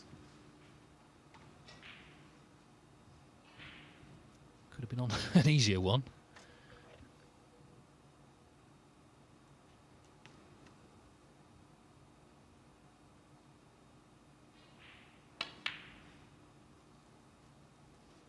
Made it look easy though, didn't he? That's what he can do.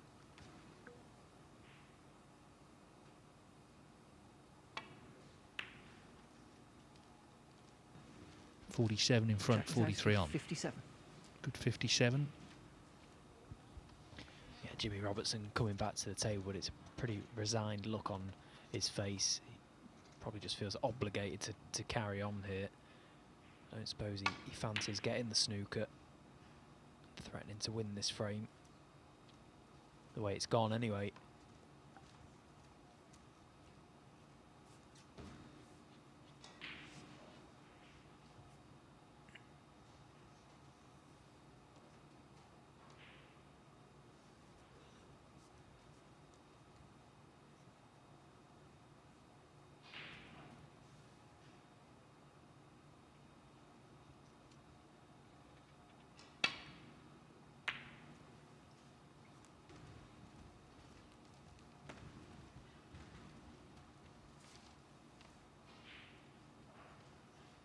Well, if he gets a chance to pot a red, Jimmy's got a guaranteed 8 points where the black is. And you can see, purposely left the red by the yellow. That's a good ball for snookers. Jack tried to, or he thought about moving it off his last shot, but chose against it in the end.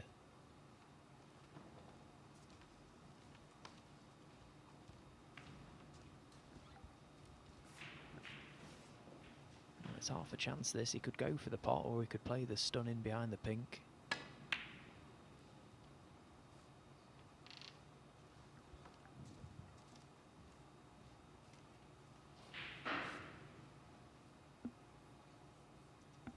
Yeah, need to get close to the pink. It's not quite a snooker, I don't think, or maybe just about.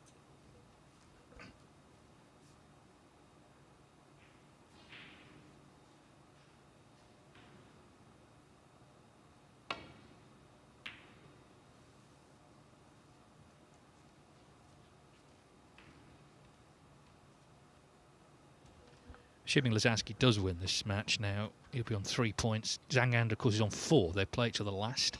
In between, though, of course, Kawai Chung, if he were to beat Robertson, he'd be on 6. So, still wide open, this group.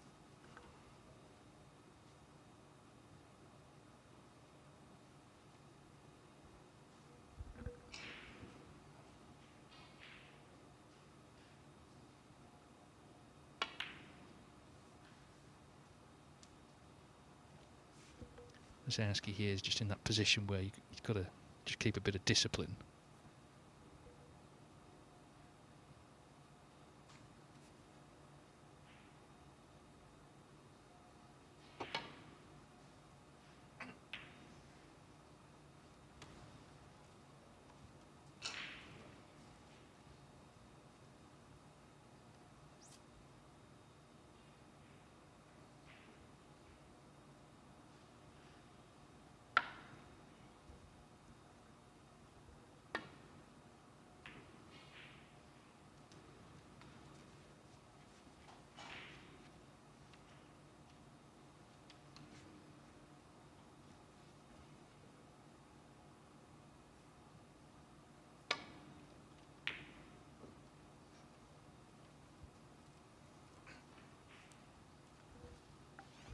it's not an easy pot, but it's a chance.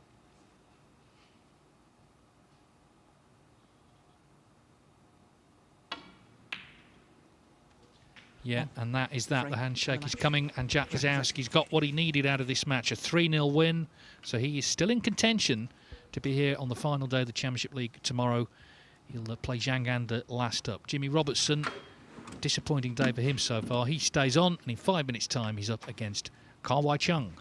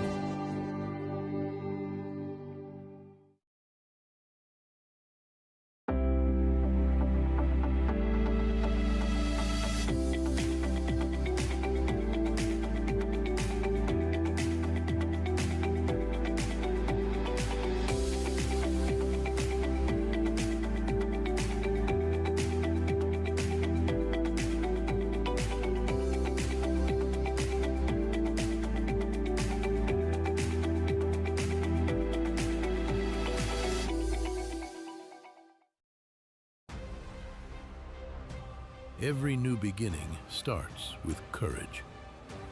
And round here, we have that in spades. One shot, the break, it changes everything. Made better by pressure. Two rivals at every table. A crowd free to live in the moment. From the four corners of the globe, the greatest players arrive, chasing more than a title. $500,000. 6 days of pure drama and unrivaled tension. And when it comes down to the final, they'll need every lucky 7. Take 8 seconds to steady the heart and sink the 9 for glory. The U.S. Open. Witness history in Frisco, Texas.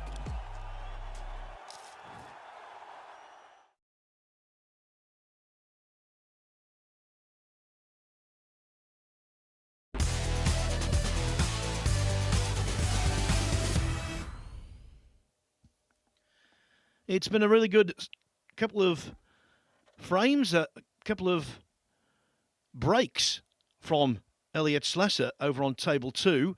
And look at table 1. Well, Jack Lazowski very much back in the reckoning after a really good performance. The only definitive in Group G at the moment.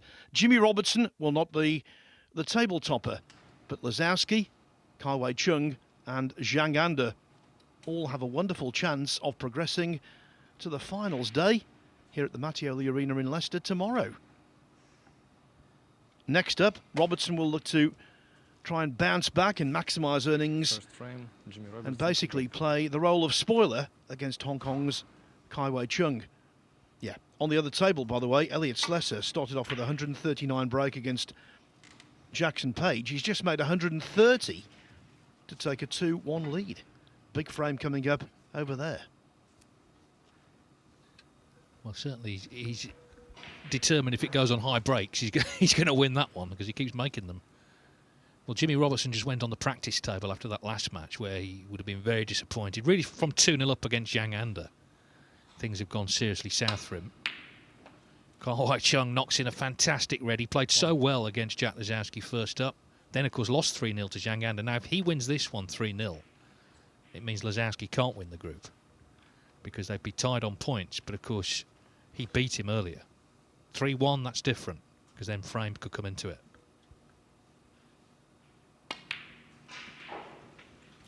Yeah, really up and down day for Kai Wei Chung. As you say, exceptional early. Disappointing in the middle.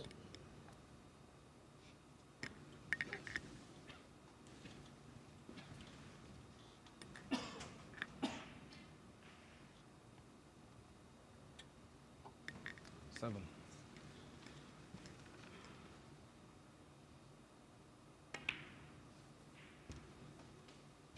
8. Chatting a little earlier, Dave, to Dylan Emery and Jack Jones, who are here waiting in the wings, waiting for the big day tomorrow.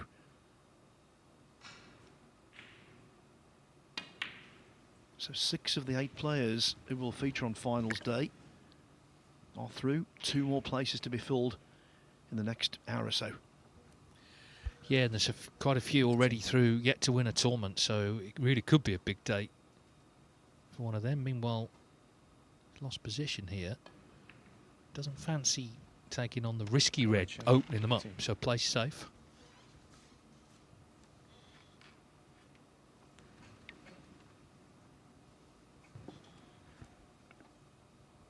Yeah, when we start the tournament, of course, the end feels a long way away because it is.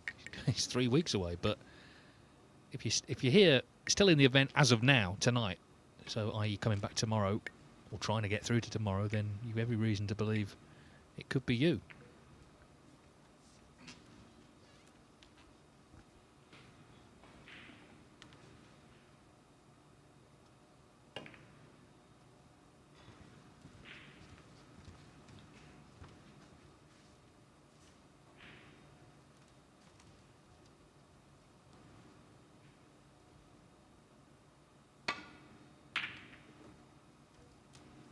Well, sort of mishit that, but it doesn't look too bad first glance.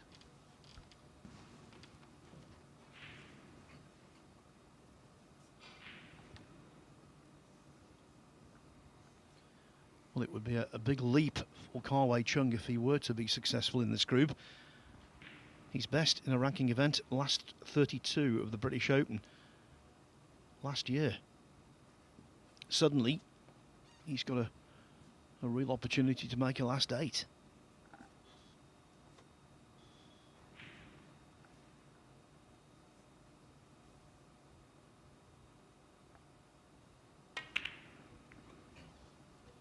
Well, GB Robertson's just had one of these frames where reds start going towards the bulk end, and it didn't work out too well for him.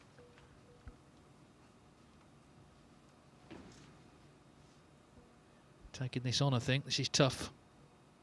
But he's determined to try and make something happen here. Yeah, really good pot, that.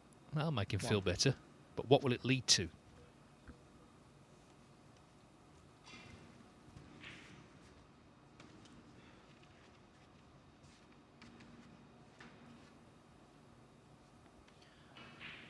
For quite some time now, Robertson has suffered what they call an essential tremor, which is clearly not a good thing to have when you need to keep still as a snooker player. He said the problem hasn't been fully resolved or cured, but he does have medication that mitigates the effects. Some days worse than others.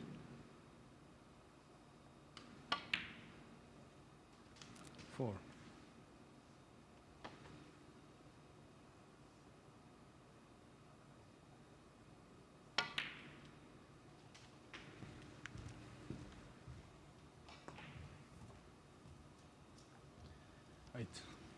It's not been a good start of the season for him, but he's got very high hopes because at the start of last season, he started using a brand new cue that was made for him by the maestro cue maker John Paris.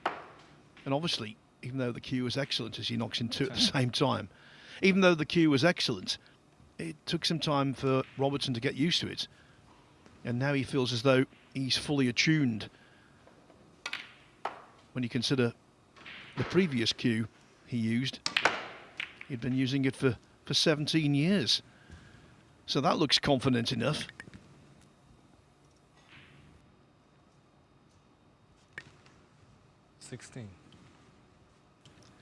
In terms of the displacement of the reds, it's a really good split, but there's nothing easy. Whatever ball he takes on will be a pressure ball.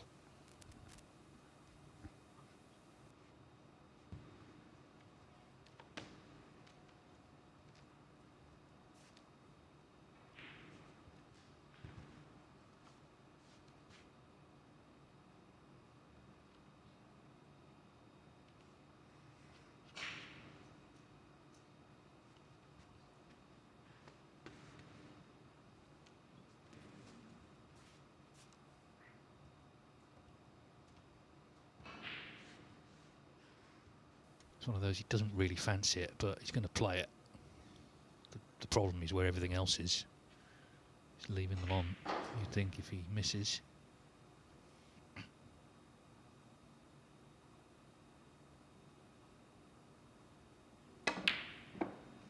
Yeah, excellent. 17. Well, in terms of the technique there, one thing that was absolutely imperative was stillness. And Robertson was. Didn't move a muscle.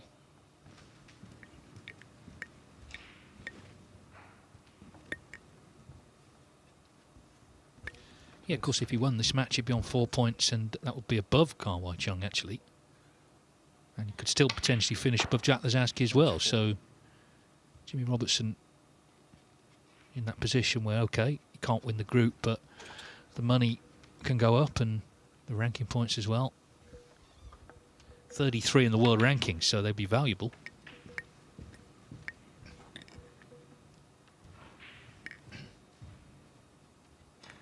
Third.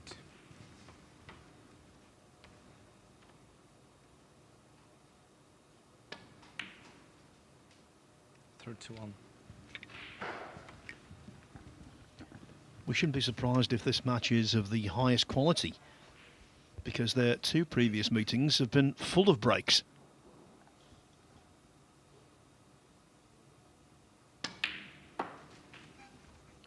Both relatively recently. Robertson beat Kar Wai Chung in the first round of the Xi'an Grand Prix last season.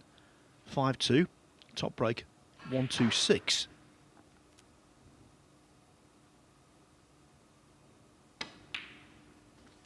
They also met in the World Open last season. Same round, first round. And Kawai Chung was inspired. 105, 88, 79, 73 and 95 to clinch.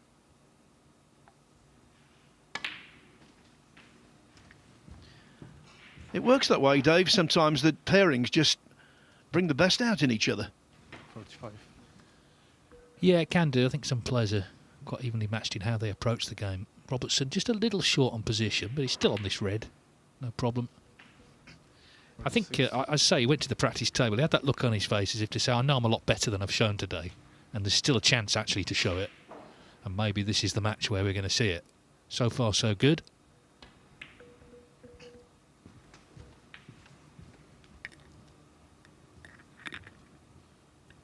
51.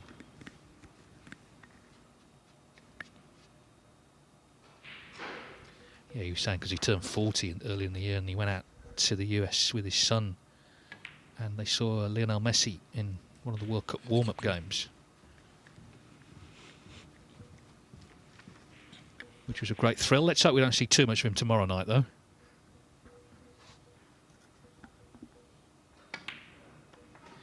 Yeah, it was a family holiday in the Dominican Republic, and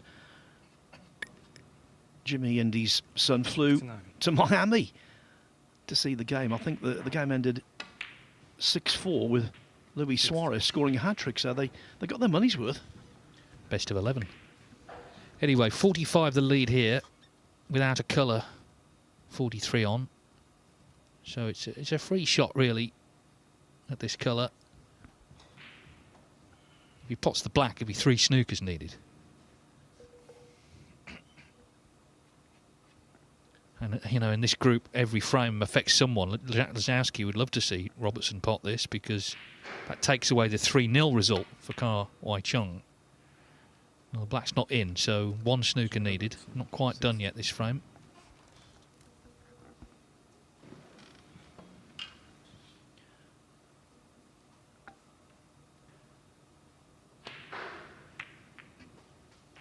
On table 2, Elliot Slesser, in fine form, has just made a 68 break.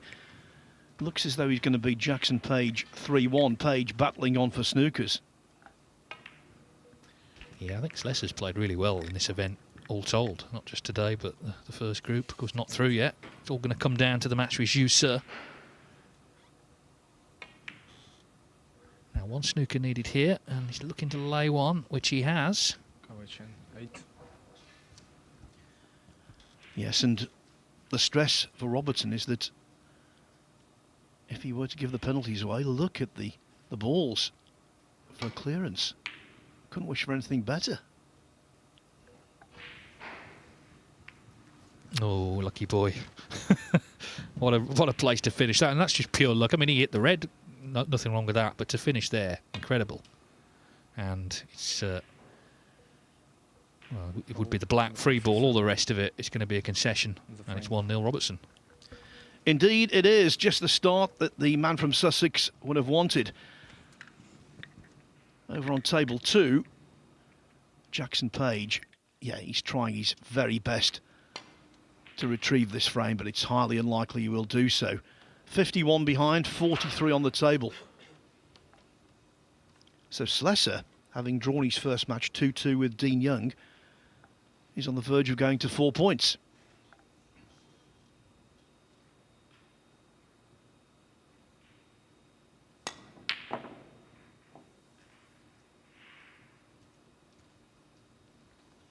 I thought for a moment he was going to make 3 centuries in the match, but on the break of 68 I told you about, he missed quite a tricky red across the top cushion.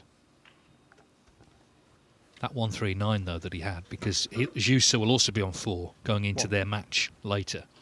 But Slesser's break, of course, means that Jussa would have to beat him or beat the break if it was 2-2.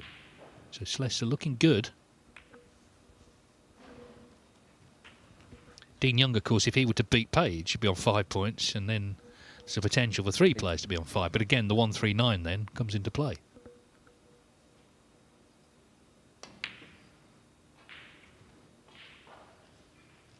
Jackson Page 8.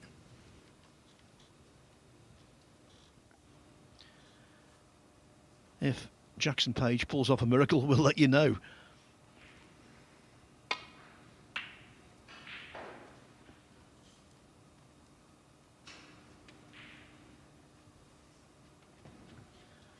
So after that superb start from Karwei Chung, he's lost 4 consecutive frames. Yeah, he didn't do that much wrong in the last frame. He played a pretty good safety, and Jimmy Robertson knocked in a really good red to right middle. And then he did have him in that snooker in the end. And of course, Robertson fluked one out of it.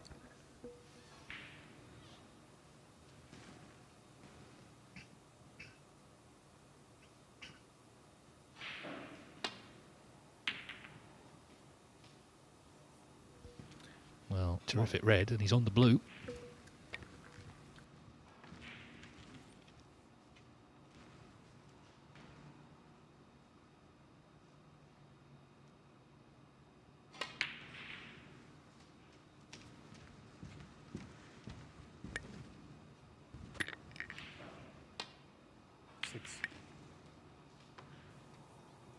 Yeah, the little flick off the bunch helped.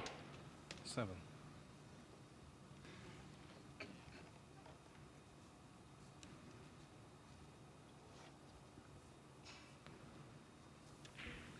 Well, clearly he needs to win this match and then hope that the last match is a draw between Lazowski and Changanda.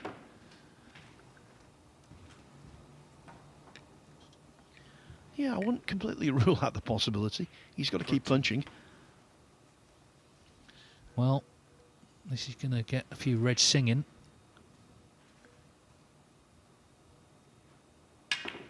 Well, it would have done had he not miscued. Karwei Chen, 14.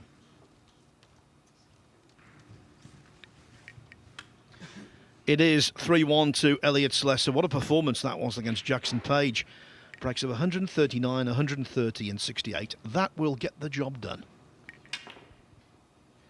That will not get the job done. What a horrible sound, Dave. Yeah, unpleasant that. And immediately, of course, the player looks at their tip, making sure there's no damage done. I'm sure there wasn't, but it's just a bit embarrassing, really, when that happens.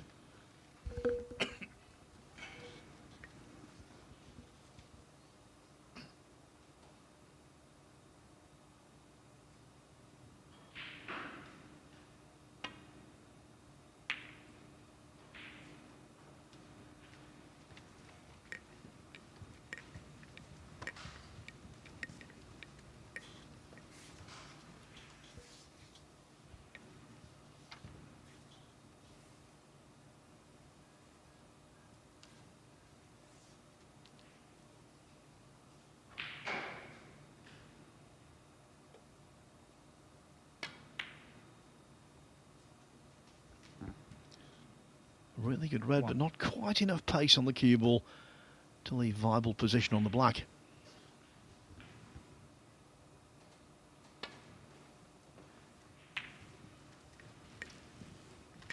Jimmy Robertson, 1.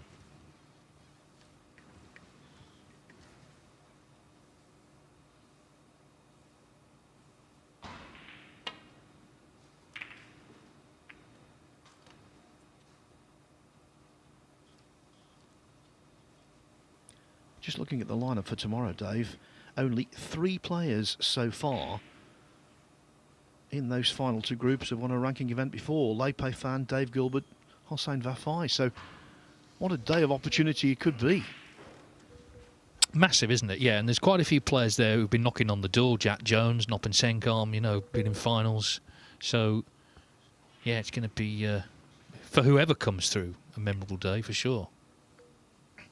Dylan Emery, he was here on day 1, wasn't he? And because Karen Wilson unfortunately had to withdraw, he could actually have missed out through no fault of his own with matches being voided. But now he's got the chance to win it. Yes, and in the group he won on Saturday. He was the forgotten man. A couple of draws to start, and then he played brilliantly against Stan Moody to win 3-0. And suddenly the doors opened.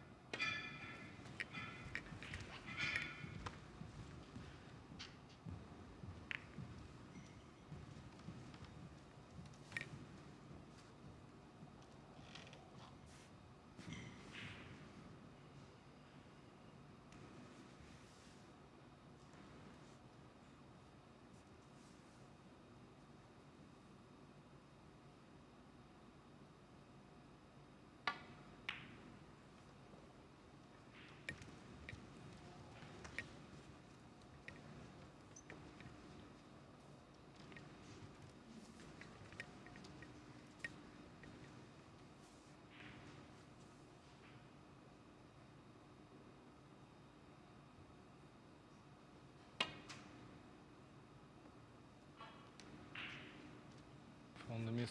Jimmy Robertson 4. No, it's not a free ball. That would be, well, Free ball. free ball's moot. It's the fact he's in deep, deep trouble. Snookered.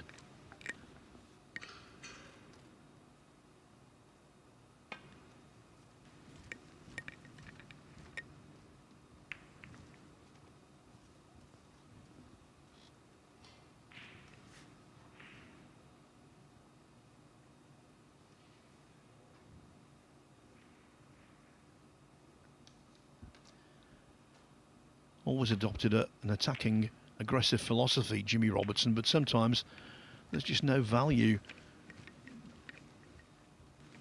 Table's nice and open now, even though the black is hemmed in by 4 reds. Generally, the table's okay. Wasn't much of a shot he's played there, though, was it? It was sort of a nothing shot, really. Cue ball not even to the ball line. And has he left a plant?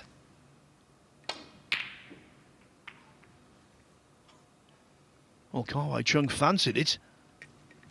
Almost liberated the black. He has left a red on.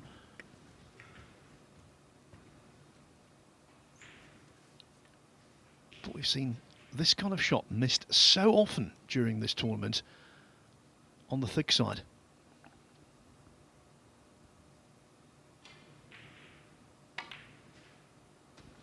Not by Robertson.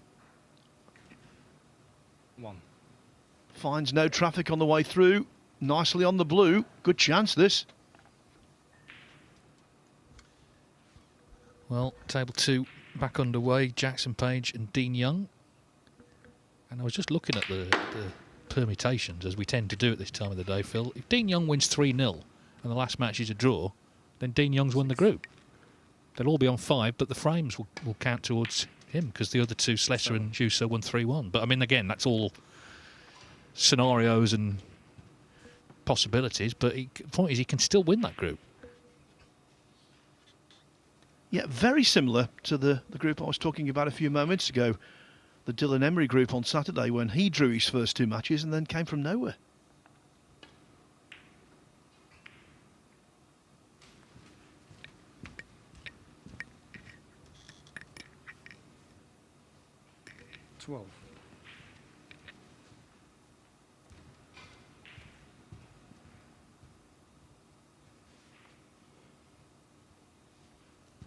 What a luxury it will be when we get down to the final, Dave, just having to think about it. Who gets to 3, no more permutations there. 13. Gone too much, gone too hard for the pink, I believe. The red's in the way, yeah. Nothing doing there, Jimmy, surely.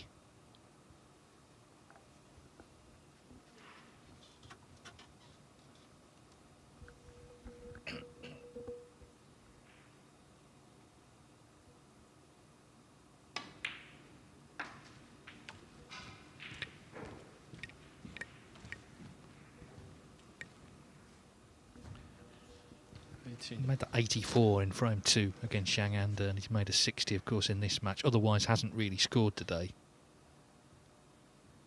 That Zhang Anda match, I mean, 2-0. He looked a certainty to win 3-0. He had 2 really good chances, missed 2 blacks.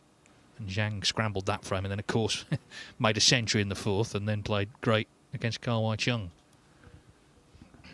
Yeah, the 2 blacks he missed. One was unforgivable, the other one was straightforward.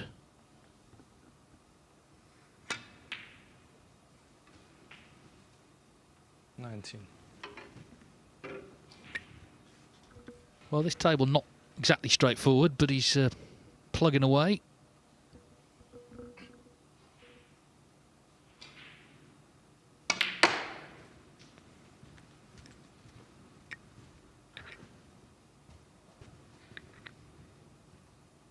Three.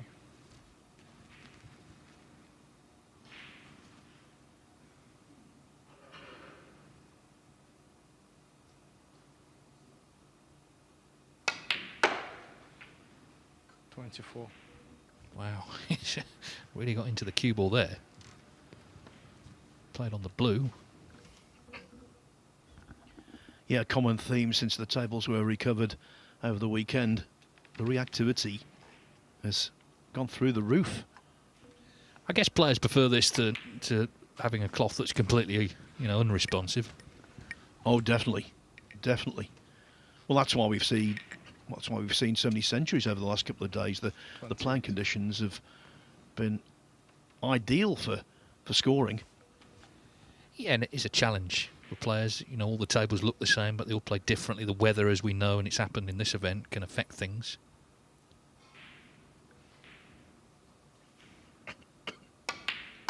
In fact, World Snooker Tour have told the players today, ahead of the qualifiers next week, that it looks very much like they'll be able to abandon the bow ties and the waistcoats if they want to. Absolutely sensible move. I must applaud that. It's a common sense decision.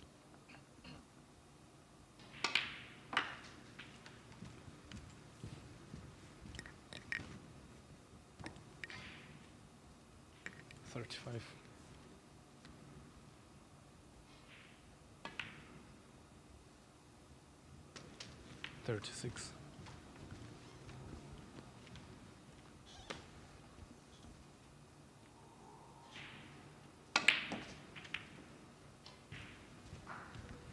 Well, that's the end of break. But he's got a useful lead here, 32. 41.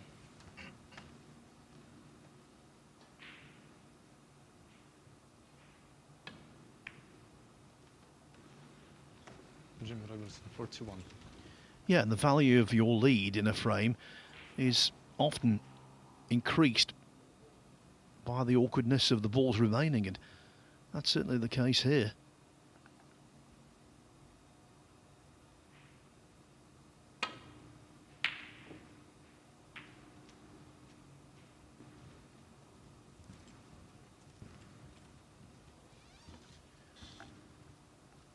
Another chance for Robertson to get the frame over the line.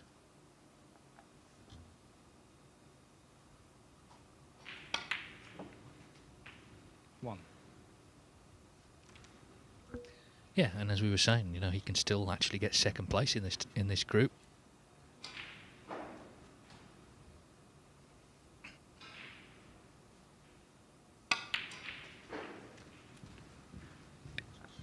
Another example of the cue ball boomeranging back. 7.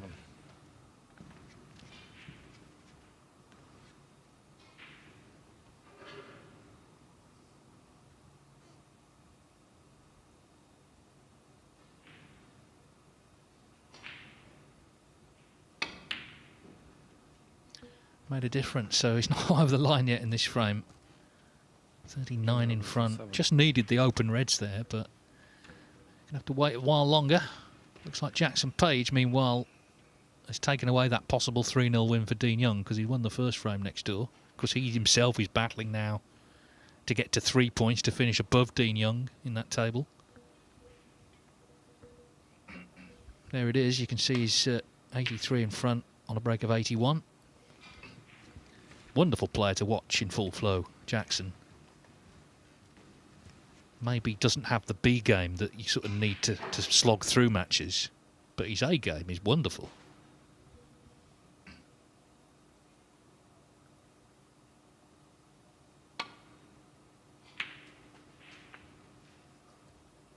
One.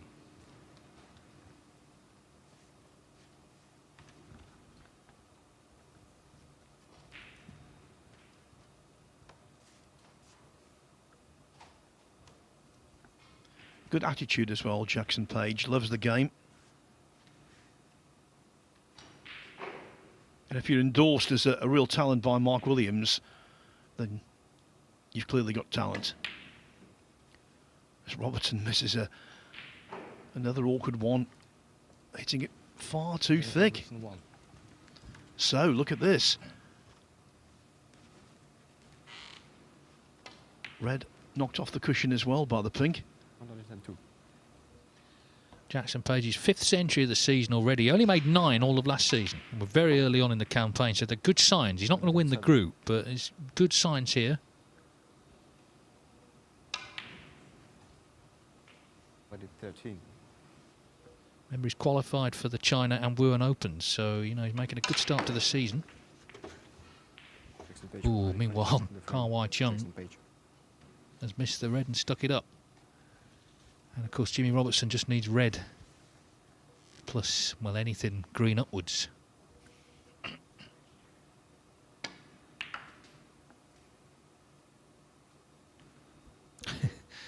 Well, again, he's on the cushion, but just roll the blue in. Be 45 in front, 43 on.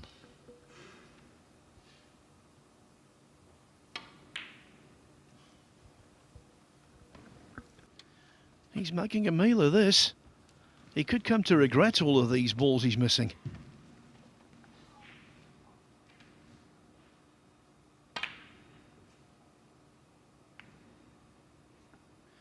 Well, that was nothing short of abysmal. Talk about handing a frame to a player. Yeah, the smile is just a little off there, a little sick about the way he's played in this frame. Just seems dispirited to me. Had a great start to the day and it's all fizzled out. Yeah, they're long days here, and it seems despondency can set in at any point. Whether you're a relatively new player or, as we saw last night, a very experienced one. 9. Jimmy Robertson just wants to get the win, and then he'll see later where he is in the table. But of course, if he does win this match, he'll certainly finish above Ka Wai Chung.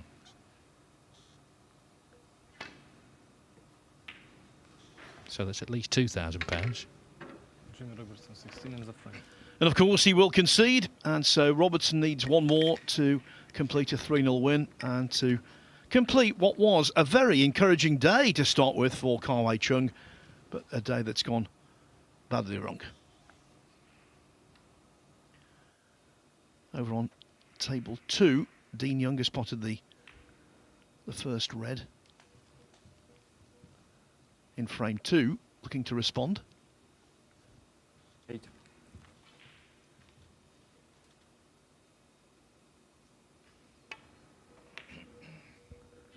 Ooh. Yeah, Dean Young, of course, playing as an amateur. 8. No longer on the World Snooker Tour. Yeah, many amateurs played, top-ups from the qualifying school. But now we know that Dean Young and Mark Joyce, who was eliminated yesterday, their dream of winning this tournament as a non-member of the Pro Tour, that dream is gone.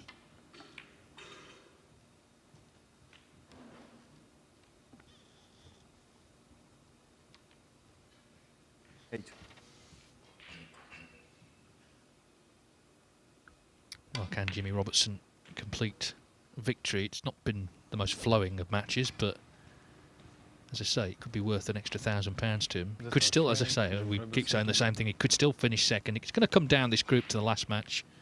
Jack Lazowski, Zhang Gander. If you told Jack that after he lost 3-0 first up, he might not have believed it, but other results have gone his way, and of course then he won 3-0 himself against Robertson.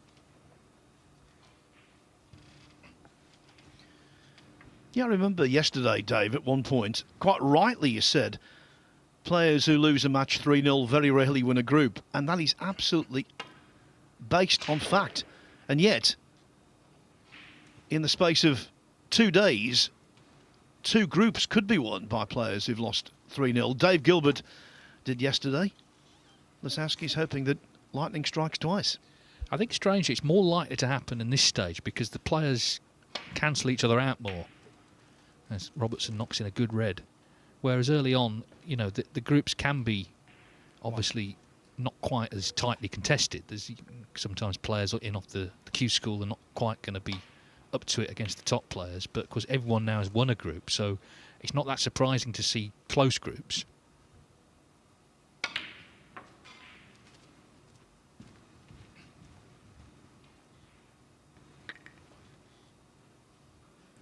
Five.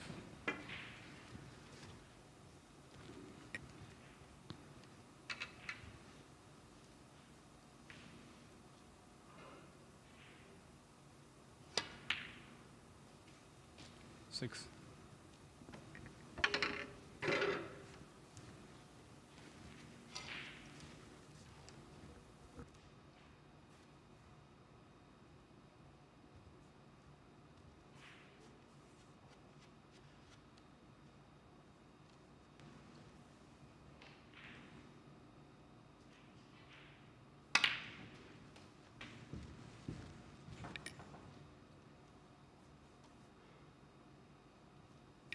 Thirteen.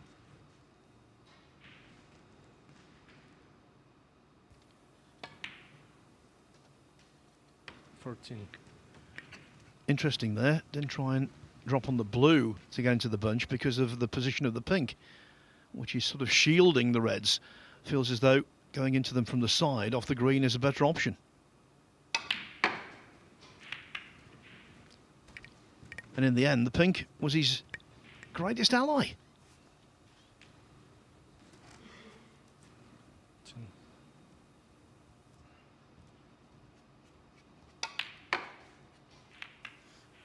A novel way to bring a red out.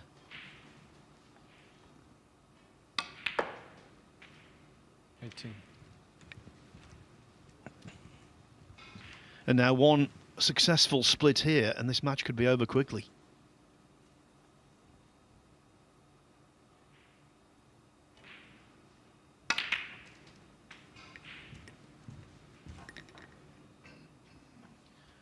Well, it could have been worse. 25.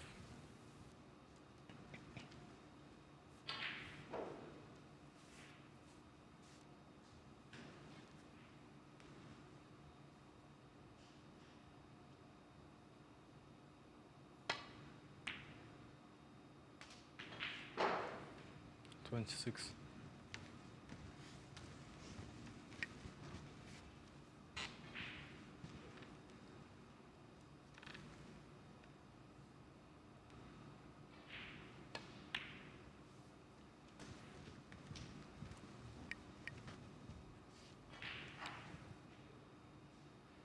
29.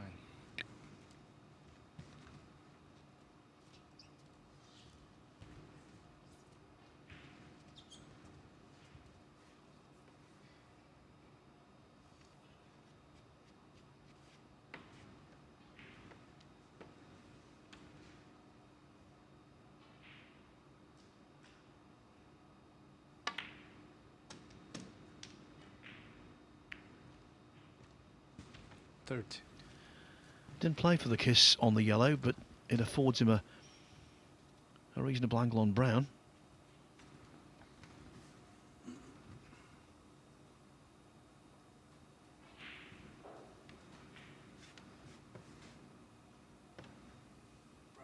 Run ball.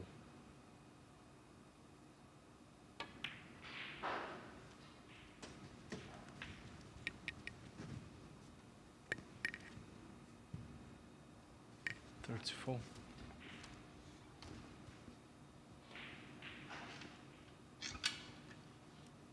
Just affixing the mini butt on the end of the cue to give himself more reach. Yeah, that's a shot he doesn't like. I've noticed that on many occasions in the past when he's off balance, when he's stretching. That's when they go astray.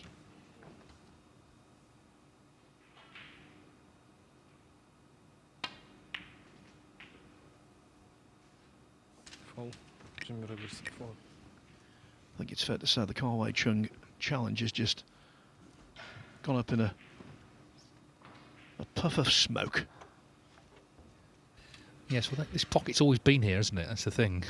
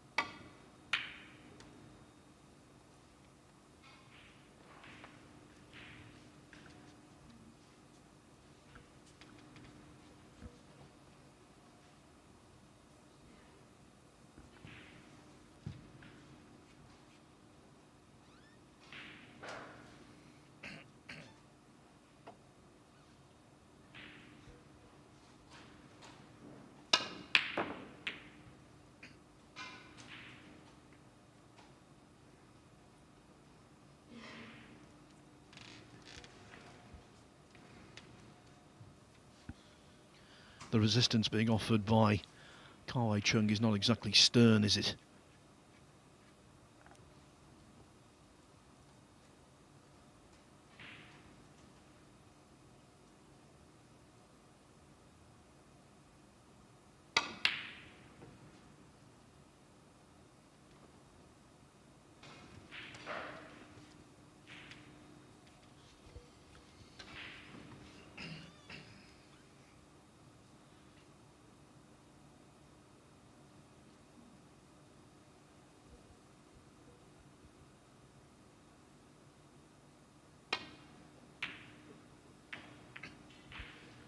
Caught that other red. Well, he's just caught the knuckle, and it's kind of all right. But on another day, he doesn't. Certainly, the cue ball doesn't land there in bulk. Yeah, the only positive for Robertson there is that he's 38 ahead, and another couple of reds have gone under a cushion.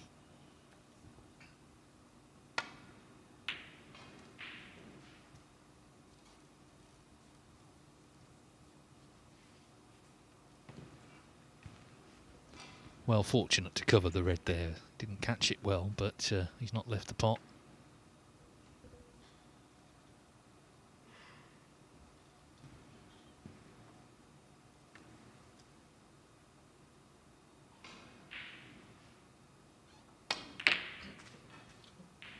Good grief, that was thin. Well, is he on the pink here? What a result. And he's brought reds into play. Suddenly, things are looking up. That was extraordinarily thin, wasn't it?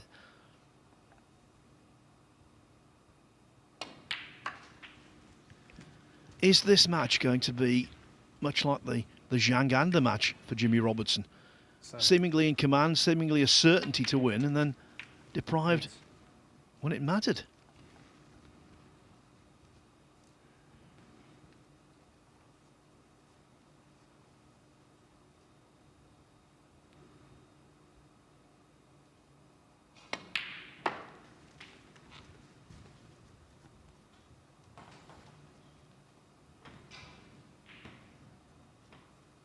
$14. 15.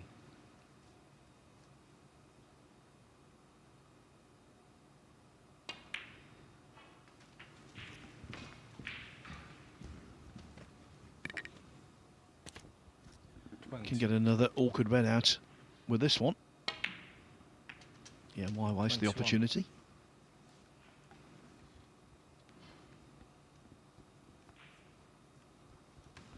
This is where he looks decent, certainly where he looks the most engaged when he's potting balls.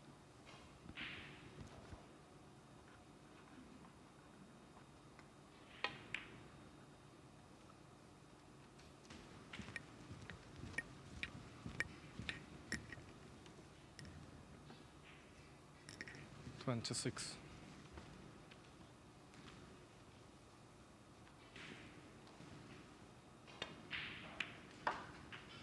27.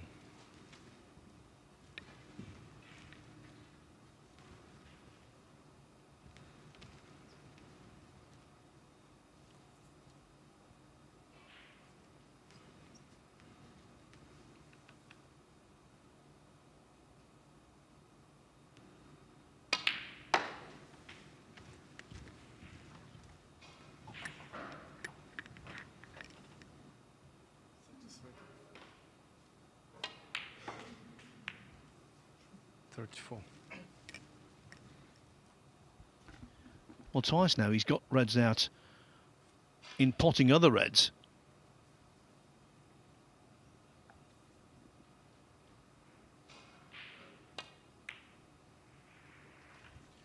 And he could be 3 from 3 here.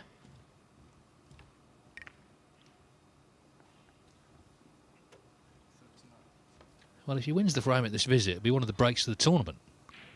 Bearing in mind where everything was when he started, this still needs potting. He's a little unlucky when he brought this red off the side cushion. He knocked it onto the top cushion. Yeah, and it did make a difference, but some effort that. Has he got lucky? He has. Well, he was lucky earlier on when he missed that red and didn't leave anything, and now fortune has smiled on him again.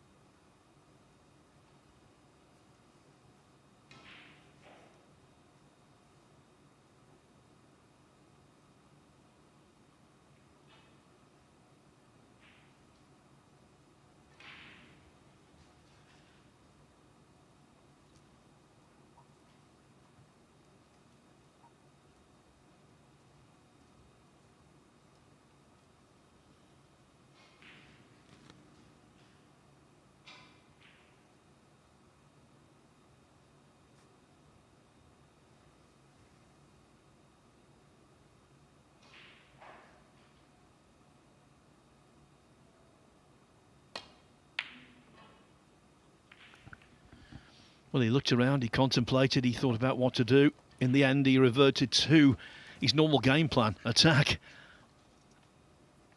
And one good pot here, and everything becomes available for Robertson.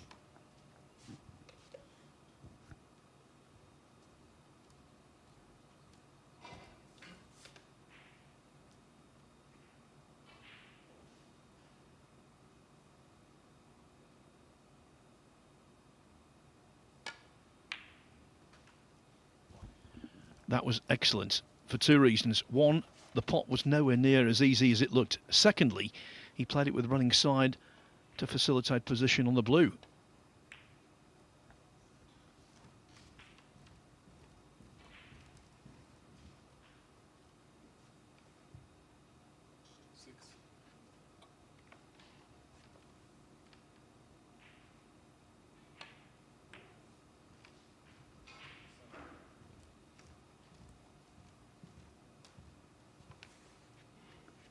So we'll move to the colours. 11 in front. That means yellow, green and brown is enough. Yeah, you'd have to call it a battling win. He won't be happy with how he's played today, I don't think. But the fact is, if he can put this away now, he'll go above Ka Wai Chung with still the chance to finish in second position.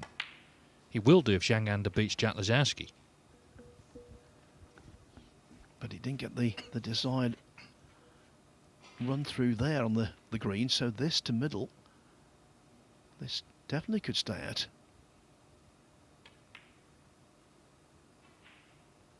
Nicely done. The brown match ball.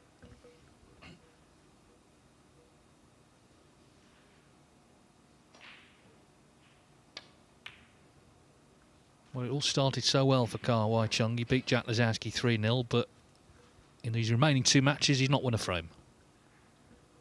Yes, and on the other table, table 2, Jackson Page has just gone 2-0 up on Dean Young.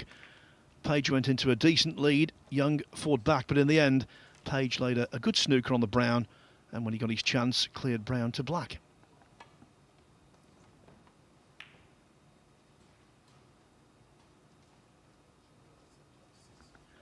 Ka Wai Chung concedes. It's a little too late for Jimmy Robertson, but at least he's got something positive from the day, i.e. a 3-0 victory. So this group, Group G in the second stage of the BetVictor Championship League, comes down to a final showdown between Jack Lazowski and Zhang Anda. That's coming your way in around 5 minutes' time.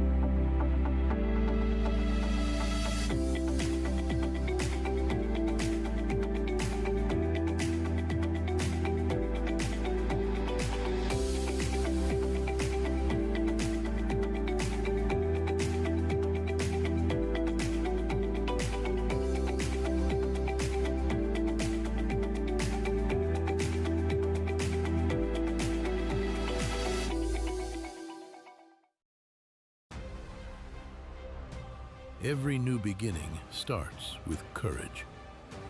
And round here, we have that in spades. One shot, the break, it changes everything. Made better by pressure. Two rivals at every table. A crowd free to live in the moment. From the four corners of the globe, the greatest players arrive, chasing more than a title. $500,000. 6 days of pure drama and unrivaled tension. And when it comes down to the final, they'll need every lucky seven. Take 8 seconds to steady the heart and sink the 9 for glory. The U.S. Open. Witness history in Frisco, Texas.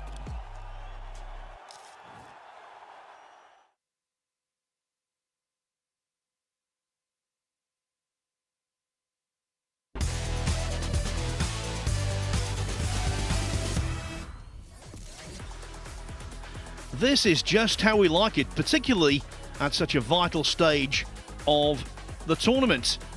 So, Ka-Wei Chung cannot win. Neither can Jimmy Robertson. It is a shootout between the top 2 seeds in the group, Jack Lisowski and Zhang Anda. Lisowski has to win the last match. Zhang, for him, a draw would do. And it's remarkable their head-to-head, you know. Lisowski has beaten Zhang Anda 8 times out of 8 in every tournament other than the Championship League. In their meetings in this tournament, Zhang has won all 3. At one point, though, Lisowski, in his meetings with Zhang, won 12 consecutive frames against him, so he can certainly win 3 out of 4 today here and progress.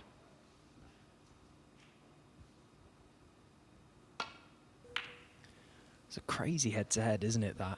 8-0 in normal ranking tournaments, straight knockout ranking events. It's not very often you get a head-to-head so one-sided, but perhaps Jack Lisowski has got Zhang Anda's number, but then you bring in the Championship League and it's the other way around, so which way is it going to go?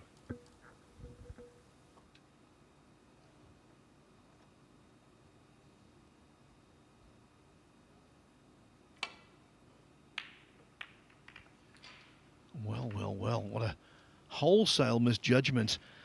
I was about to say, if Zhang plays like he did against Ka-Wei Chung, I fancy him to get the job done. If he plays like he did first up against Jimmy Robertson, I really fancy Jack Lisowski to get the win he needs.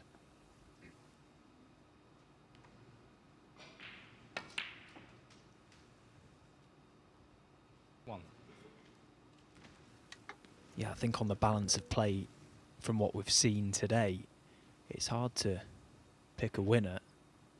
I don't think there's a clear favourite for this match. And that's an example of what's been happening, really, for Jack Lisowski. Jack Lisowski, 1.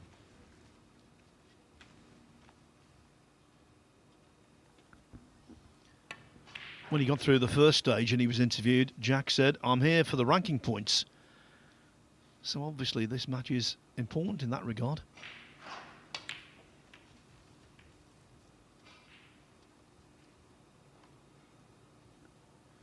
That shot wasn't good. It was horrendous, in fact. But I think Lisowski's attitude in general to the tournament has been good. Yeah, I would agree, although at times today he's looked a little slumped in his seat.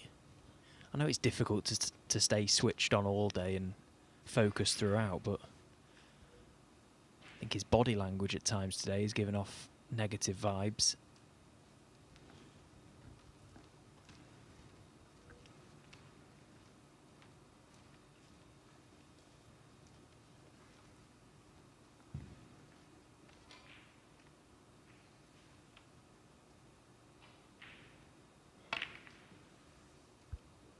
It's tough though, because when you start out first thing this morning and he lost 3-0, that immediately puts you on the back foot, and the mindset shifts a fraction, and sometimes that's all it takes. But of course, the unpredictability of this format, you never know, you're never out of it, and that's why we're here.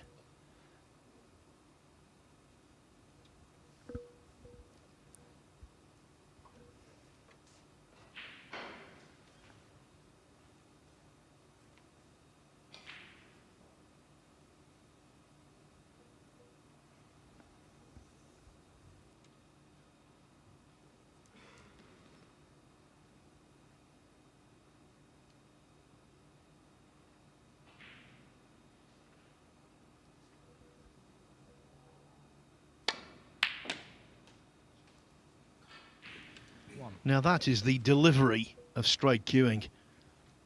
What a lovely shot.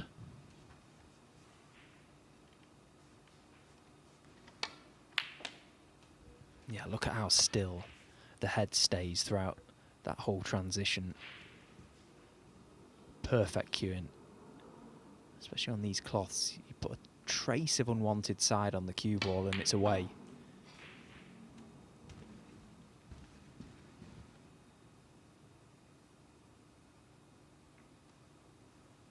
Six. Well, if he's knocked that red onto top right and he can just ding back for the pink, well, there you go, he can. 7.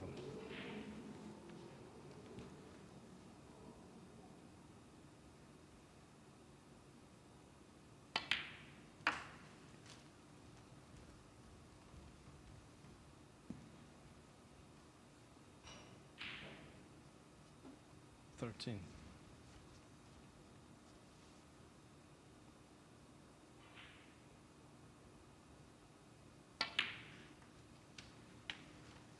Fourteen.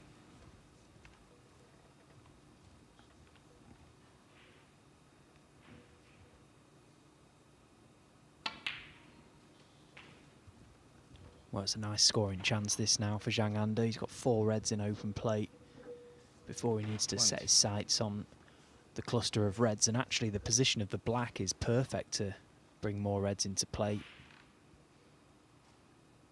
If he leaves his cue or just slightly low of that in time, free shot to bring him out. 21. He won't concern himself with it just yet, because he'll take the points that are available.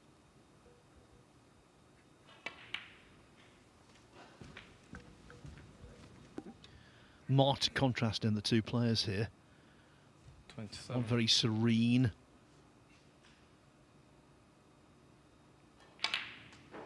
Just ambling around the table 28. as he grossly overscrews. The other hustle, bustle, panache and style. It's a recurring theme, Stephen. Players are overscrewing time and time again.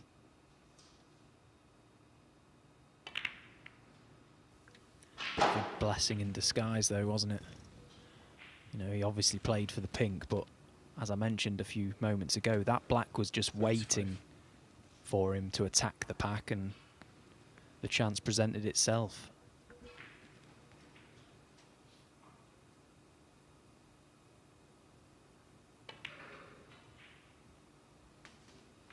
Oh, but he'll want this one back. That's a shocker. That is disappointing because he's got so much room to play into there. That's a shot he usually plays really well also. And that's about as much emotion as you'll get from Zhang Anda, just a little shake of the head. For most players, that would mean he's absolutely fuming with himself. Yeah, he was a little more demonstrative than normal when he played Robertson this morning, because I think it came as a shock to the system for him that he was missing so many balls.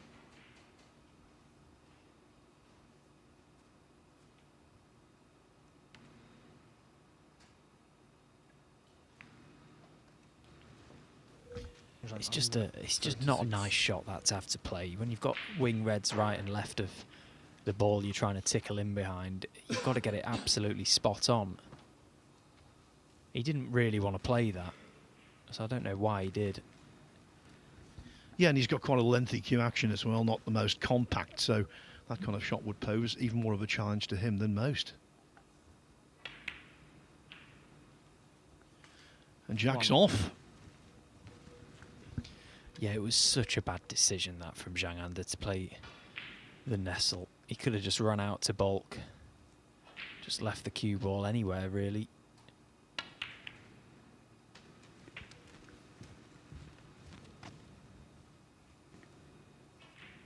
Seven.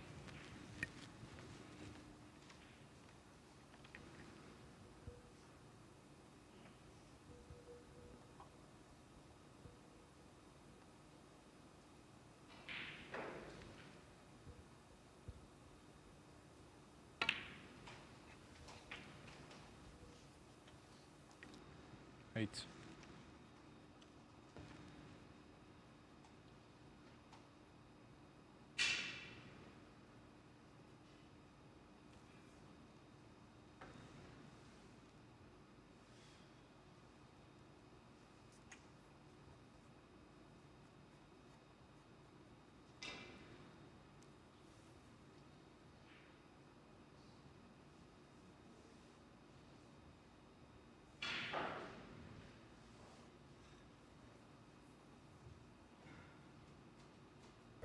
Well, the brown potting it obviously isn't the problem. He just can't work out where his cue ball's going from it.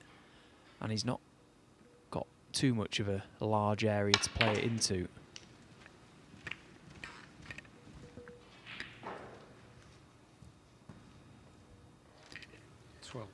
Now, normally, Lazowski is red hot when it comes to these reds, such as the one by the blue.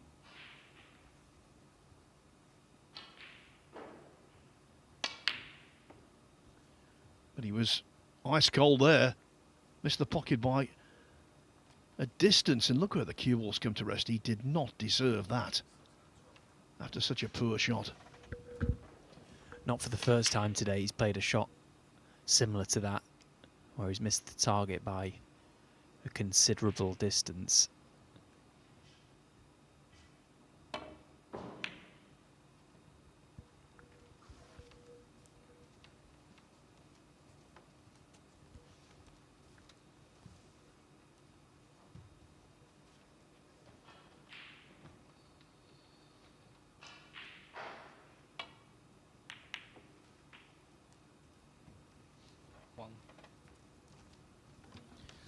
The kiss on the yellow might have been unavoidable.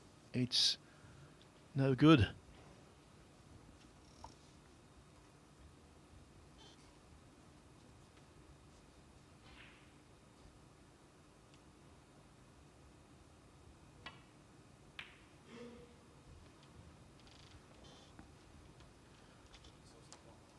But Lazowski has been patient throughout the tournament, and that's good to see. Well, more patient than normal, let's put it that way.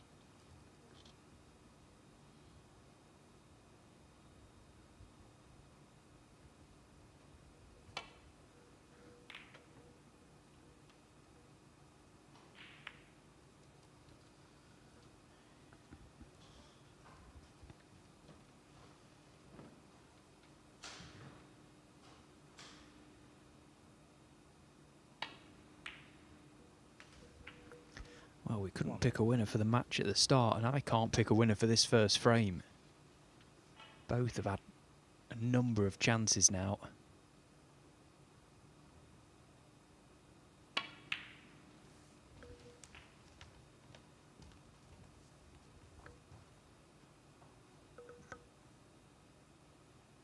Eight.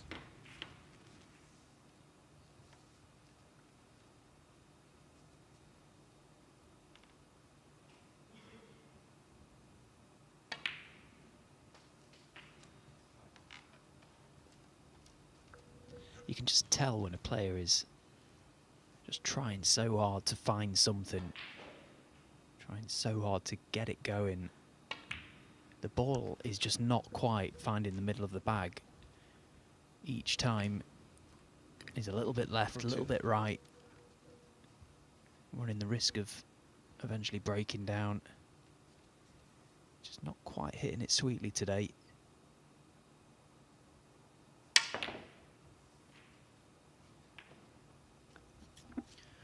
And as if to underline your point.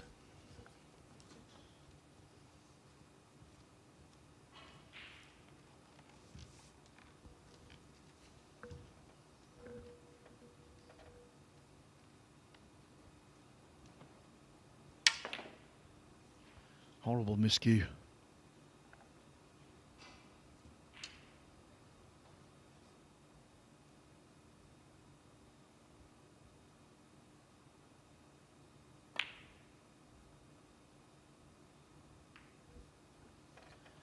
Lisowski's played a poor frame, but so has his opponent.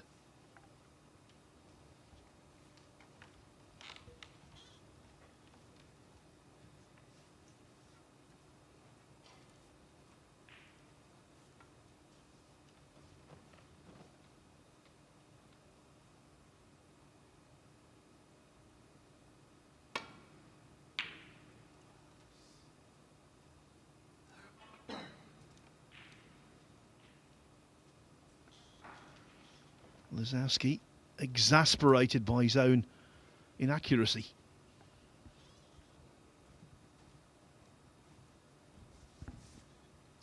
On table 2, Dean Young has pulled a frame back against Jackson Page in that effective third and fourth place playoff. Page leading 2-1. Actually, Page is continuing. I thought he conceded, but he does need a couple of snookers. So right now it is 2-0, but more than likely it will be 2-1.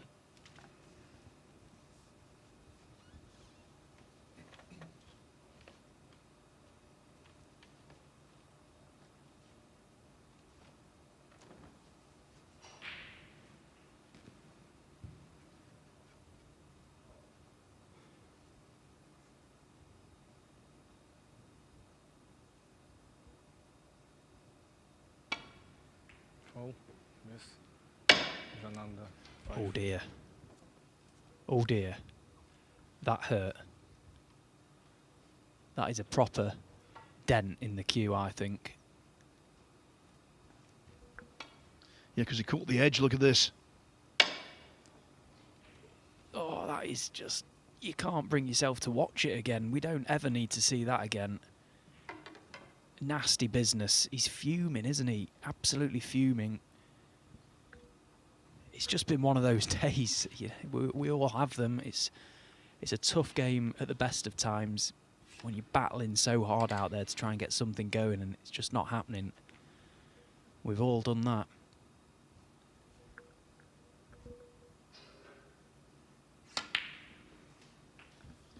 In this tournament, a lot of anger has been displayed by a lot of players.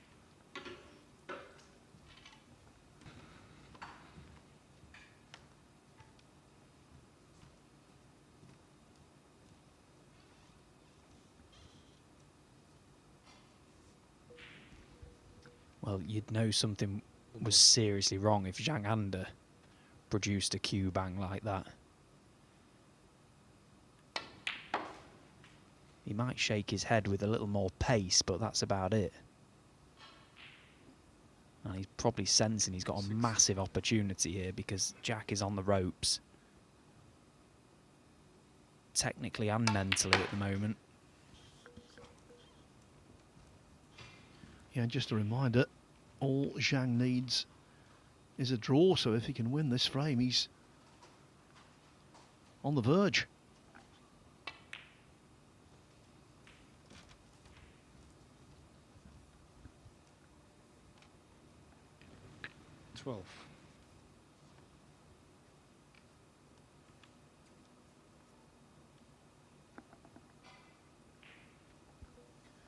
Well, he's 25 to the good. He's looking for a colour off this red.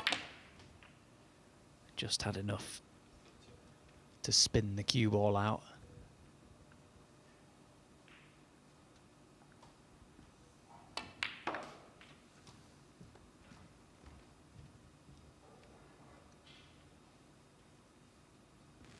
16. Just dolly the yellow in. And that would be 2 snookers needed. Well, that wasn't a dolly. It was a great shot, actually. 18.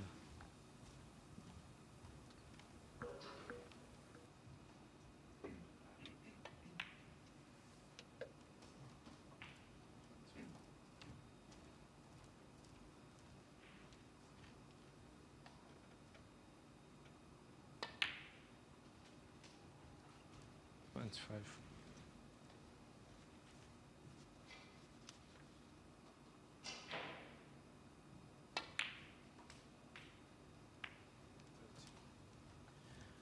Putting it diplomatically, it's been an error-strewn first frame.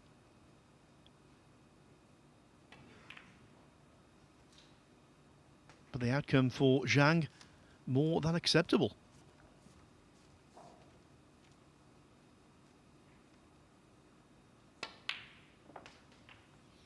For him, 1 down, 1 to go. If Jack Lazowski is going to pull this one out of the fire, he has to win the last 3 frames. And the way he played in the first, that would seem unlikely. He would need a radical improvement. Can confirm that Dean Young won the 3rd frame on table 2. So Jackson's Page lead reduced to 2-1.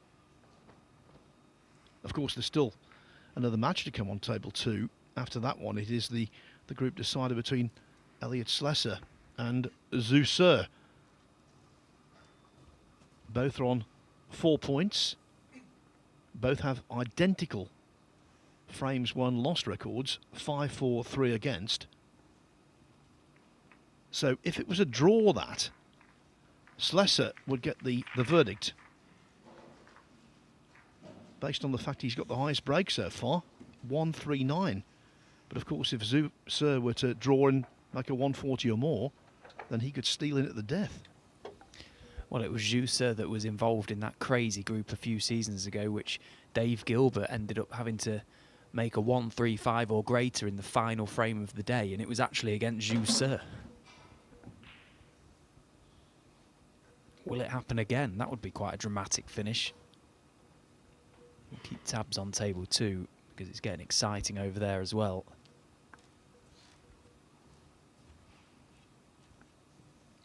Yeah, the Page Dean Young match is sort of before the Lord Mayor's show, and then the group decider can begin. Here, the group decider has already begun in favour of Zhang. I think Jack's dented his cue, you know. I could just see him stood next to his chair, just running the cue along his finger and thumb. I think he can feel something. Let's hope it doesn't affect it again. Like you see, he's just rubbing his cue. I think he has. That is annoying.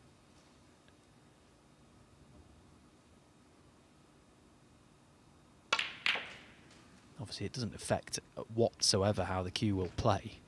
It's just cosmetic, really. 6. But he'll be able to feel it.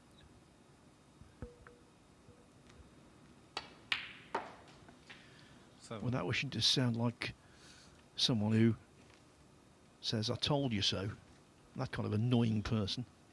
Only himself to blame. He did it. He wasn't forced to do it. That's what the game does to you, though, isn't it? As I say, we've all been there. Absolutely all been there. Here it is again. But we don't need to see this again. Look at the state of that. Horrible noise. Well, now that's the kind of shot that can get you going. Brilliance. 12.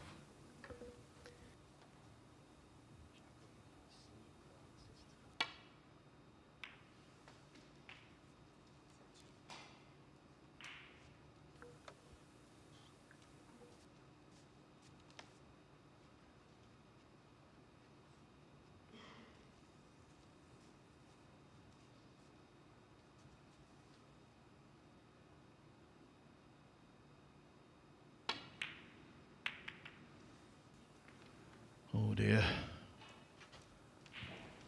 Must feel like throwing the cue now. So can that dent be mended? Well, the dent in his cue certainly can. The dent in his mind currently might not be mended in time. Yeah, if there's any damage to the cue, as far as I'm aware, it can be steamed out. I've had a couple myself over the time, you know, of playing where your cue picks up the odd little niggle here and there, and yeah, they can just steam it out. Your cue picks up the odd little niggle here and there. Do I sense the fact that you've done it and you don't want to tell us? No, it just happens, Phil. Sometimes you just get your cue out and there's just a little dent there.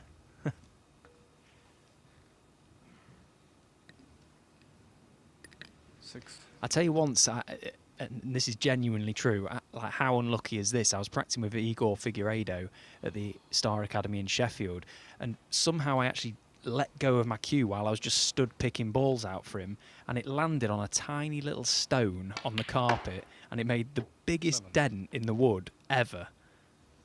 That's unlucky, isn't it? That is cursed. I took it to my cue maker David Coots in Lincoln, and he wasn't happy with me, put it that way. And that was a dent, actually, just to quickly elaborate on, that was actually too far into the wood, that he could only swell it out so much, and then he had to fill it with grain filler to smooth it off. So it depends how deep it is, I suppose.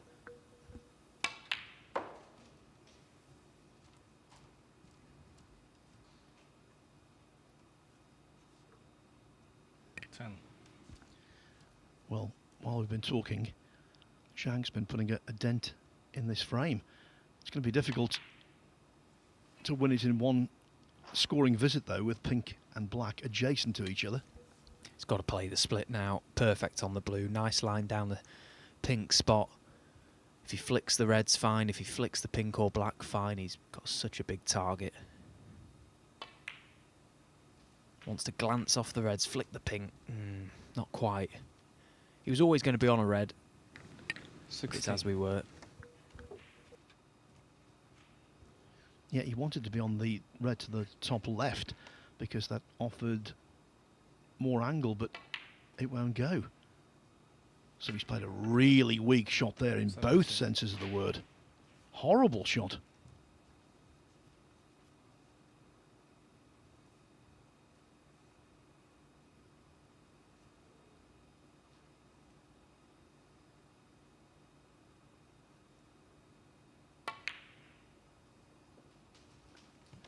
And that takes a powerful mind when you've played an absolute shocker to then get down and pot a really good one. 22.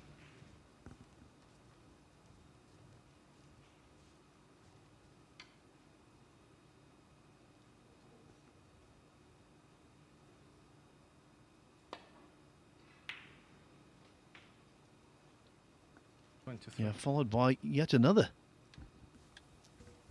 Just two world-class recovery shots, really, fueled only by frustration.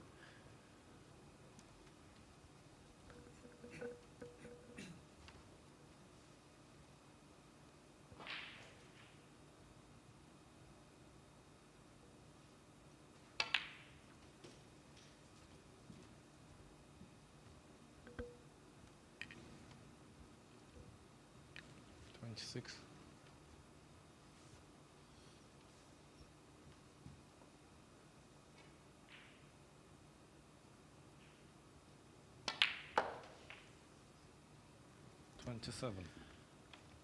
So this time the pink and black are divorced.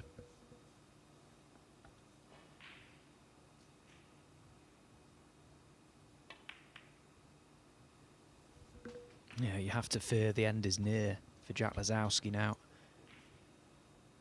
He can only hope and pray. But even then, will it be enough? If he gets his chance, can he make anything of it? He's shown little signs of that so far.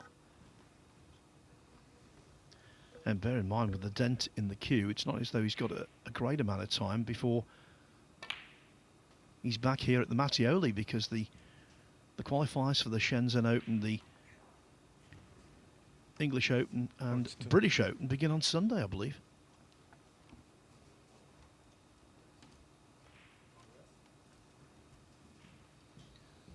Dean Young will finish third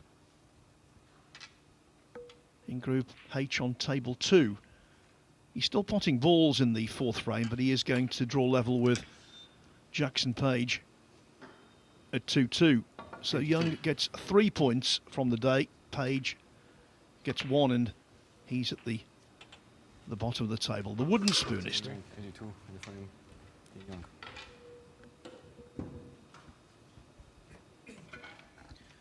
So now attention shifts on table 2 to Elliot Slesser, Zhu Se.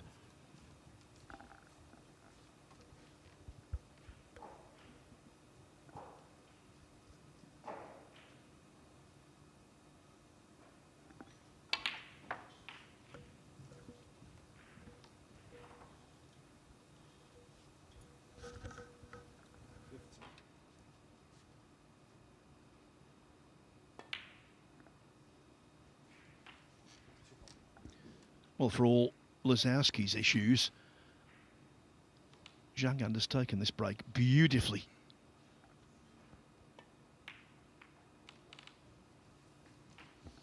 One appalling positional shot, but then followed by, as Stephen described them quite correctly, 2 world-class recoveries, and here we are. 58.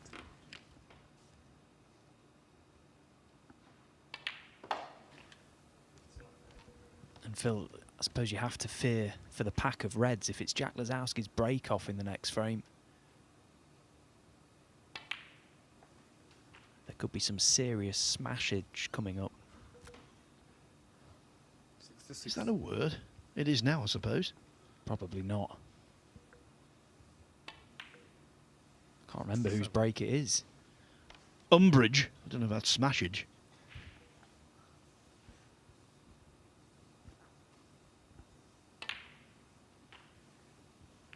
All credit, though, to Zhang Ganda.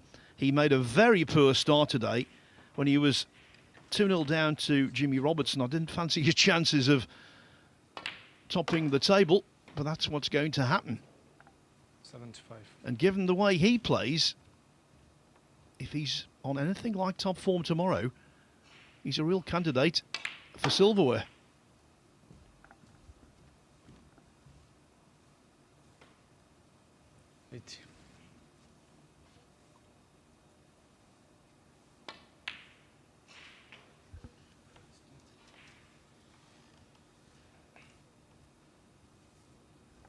It's been a lovely break, this. It probably should have broken down a long time ago, but frustrations over a few positional shots meant that he maybe pushed the boat out a little too much, but they went in, so it's hard to criticise, but hasn't he taken them well?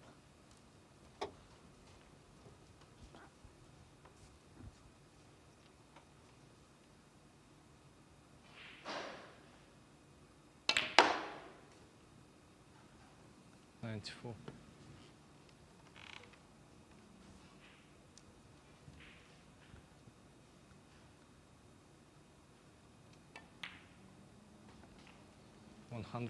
It was cavalier, it was unconventional. But what a break.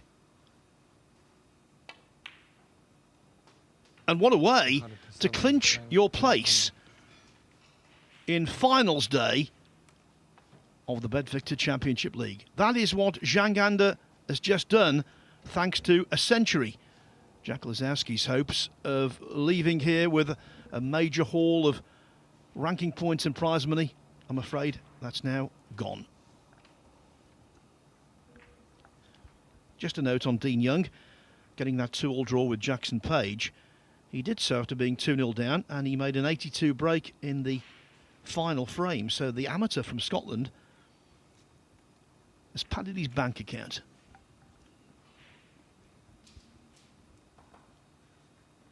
Yeah, I'm agreeing with you here. I think if it is Lazowski's break, and I can't remember whether it is or not, if it is Lazowski's break, the pack might be in peril.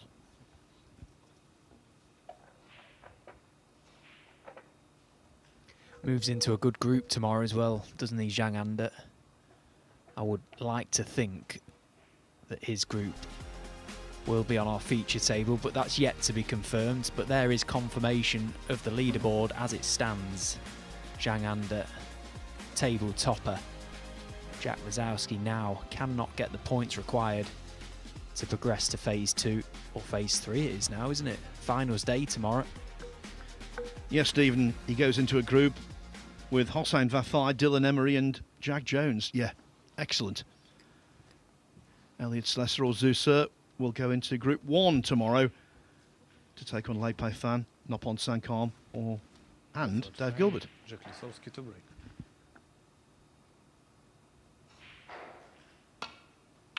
Well, what is that all about? I can't believe he's broke off properly there. You can see him rubbing the cue along his hand. He's absolutely, no questions about it, dented the wood on his, pretty much where the cue sits on the V of the finger and thumb, I think it is.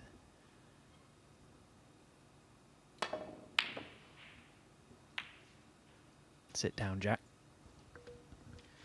The reason Lazowski played properly there with the break-off, if he loses this match 3-0, he and Kawei Chung are both on 3 points. They would have exactly the same frames won and lost, 3-4-6 against, but of course, Kawei Chung beat Lazowski in their head-to-head. So, Lazowski, having gone into this match needing a win to top the table, could finish last. Tight group, and every credit for conducting himself properly, because there is a little something on this match. And in the hunt for those ranking points, you know, at some stage in the season, the odd 1,000 might make the difference.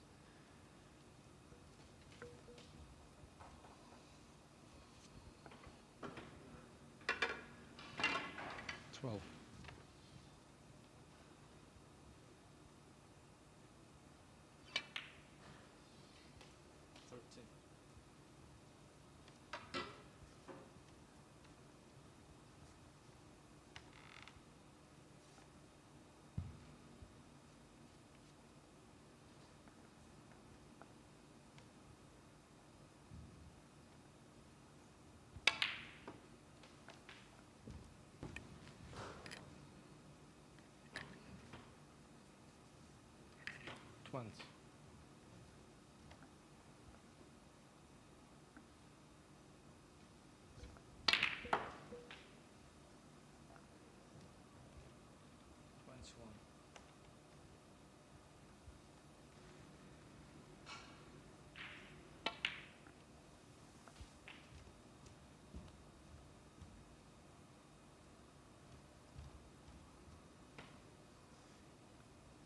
$27.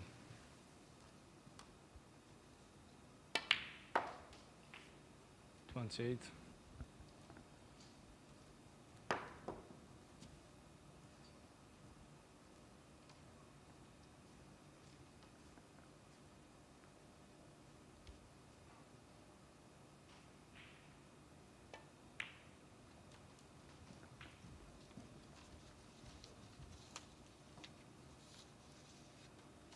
33.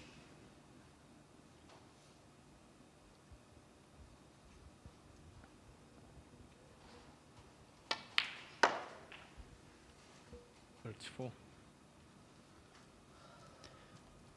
Now the group is pretty much done. The pressure is off. The ball striking has improved significantly for Zhang Anda. I'd love to just see this frame out in one hit now. 39. His work is done.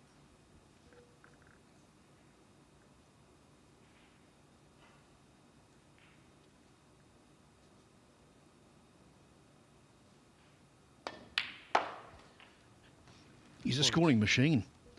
Made 2 centuries in the first phase. Another 2 here today.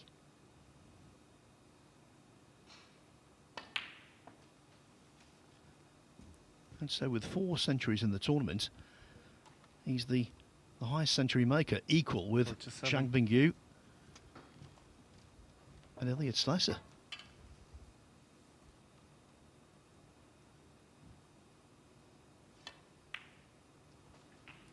48.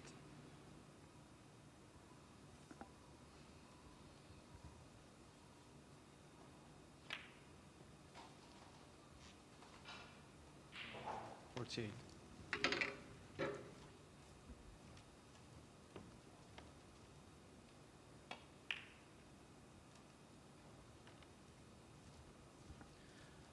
Well, Lazowski here doesn't need a draw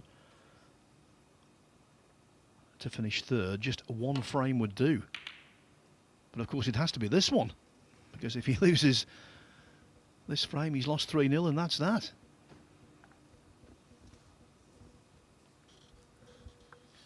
Oh, this red might pot to left corner. But fair play, he's playing the percentage shot.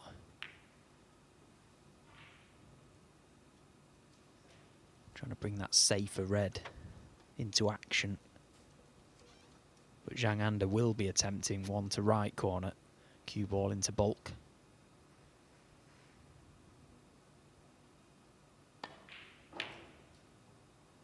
Oh, I caught it way too thick. Way too thick. So Jack Lazowski gets a chance, but it's an awkward table.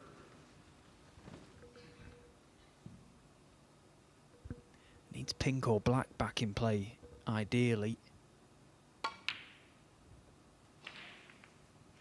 No, it's just not happening.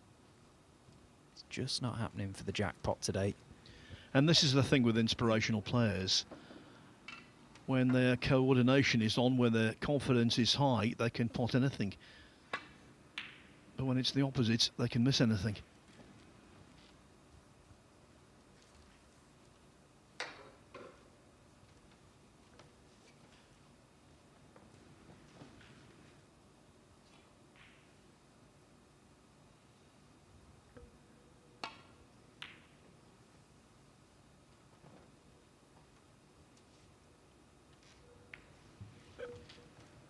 Jack will be back, entertaining us royally, no doubt, as the season continues. Today, though, has been something of a dud.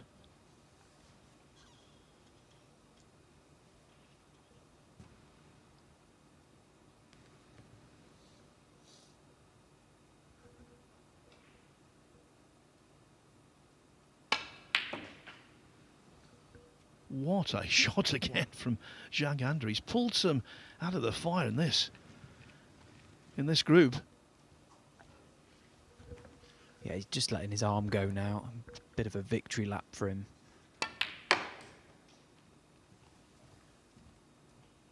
We can expect the full repertoire the closer he gets to the winning line in this frame. But it's not over just yet. 52 adrift, Jack Lazowski, but 75 remain. Yeah, I think the end would have been nigh had the cue ball not hit the bump of the middle pocket, but that deprived him of position.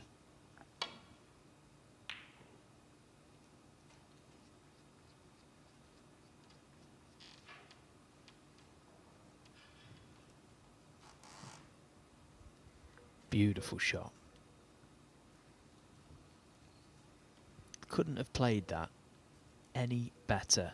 That cue ball just touched in behind the pink, so he's cut off the corner, the side cushion, sorry. Big target, yes, but what a safety shot Jack's played. From the miss, Jack Lisowski 4. Referee was perfectly placed to see whether the cue ball just caressed into the red. It did not.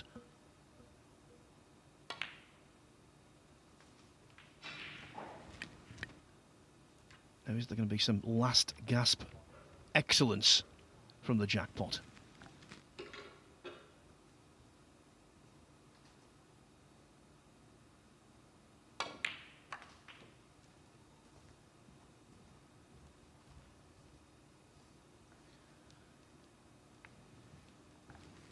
Six. Well, it wasn't as played, clearly, but it's worked out quite nicely. What a result. Yeah, and that shot was played right-handed with considerable skill.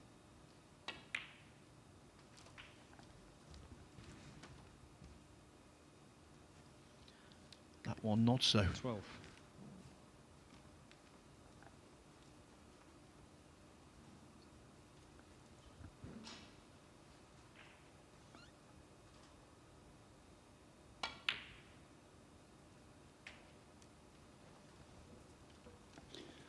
might have been tempted to play the other red there and go up the table and get the pink back down this end.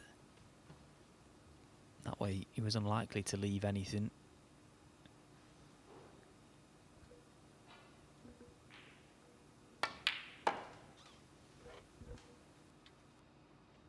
One.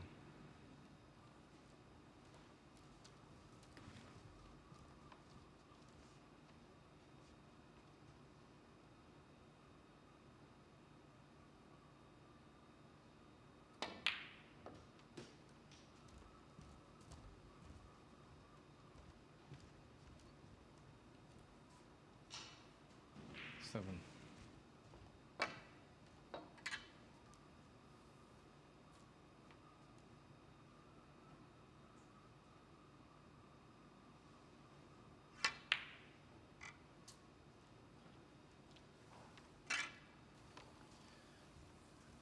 Frame and match ball missed.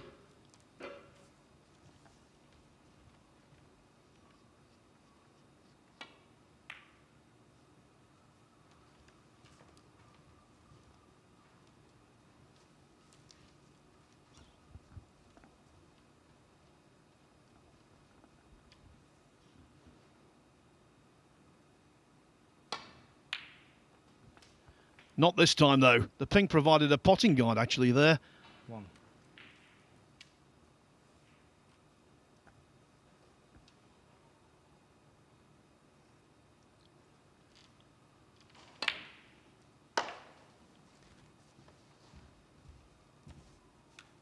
Lisowski ambling down the table to concede.